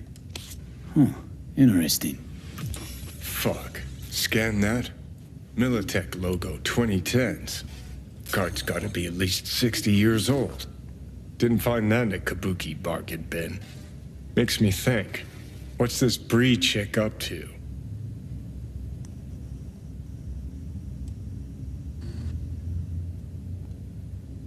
She's got some messages. Spam, spam, spam, spam. What's this one? I got some biz. I need to get to Dogtown. Hey, Bree. Great to hear from you, too. Yeah, figure something out. Not an option. I need to be there like yesterday. It's not that simple. We got lines, rules, procedures. I can't pull any moves. You know how it is. What does he work for? Whoever Mike Lazaro is. I managed to work something out with Gonzalez. He'll take my shift and I'll let you through the gate myself. Let me know when you're here. Mike's looking for her again. He says hello. Alright, so she disappeared. She was supposed to go to the border crossing and get to Dogtown. She disappeared. You know here in the bathroom? Damn, she got a nicer bathroom than me. Damn. Why is her sink dirty?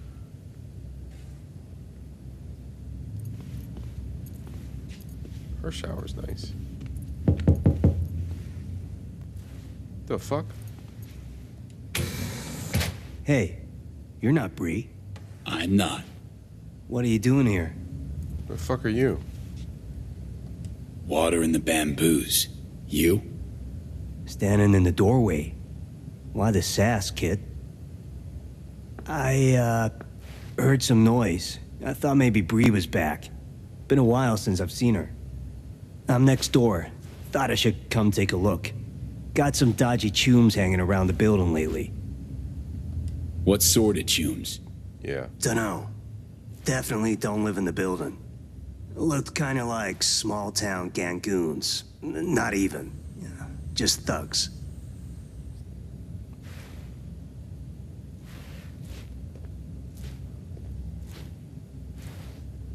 Just tell Bree to take care of herself, you hear?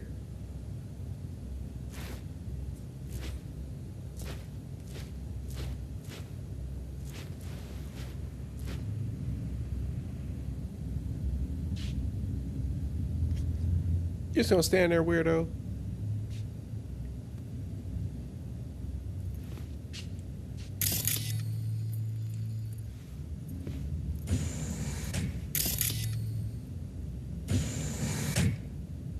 A lot of trash mail. I think I got everything in here. You're weird. Alright? You're weird. Yeah? Yeah, you're weird.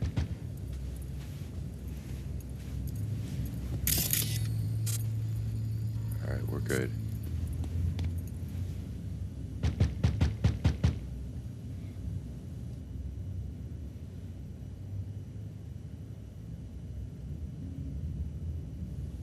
I was looking to see if anything was going to happen. Can't go that way. Alright, so who are these dudes hanging around the building?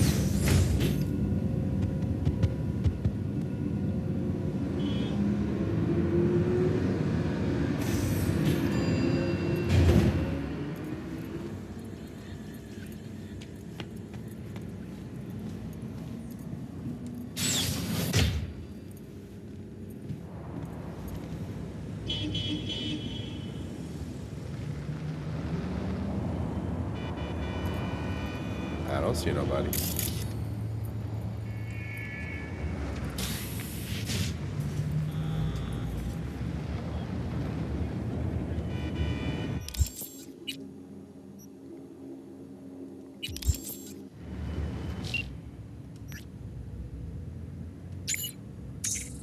All right, I got the data card. Now what, hands?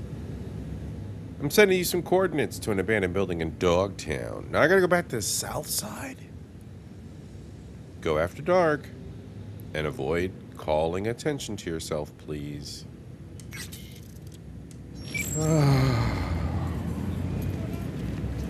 Thanks, Mr. Hands. I gotta cross the street again.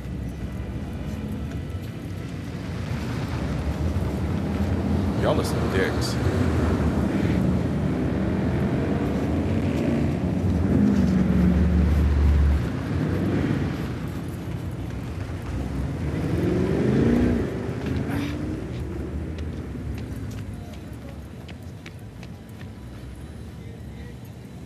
Shit.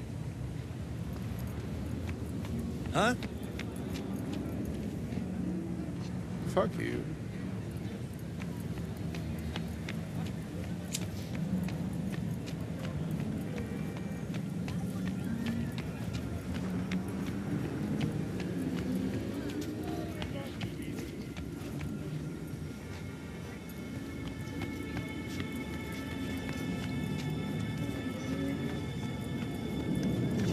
Let's go.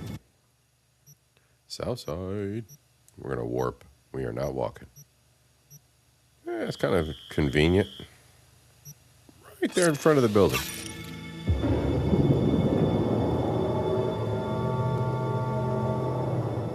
All right. So we're going over here to meet with this reporter. But we got to go after dark. So we got to find something to do between now and dark.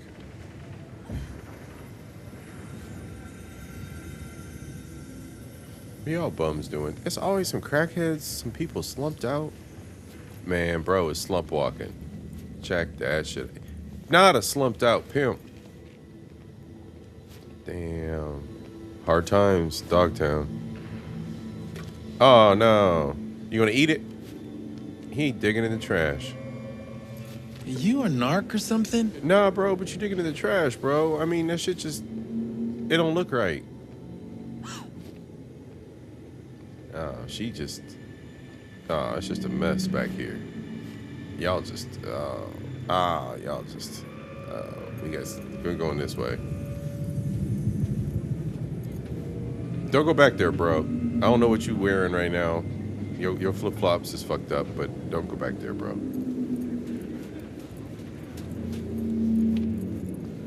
Damn, she hiding in that building?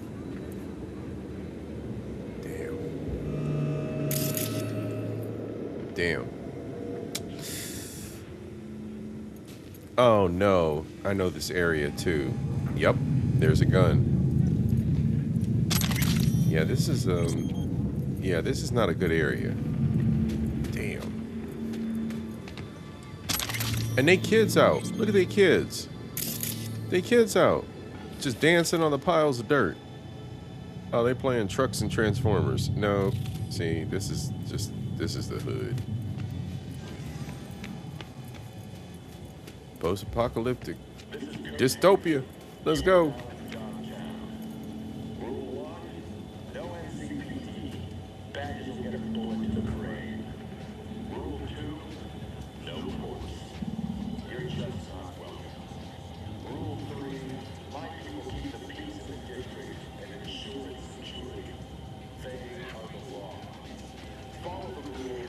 Man, these poor little kids.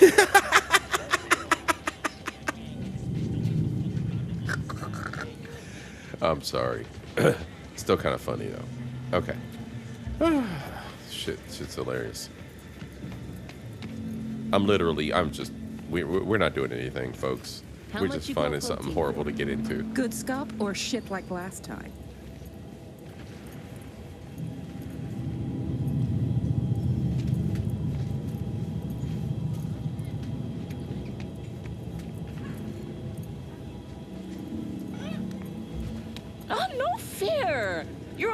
Yesterday. It's my turn now. Fine. Then I get the hotel. It's like Lord of the Flies over here. Marcus is in the hotel. You're a scav. Oh, fuck! What the fuck?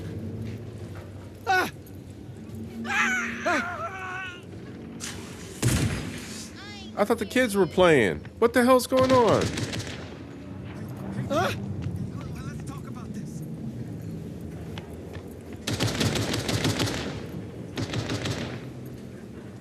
What the fuck just happened?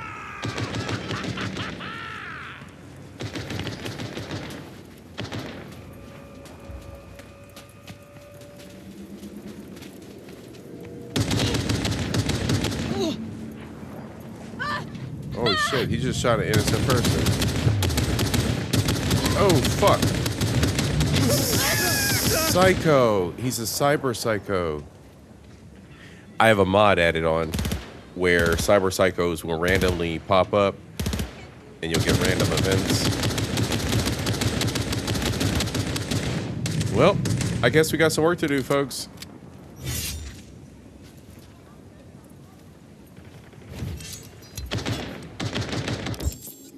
What do we got? Oh no, we need the AR. Assault rifle. Oh, there we go.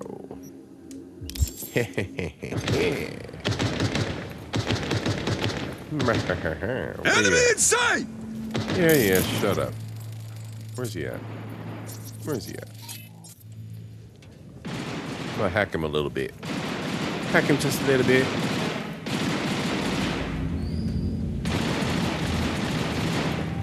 Hack him just a little bit.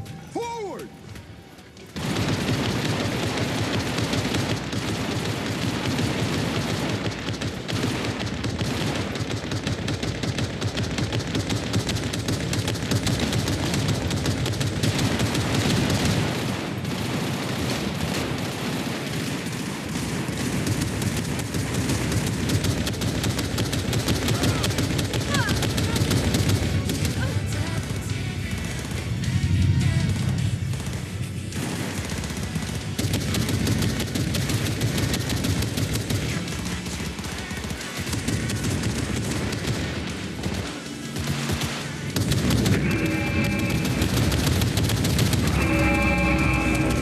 Oh no.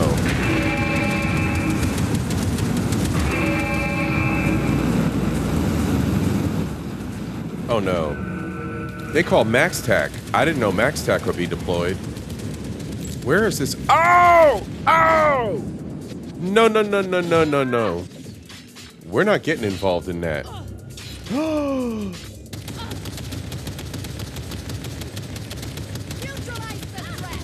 I'm just gonna sit here and watch.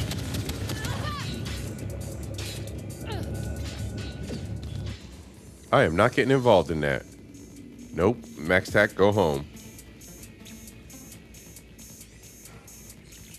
They not looking for me. Oh shit. It's a Max Tac right there. Yeah, we not doing this, y'all. Not today. But I will run around and collect all the weapons. Loot drops.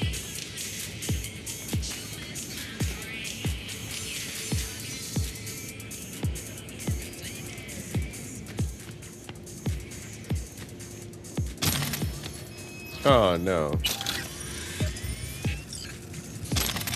I got too much loot. I got too much loot. As usual. I mean, who doesn't have too much loot? If you haven't picked up every single item that you see on the ground, what are you even doing? Like, what are you even doing?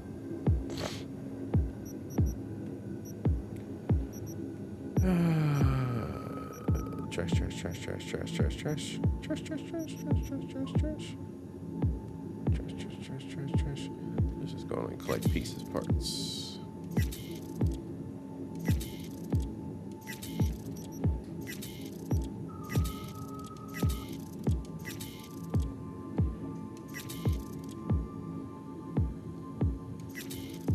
Meh. Meh.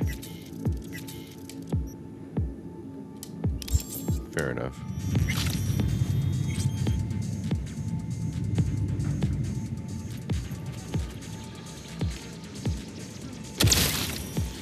Somebody stop him!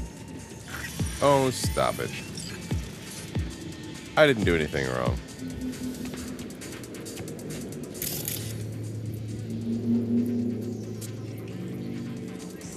What are y'all over here doing? Who are you? Ooh, you work for the city. don't know, man. I think I'm just gonna have to throw a grenade.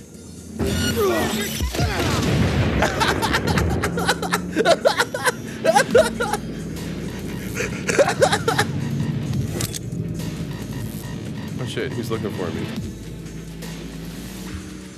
Nobody.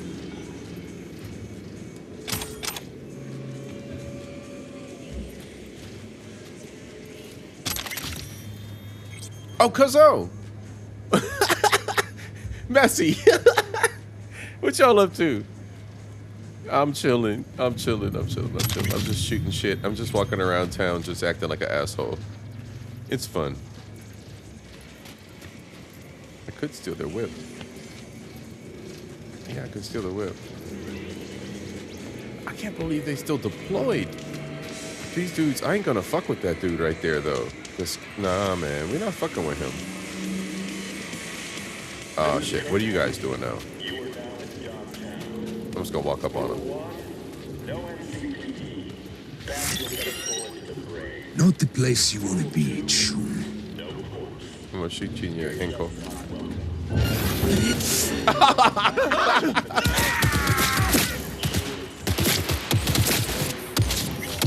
We're all gonna die! Ah! Why y'all gotta be dicks like that? Why is everything gotta be violent? I don't like you anyway.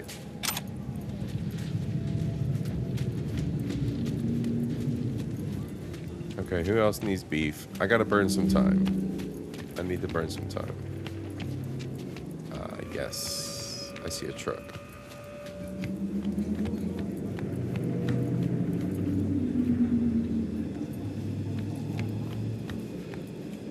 Oh, yeah. Oh, shit. Yeah, what y'all in here doing?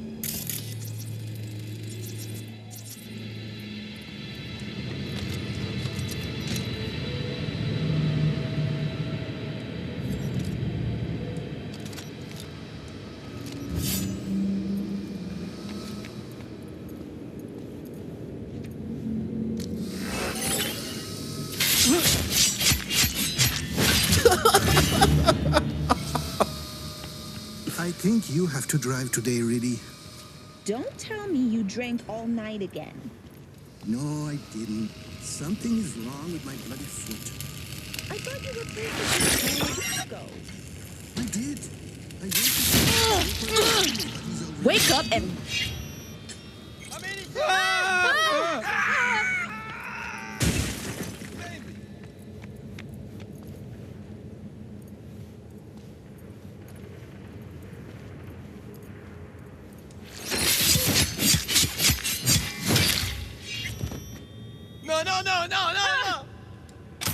You're good, bro. You're good. You're good. Don't worry, bro. You're good. It's just the Barkist guys, not you.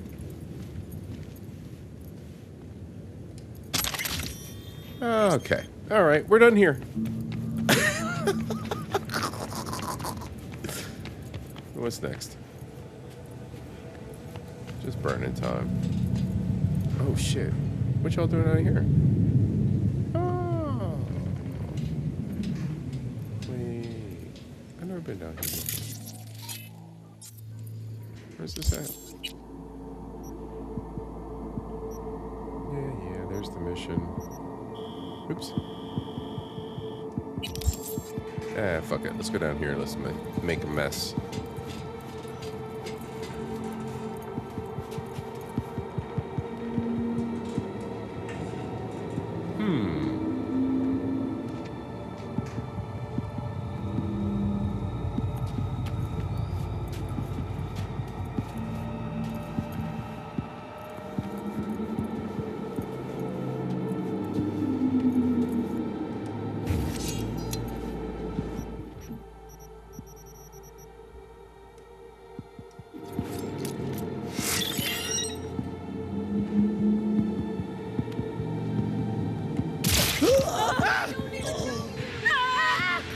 Ha!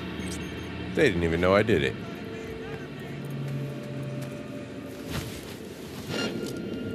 Nah, don't try that.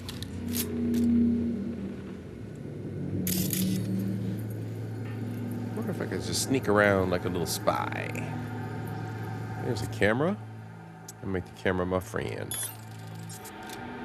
And then I'm gonna take a look and see what they see. All right. We got 1 bad guy, 2 bad guys, 3 bad guys.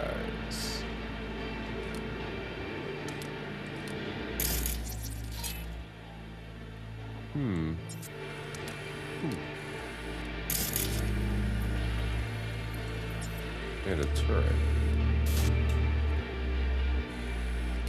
Oh, they got an inside camera. Oh, well, well, well. Oh, that's a net runner? I'm taking out their net runner. I'm taking out this net runner. They're done. I'm just gonna pile up. They're done. You can't find me.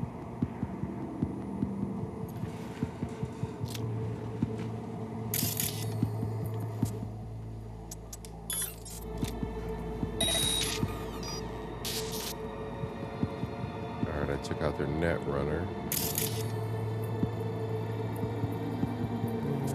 Stupid security guard, stupid security guard. What do you do? He got a little bit of energy. Walk over here. Walk over here, buddy. He's not listening to me. Damn it. Tried to bait him.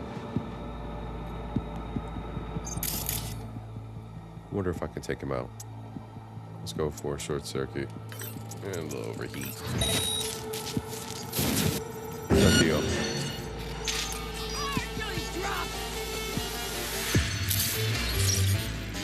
Oh, stop with the melodramatics.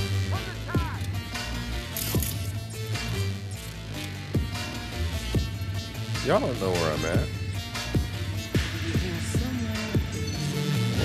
There we go.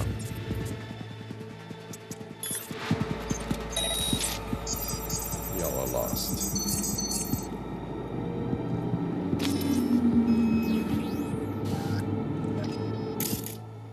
Explosion.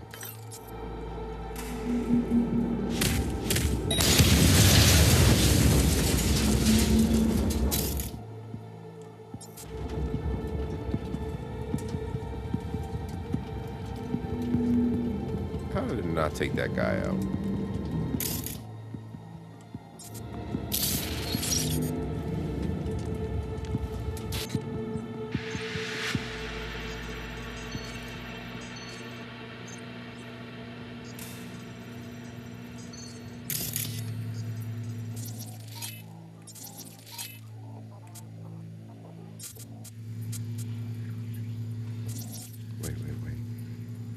Oh, no, he's got a skeleton over his head. He's a brute. A warrior. Alright, we'll get to him.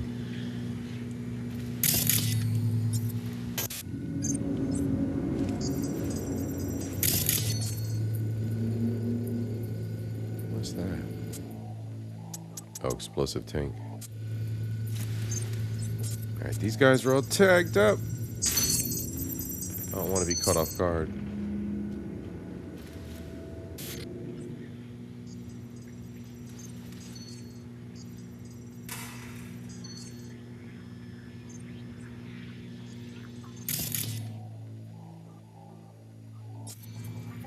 Is there no computers around?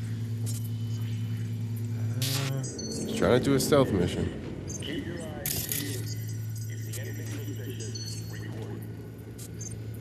I think we got it.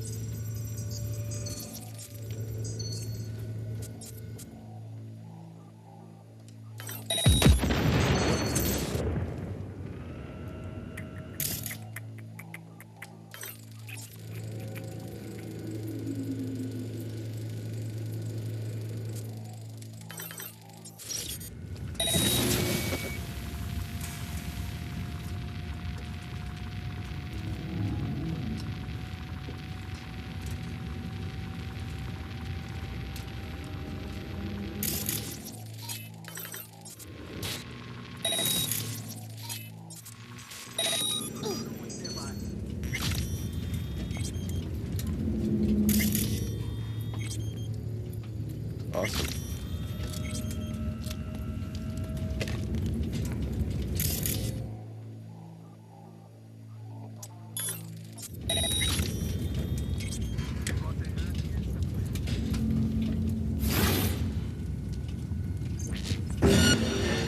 What the hell?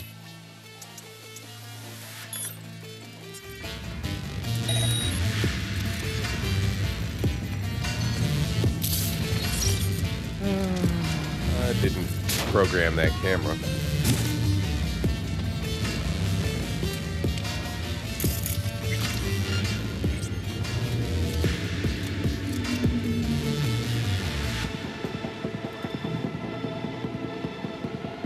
Oh, I'll take that. They lost sight of me. I'll take that.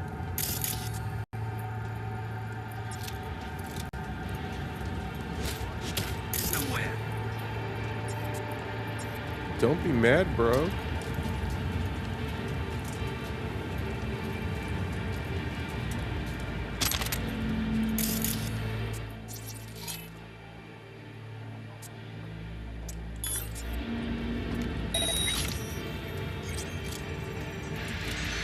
Someone's nearby.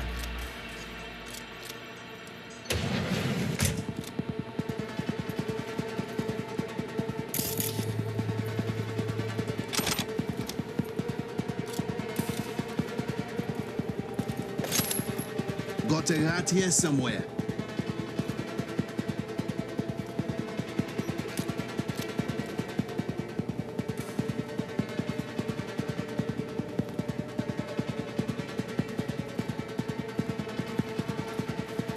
Someone's nearby.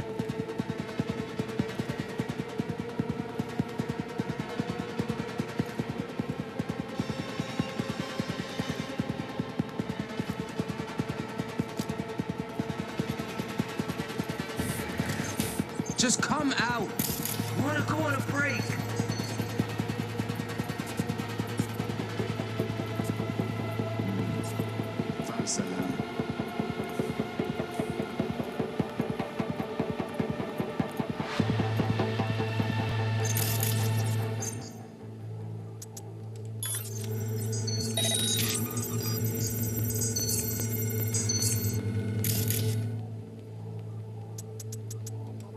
I'm gonna turn him into a psycho. And add a little heat.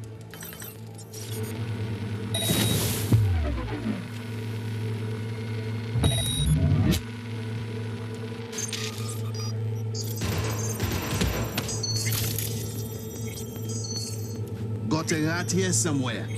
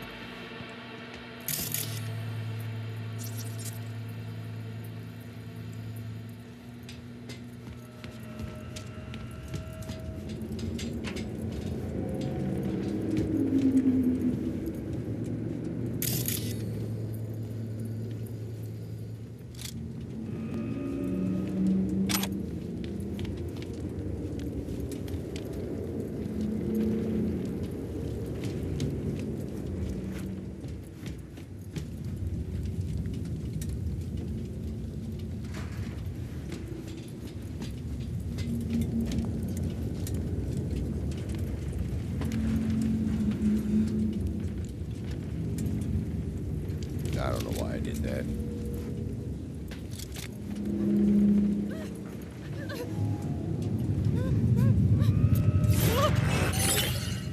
Ah, I was just joking. Oh, you got an attitude problem, hood girl? One shot. Lady, look, lady. Look, I put the gun away. Look. All I'm trying to say is she shouldn't have done that, okay? All right. I apologize. God, she didn't have to do that.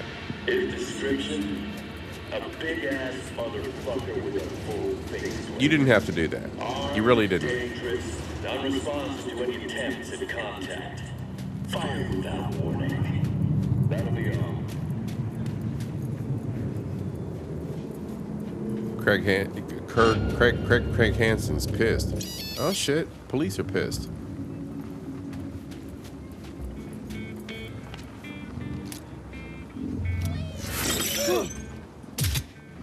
Got him. Huh?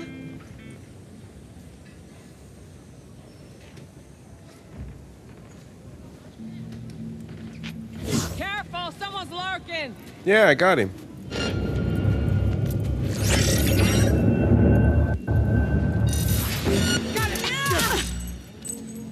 Bye-bye. Oh, that's a nice bike. Mine are better.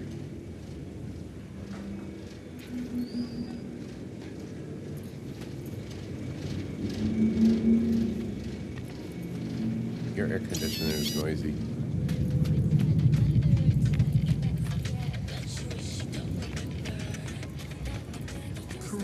Diggs. Who lives here? Are you kidding me? Lina Molina? That brain gas chick from the stacks? I didn't know there was so much money in those. Right, she made me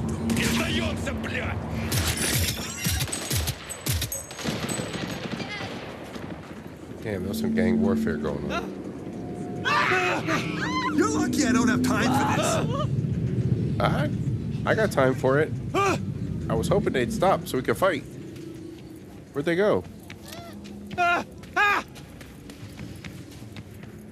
Follow the crowd. Oh, no fear. You're a barcast yesterday. It's my turn now. Fine. Damn, then kids. I get the hotel. All right, we're back where we were before. Let's see. What other kind of trouble can we get in? Yeah, we gotta wait till nightfall. Can't go there. Oops.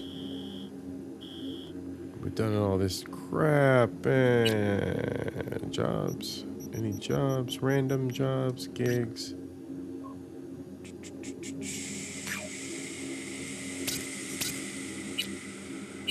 Oops. I did not mean to do that. Yeah, let's see. Car. Repo car. Gig. See what happens. That way.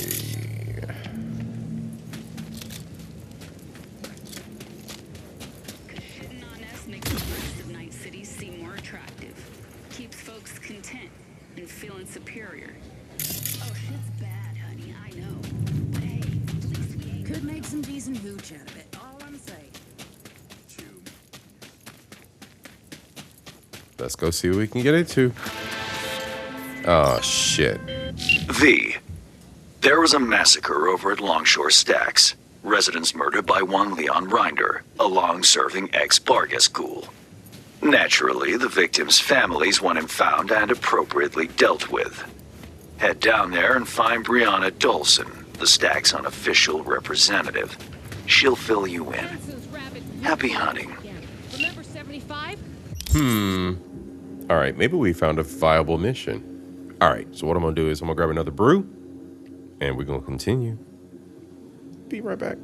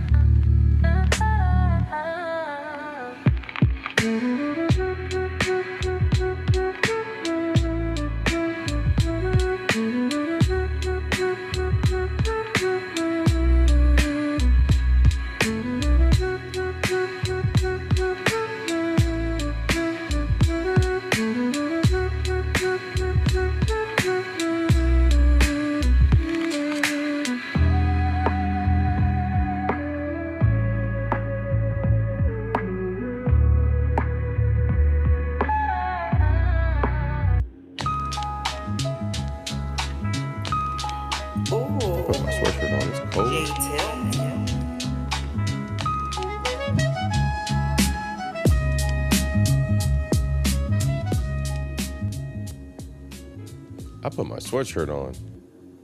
It's chilly.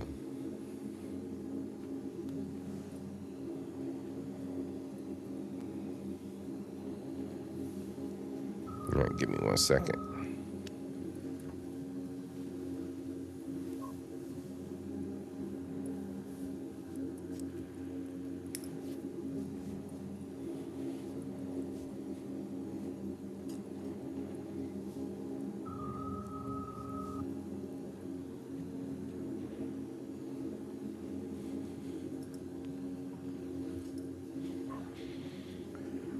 All right, family, we back.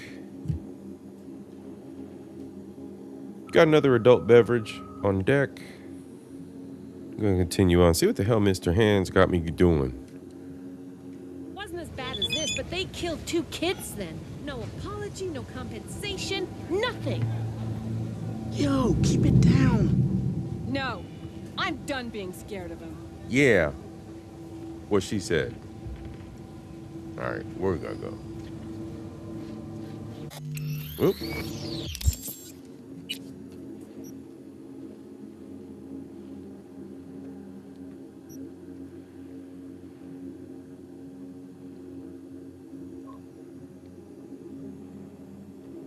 What the man? What the hell?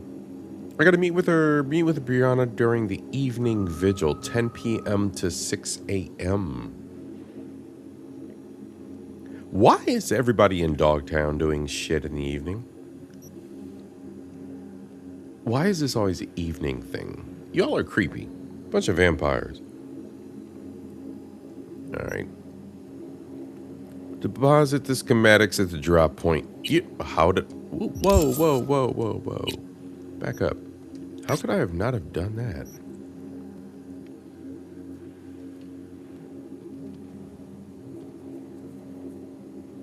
All right.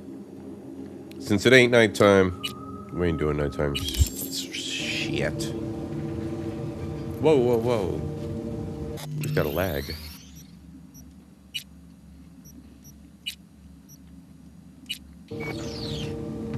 Lag. Stop lagging. Which way I gotta go? Oops.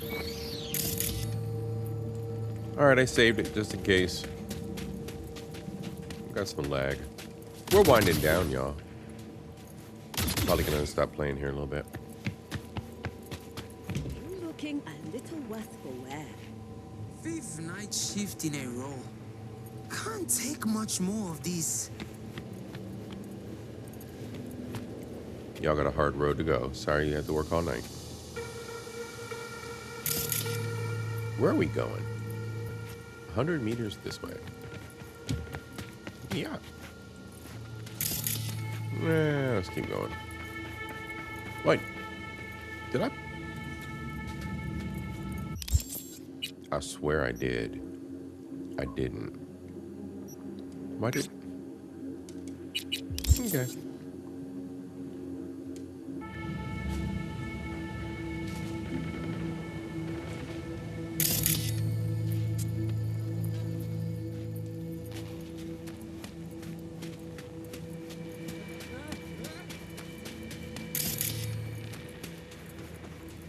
Let's just go this way.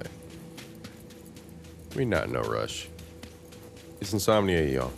We're having fun.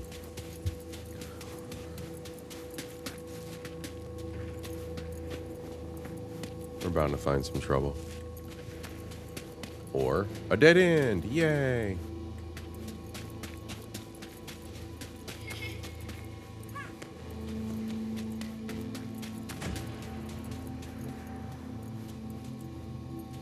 What's up here? Exploration is rewarded in this game, so I'm just... Hey, look, we're along for the ride.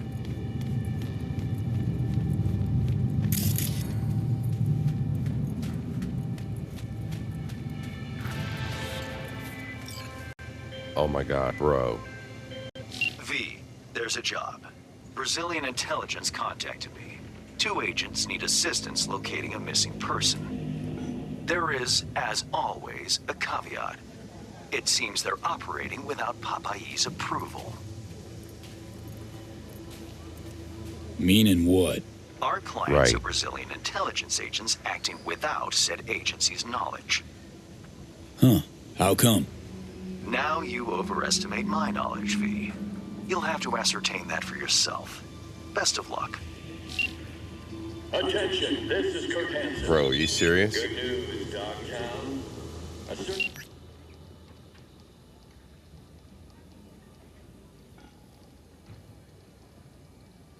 Is he serious right now?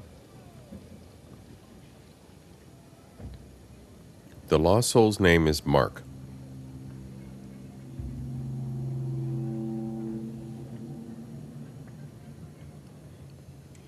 He says, oh, and have fun. So there's no requirement for me to be neat about this job. I don't have to be neat about this job. And I gotta go where? To a hotel? Oh, literally just right around the corner. Oh, shit.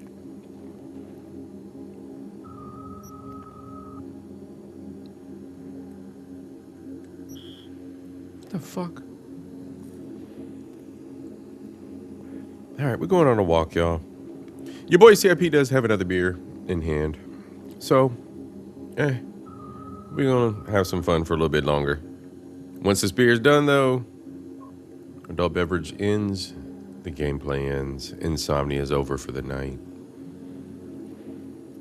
Alright. Provocation proved effective. What else can I say? Rosalind, if you're ever really in Dogtown, we're ready to welcome you with open arms.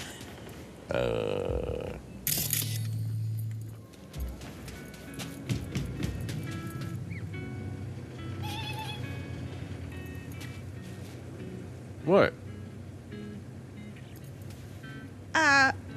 Are you gonna kidnap me? I have guns, kid. They're not for kidnapping. Believe that.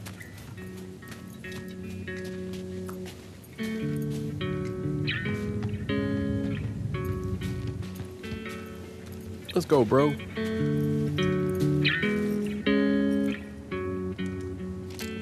We jamming, bro. We jamming.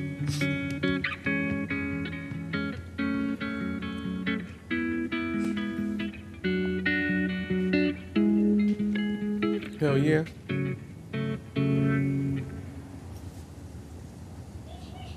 Yeah, bro. Yeah, man. I appreciate you.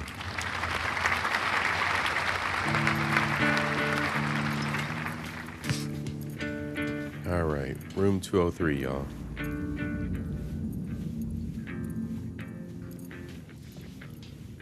Used to do real biz at CORPO Plaza. And now? And now I'm here.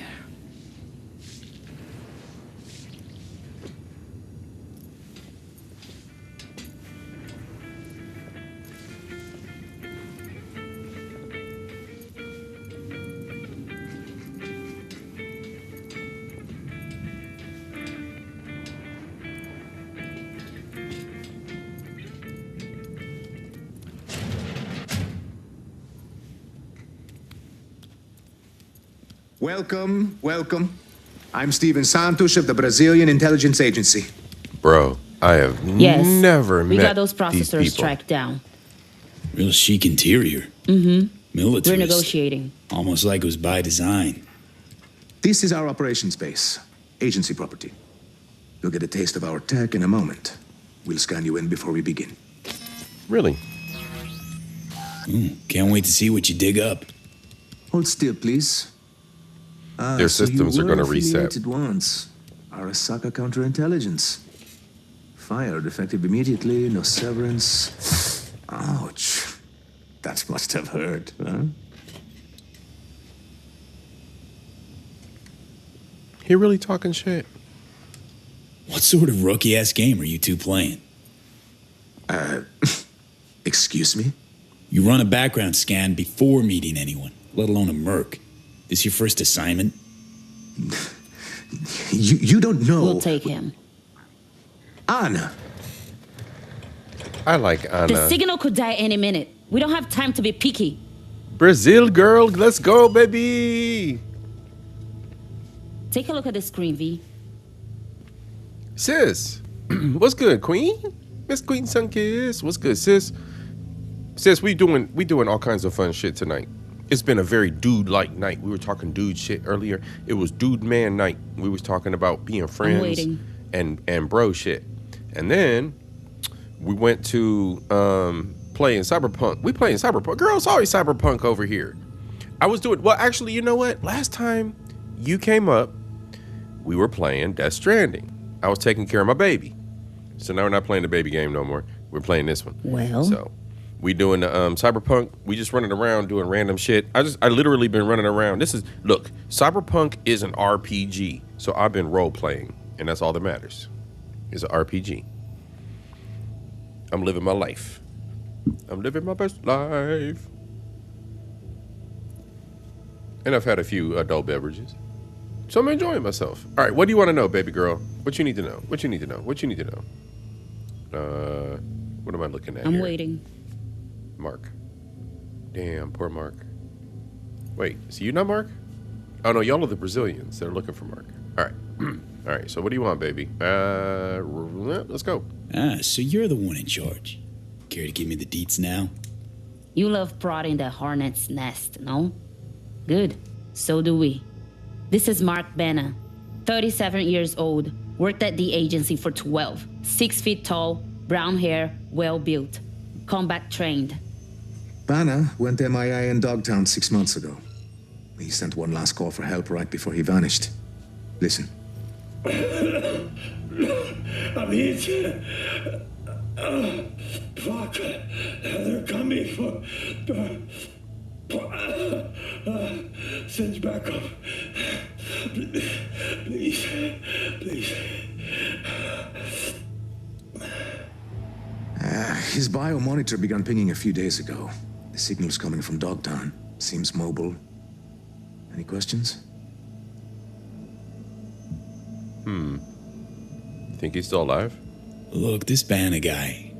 The recording's clear as day. Chum's gone. Why go after him now? What if he's not? No, we've got to check that signal. We owe him that much. Jesus. You're a big orc. Got plenty of agents. Don't think you need my help here. We are, and we do. But our hands are tied. We'd risk an international incident sending Spec Ops in. Look, clearly your agency didn't greenlight this. Why are you still following through? I see Hans checked us out. Slimy Hands bastard. up, bro. It's true. We're acting alone. Would you like to know why? Yeah. When Benna went missing, the agency declared him KIA. His body has never been found. Then his signal returned. What did the agency say? Insufficient evidence. Our algorithms place his chances of survival at 4%. Fuck the algorithms. Principle, integrity, naivete. Call it what you will. They don't care. We do. Damn, they used the AI. And they're like, okay, well, bro's out here, so he probably did. And the AI is like, yeah, he did. So the government's like, we don't care. Girl, shut up. I'm trying to figure out the story. I am a corpo, after all. Something stinks. Agency's clearly trying to keep the Banner biz under wraps. But why? Inconvenient, probably. Agencies, well, sometimes they'd rather not know things. At least not in any official capacity. Only 2 things matter here. First, Ben is our dear friend. Second, we hired you to check on his signal. Is that clear? We'll handle the eventual fallout. Any other fun surprises for me? Unfortunately, yes. Banner's signal is currently coming from Organitopia, the old Natural History Museum in Terra Cognita. One problem is, the scavengers are flocking to the signal like flies. Oh no. And wait, there's another. The gang's with Boris Rybakov, an ex-Spetsnaz operative. That bastard killed enough people to fill a cemetery. No. Okay, all clear. Guess I'll get to it. I'm sending you the coords. Anna will call once you lock in on the signal. Find Banner, please. Or at least that damned Bion monitor. See what I can do. Bro, I know where to go. You don't need to send me coords. Frickin' weirdo.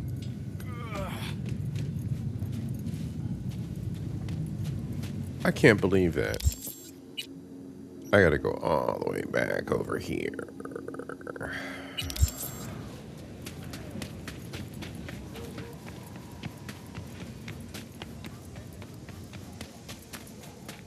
Alright, maybe we'll get in some violence on the way. I still got a few beer sips to go. I'm sorry, adult beverages. I agree, kid.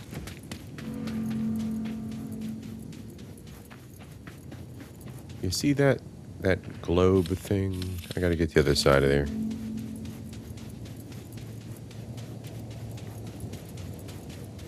Maybe some violence will break out on my way. I heard gunshots. Let's go. Double check the map. Oh shit. Shoot. That way.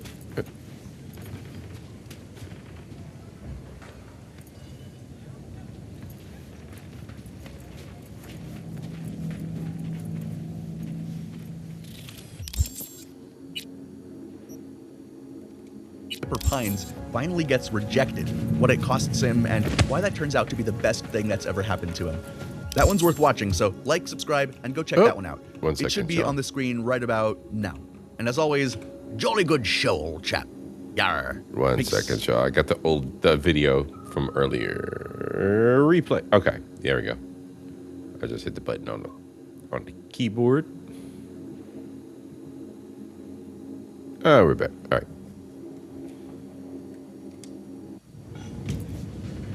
Ah!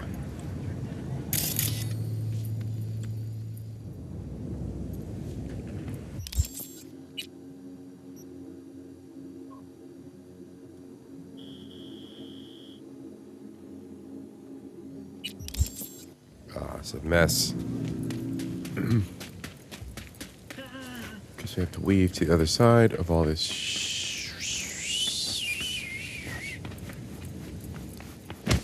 Can we jump over this? We can't. What's my problem? I'll shoot you. Leave me alone.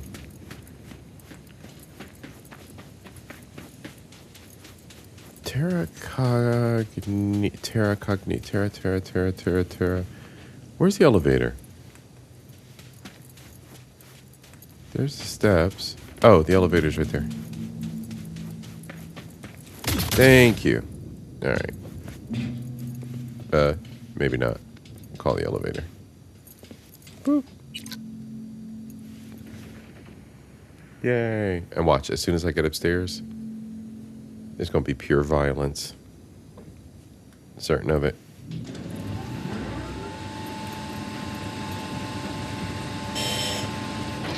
It happens every time I go up this elevator. There's violence. Go. Push the button. Push the button. Bro. Oh. Oops. I had to move my mouse.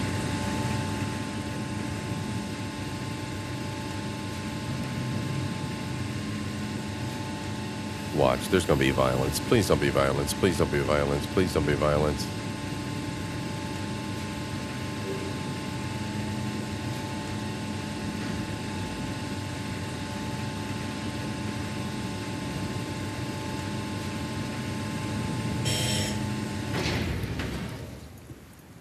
No way. No violence. Hey, V. What's up? Michael called. Okay. Before sundown. Out front of the mega tower. Gonna be there? Oh, of course I will. Fuck. See you then. It's 8 p.m.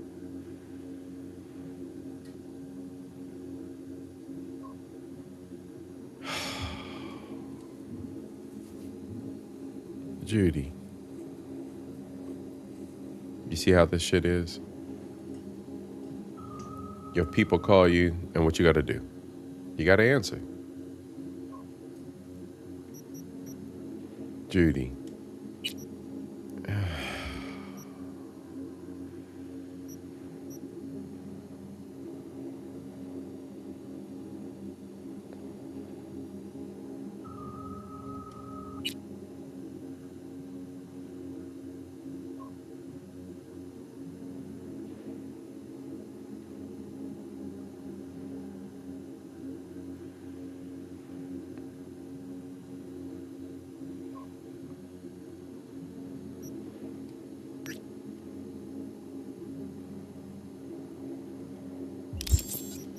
Let's see.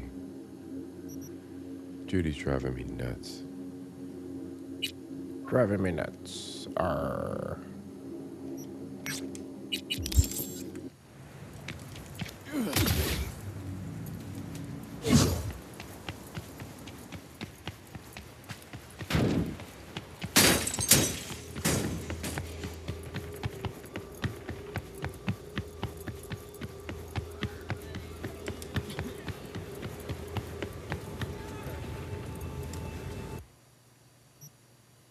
All the way back up north to the mega building. Let's go.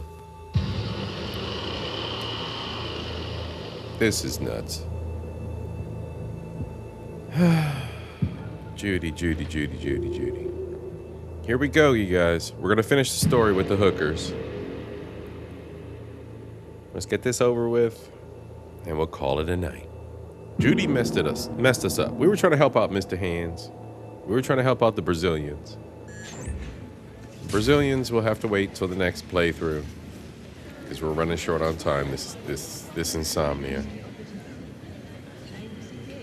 Your boy C.I.P. should get some rest eventually. All right, Judy, where you at?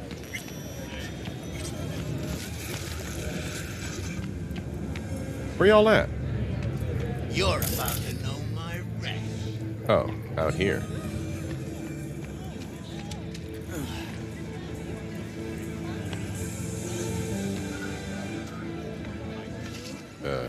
Judy? What the incredible...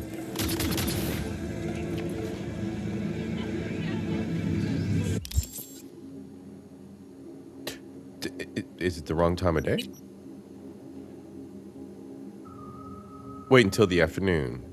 She said before, because it's too late.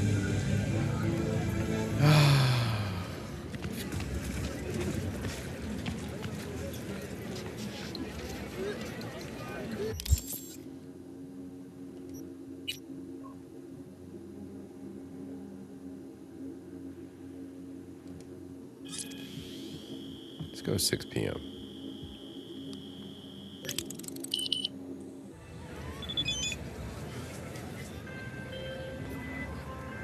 I'm ignoring you, Reed. Hey, V. Recon's in our rear view now. Get yourself ready and meet me at Alex's. Sure. See you there. Nah, bro. Get out of my face, people.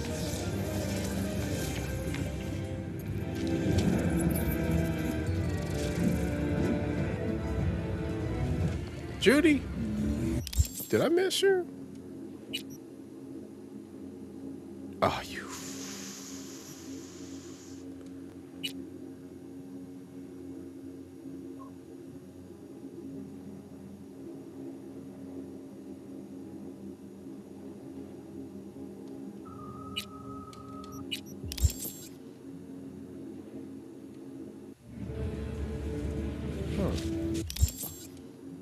G Honda, what's good, bro?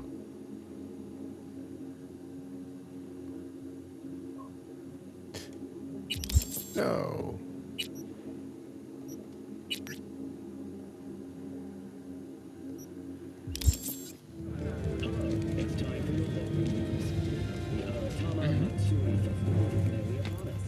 To mark the event, the streets of Night City will come alive with exquisite multi...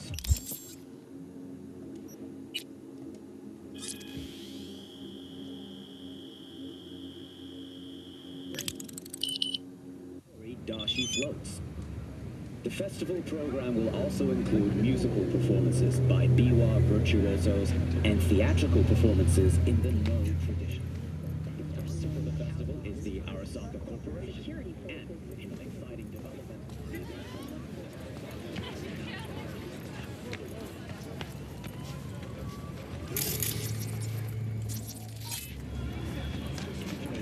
Night City. Secure the transport's cargo. Unfortunately, approximately a dozen employees Wait a were minute. killed Am I in the tripping? assault, They're outside. including veteran of the Unification War and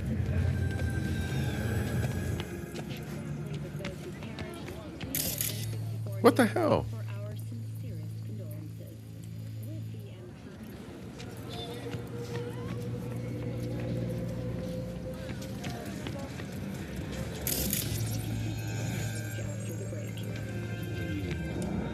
That explains it. Finally. G Honda, how you doing, bro?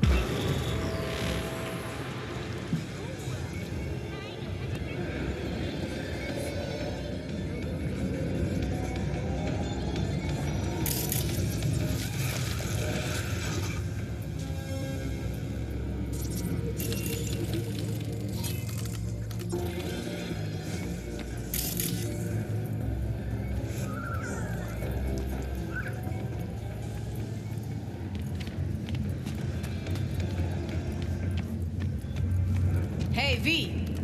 You ready?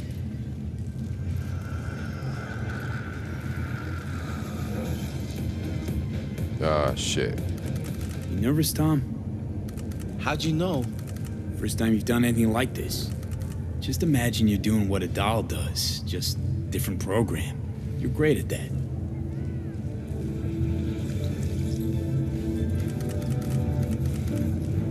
So glad you came. Mulled it over in my head. Y'all were right. Sometimes the only rational course of action is a kick in the nuts and a bullet between the eyes. You crazy. But you look good, girl. You look good. You look good. All right, Judy. How do we do this, girl? What's up Any with idea you? how I can get to Hiromi? Pulled the blueprint, got it all figured out. Okay, not all, but we're good on the penthouse. Best bet's to access it from the service level. Gotta weigh in from there. Remember, let the behavioral chip do what it wants.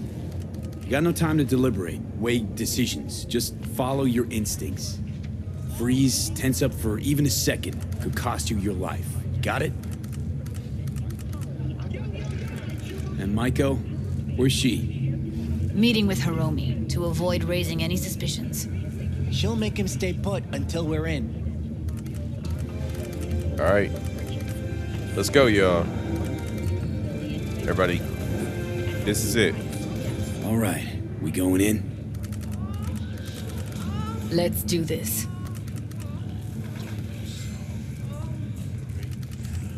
All right, y'all.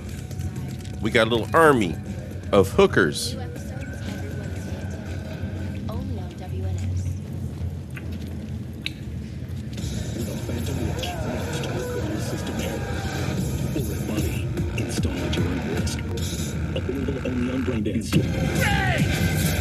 Fury! Carnage! Follow your instincts! You two head in right after us. Go straight to Clouds. About fucking time. Stay sharp. Gangoons might be lurking.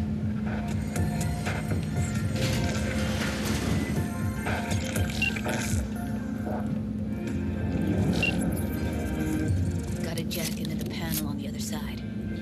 Can you take him out? Why does everything here always have to Oh, shit.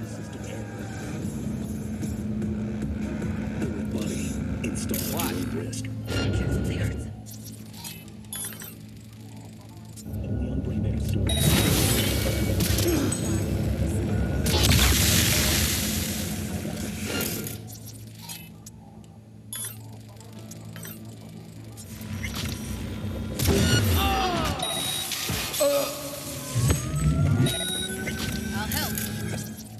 Did they detect us? They didn't detect us yet. I'm still silent. Ha ha ha ha ha. They ain't figured me out. They ain't figured out we here yet. How many more we got, y'all? What's up, Judy? Look at you sneaking by, girl. There's one over there, across the room. There they are. Let's give him a little ping, shall we? Meet you by the shit. That was even easier. Let's go. Oh, you still squiggling around? Good night. The panel across the room. Girl, where? Right there? That? Alright.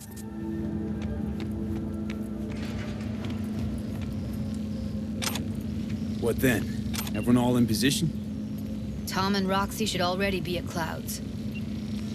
We go on Maiko's signal. They'll mop up security, you deal with Hiromi. But first, you gotta get into the penthouse. Okay, on my way. Elevator's on the other side. Be safe. The NCPD has urged caution when using data terms. A routine inspection has shown many have been corrupted with malware. How's the sitch? We're inside at Clouds. Who's taking which floor? I'll take the lower level. Tom will head upstairs. We're all set. Increased gang activity. The mayor's office has raised Damn, that's a beautiful view. level to red. Residents of Arroyo and Watson are advised not to leave their homes after dark and always ensure easy access to protective firearms. Schools and hospitals have been closed. All right, on the roof. Jump down onto the balcony. Careful though, okay? Luxury has become a den for violent gangs and drug addicts. Kang Tao recently expressed interest in the purchase of Pacifica property with the aim of constructing a new server and logistics center. The city government has openly considered selling the land for a single $1 in a symbolic gesture, provided that Kang Tao demonstrates... On my mark. Go! I told you, I have shit tons of work. No, don't wait up. I'm looking for cameras. Who is this guy? I don't want any fucking dinner. Everything you cook tastes like sawdust anyway. Oh, damn. Love you too.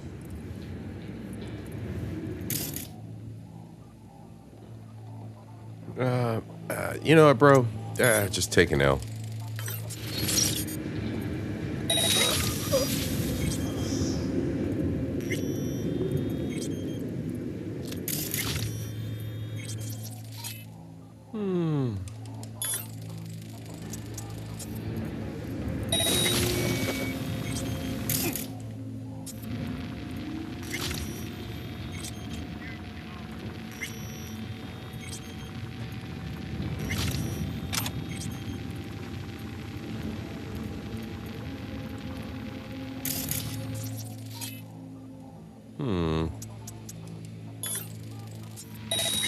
Give him a little pain. He's gonna find me. Damn it. Cameras.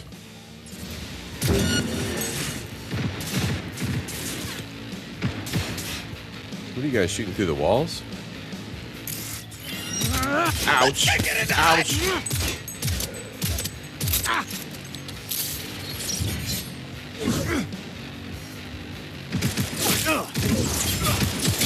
God damn it!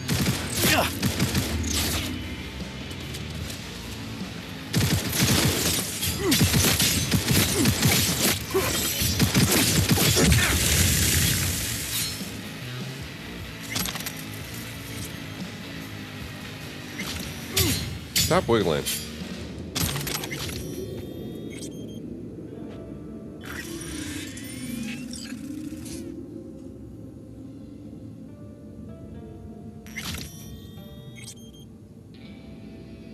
One second. Okay. Just had to adjust the sound. Sure. Hi. just figured I'd wave at him. They punched the alarm. Not if I got anything to say about it. Thanks, Judy. Judy with the little booty. What they got in here to eat? Y'all got anything good to eat?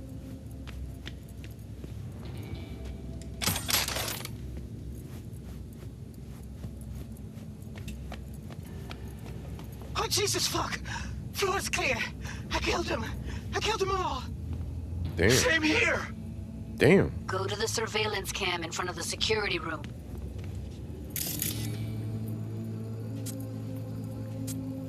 What's that do?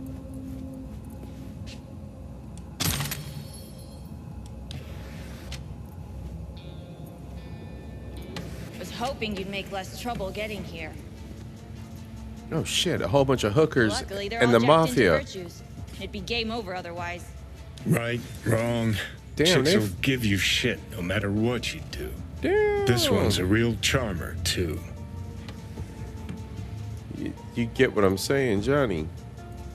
I don't like her either. She tries too hard.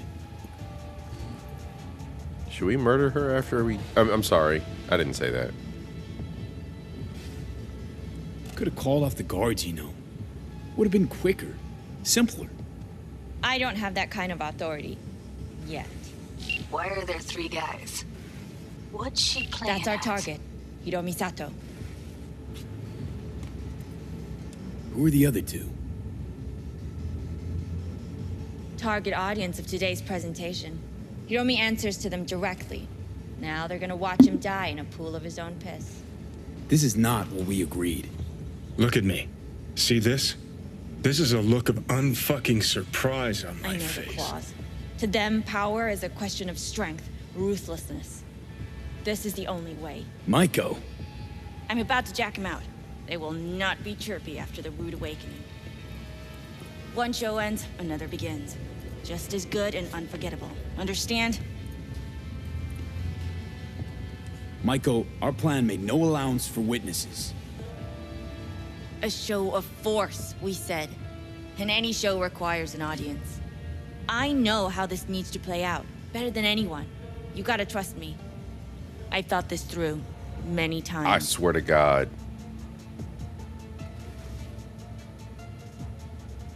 Don't like this one bit. Too late for second thoughts. Tom and Roxy've done their part. Your little doll revolution is underway. Either we consolidate and win it all, or let everything go to waste. Meaning you want to replace Hiromi. Mm-hmm. Even if that means joining the Tiger Claws. How the fuck else do you expect me to protect Clouds from other gangs? God damn it. Do you think? I want this sword. Well, she is no Parker. Wait. What's going on? He said no Parker. Who is this? Living proof that Hiromi Sato's time is up. This merc has already disturbed the clientele at Clouds once. He murdered Oswald Forrest. And now he's invaded Mr. Sato's private residence. As if that were not enough, this is where Hiromi's sheer incompetence has led all of us to. What the hell? I have long looked upon Hiromi Sato's foolish, inept endeavors. But this? I think it's obvious he has outlived his usefulness. V, what the fuck's she doing? Clouds needs new management. Am I to understand that this future manager stands before me now, speaking with such zeal? With your permission. Over my dead body. We were gonna get rid of him. Oh yeah. We about to have some fun. Am I to understand these as your conditions? V, you gotta take him down. That's why Bored we're of all here. this chatter. I'd rather we just cut to the quick. Oh, fuck you myself!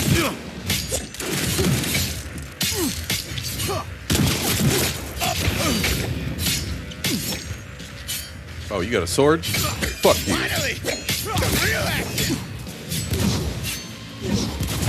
Don't you dare touch me. Finally, someone I can fuck you. You know what? Take that. hell were you thinking? You any idea what's gonna happen now? No, I don't. And I really want to fucking kill you. What might that be? They'll have their revenge. You've turned Clouds into a ticking time bomb. Tried to pull a fast one on everybody, didn't you? Jumped aboard the liberation train, pretending you wanted to help. But all you wanted was to take Hiromi's place. Bravo, but you missed just one detail. I still can. And no one can stop me. Not their corpses, not yours. All right, V, get out of there. Exit's on the lower level of the apartment. Then find the elevator.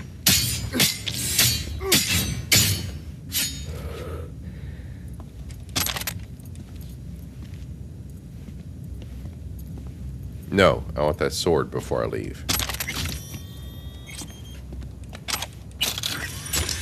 Thank you.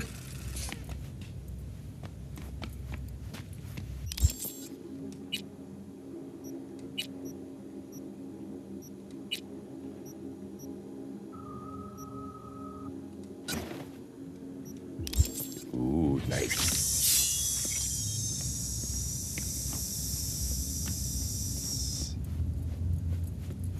He?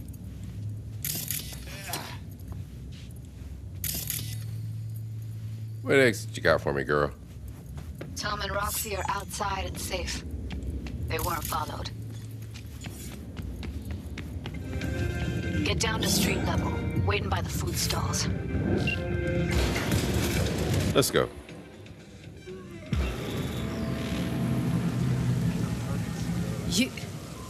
You killed her? Oh my fucking God.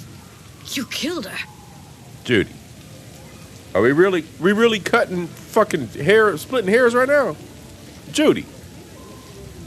Given what I saw, I knew she'd be a bigger jackbooted tyrant than Hiromi. And that was reason enough to take her life? Wouldn't have happened if she hadn't come at me. It wasn't my fault. Sorry, but I don't buy that. Oh, Could fuck. have found another way. Come on, Judy. Maiko knew what she was starting, what she was doing. She knew it could all come crashing down. Thought she was untouchable all her life. Well, it's not my fault she was wrong. Right. I gotta process all this in peace. Alone. Judy. Be seeing you, V. See ya, Judy.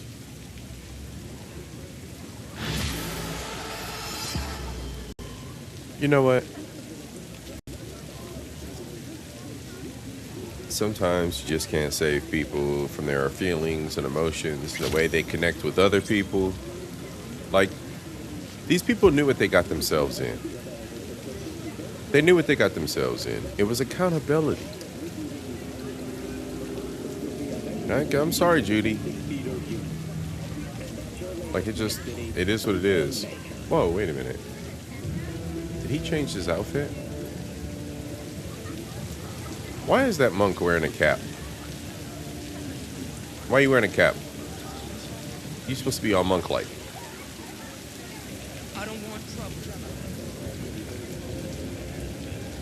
All right, y'all.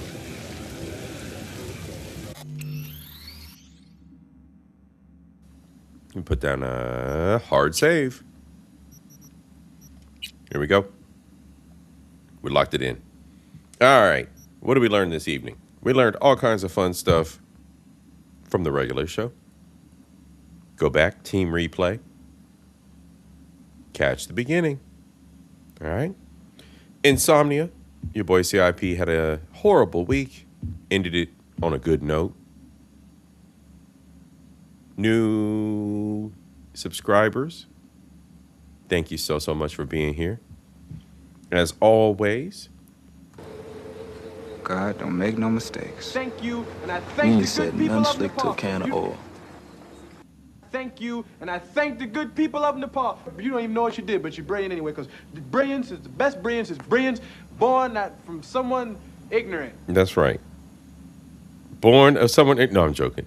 Thank you so much, subscribers, for being here. Thank you so much for enjoying, for experiencing all the rhetoric and nonsense that your boy C.I.P.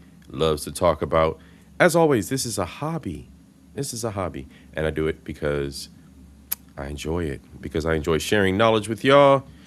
As we did in the beginning, remember, nothing is true. Everything is permitted, y'all. Seek knowledge. Seek knowledge. All right. I'm going to give y'all a little bit of music on the way out. A little bit of Mr. J. Tillman. There we go. And I want everybody to enjoy their weekend. It's going to be a cold one here in Ohio. I'm not happy about that. But tomorrow's another day. I'm going to ride the bike a little bit, get my hair cut. Enjoy your Saturday, y'all. Peace.